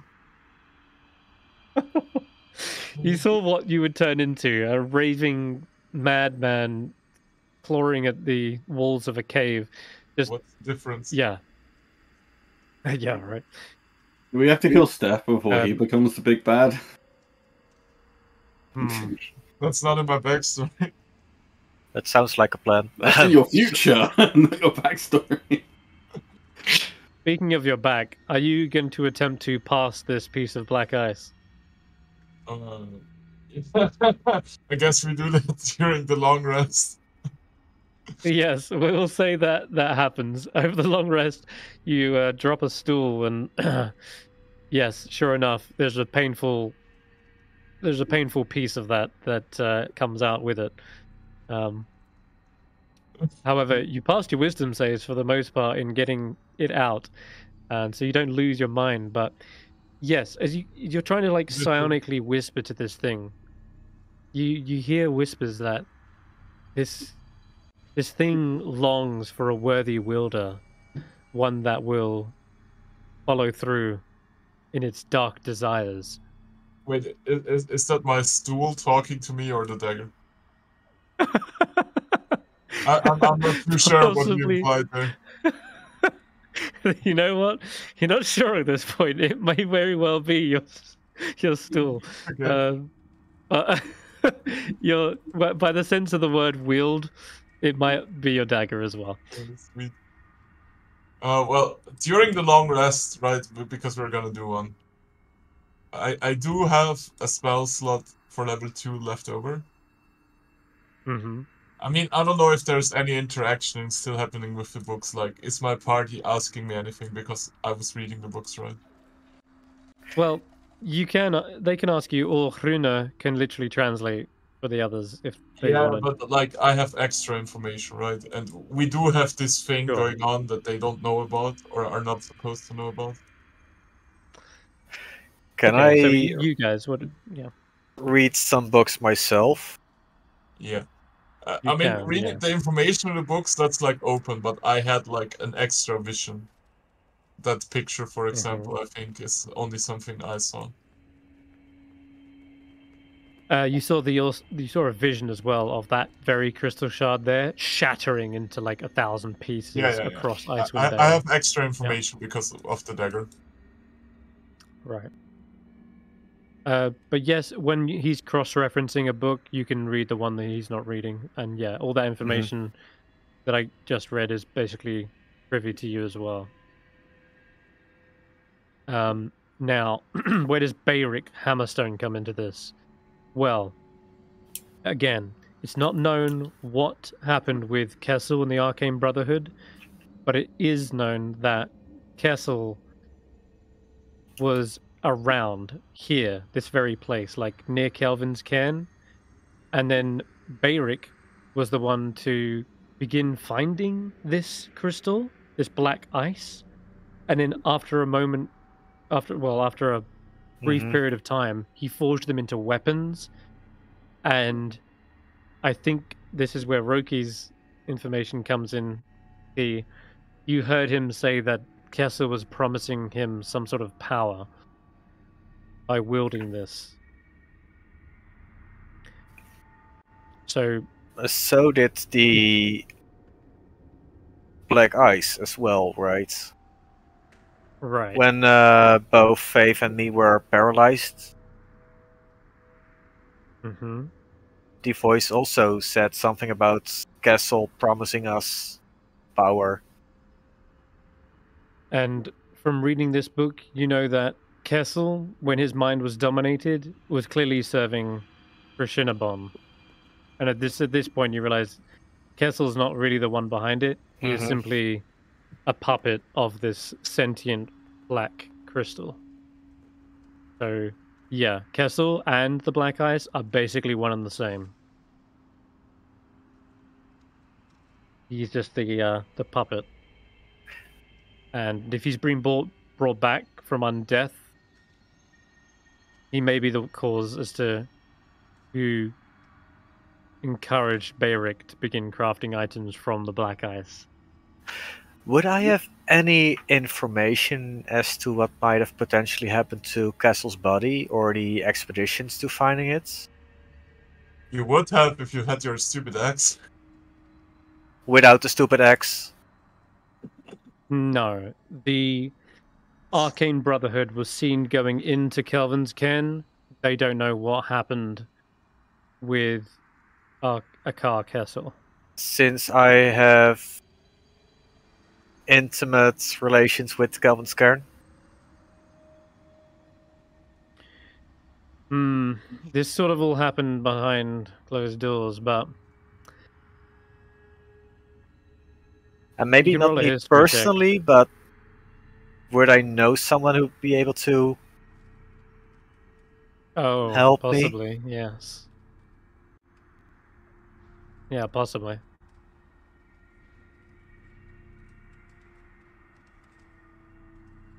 But of course, you'd have to find them. Mm-hmm.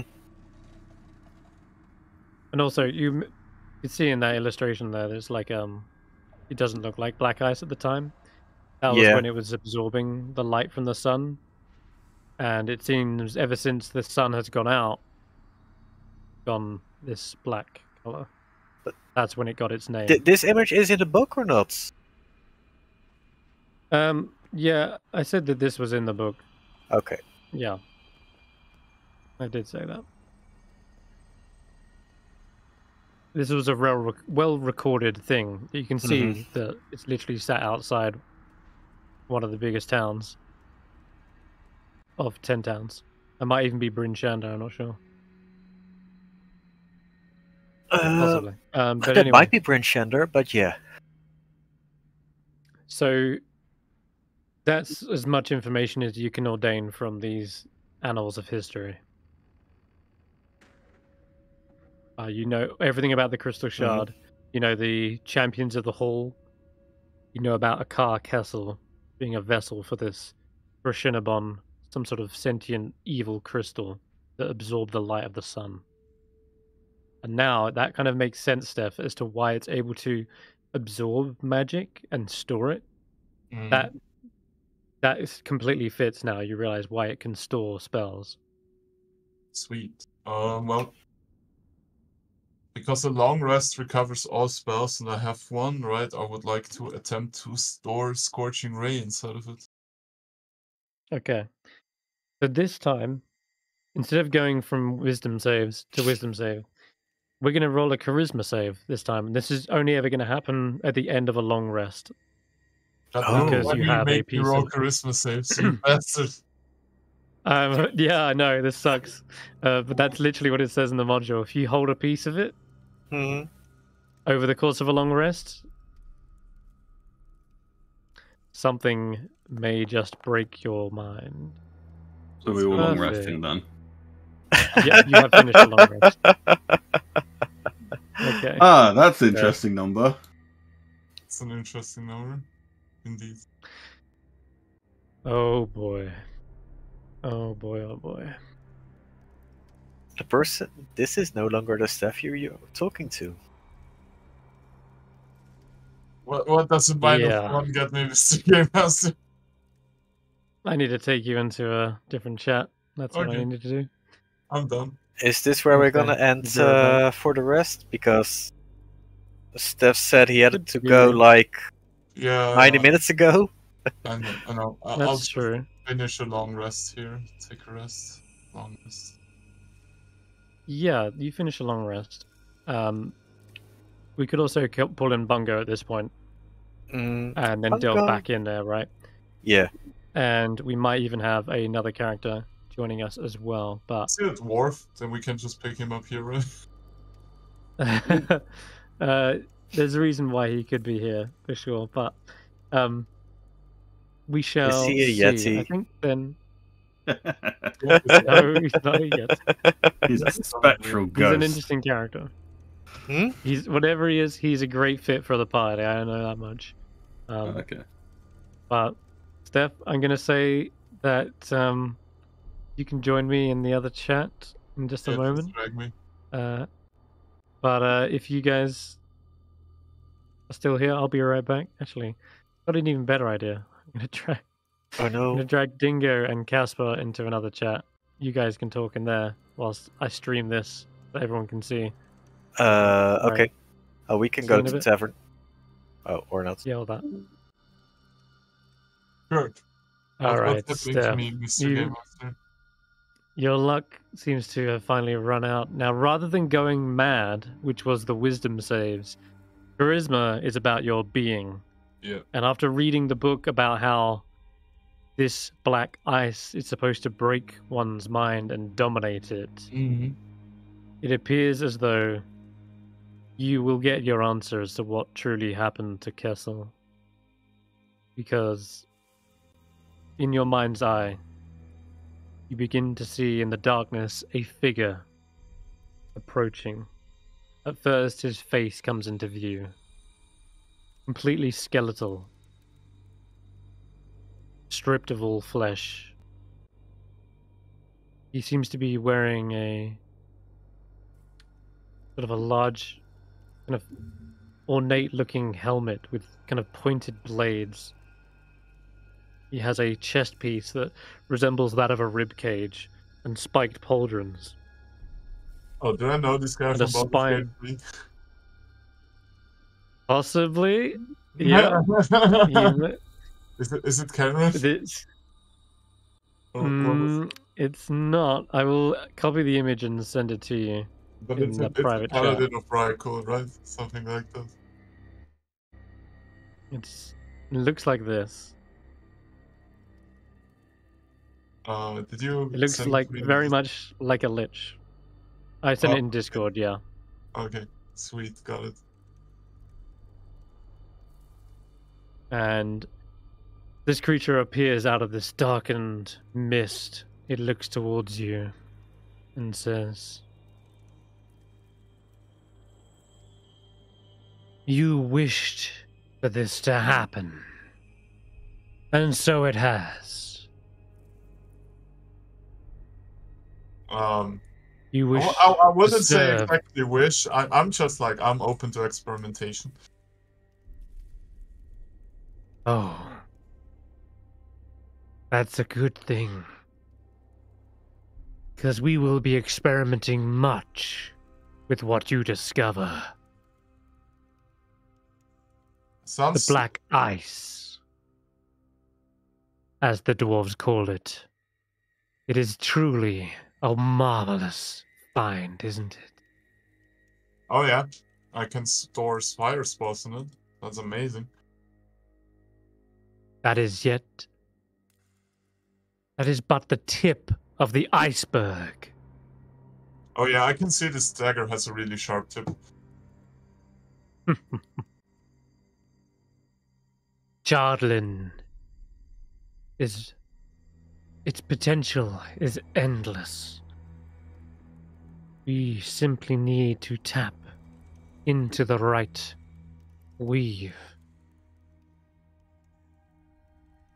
There is more of it out there, just waiting for a worthy hand to rise it from the snow. Uh-huh.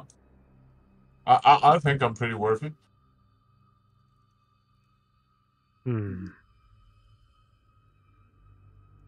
That is yet to be seen.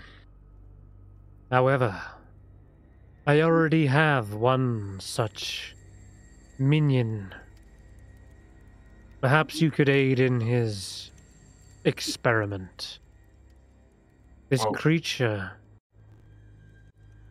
this crystal, it is a living thing. Put enough pieces of it together, and its sentience will be reawakened.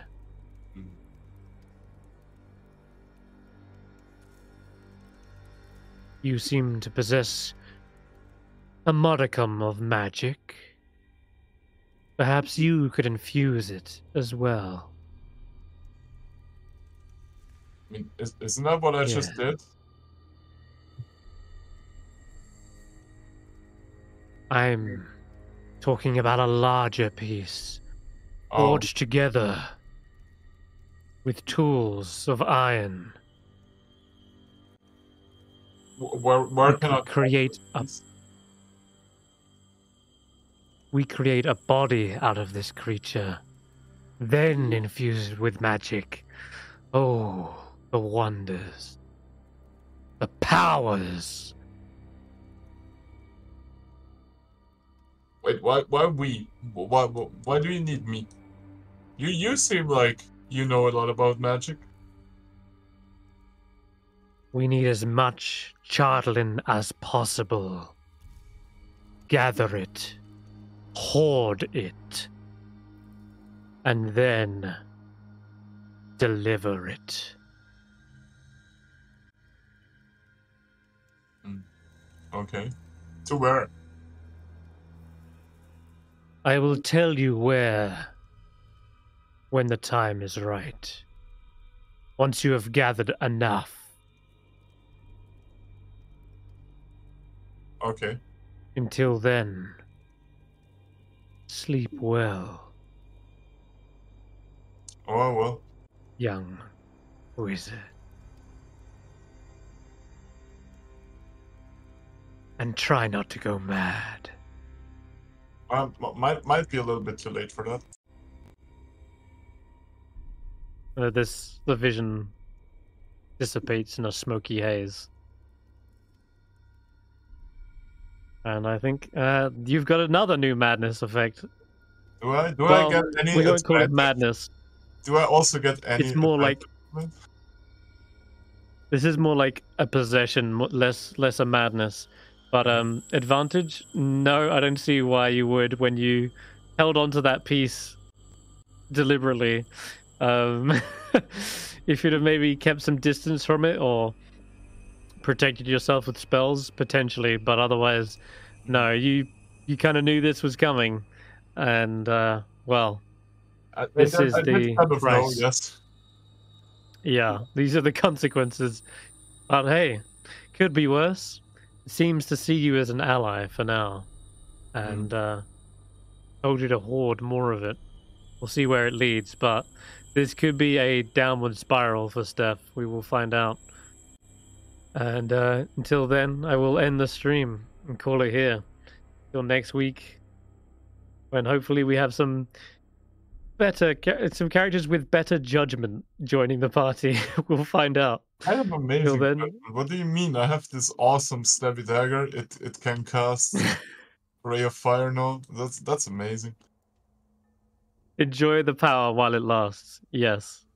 Oh yeah, I'll iron out more of the details as you discover them. So look forward to that. What spell did you store in it out of curiosity? Because it's Scorching Ray. Scorching Ray? Cool. I will create an item which is able to basically act like the Ring of Spell Storing. Yeah. Perfect. Okay. All right, well, ending the stream.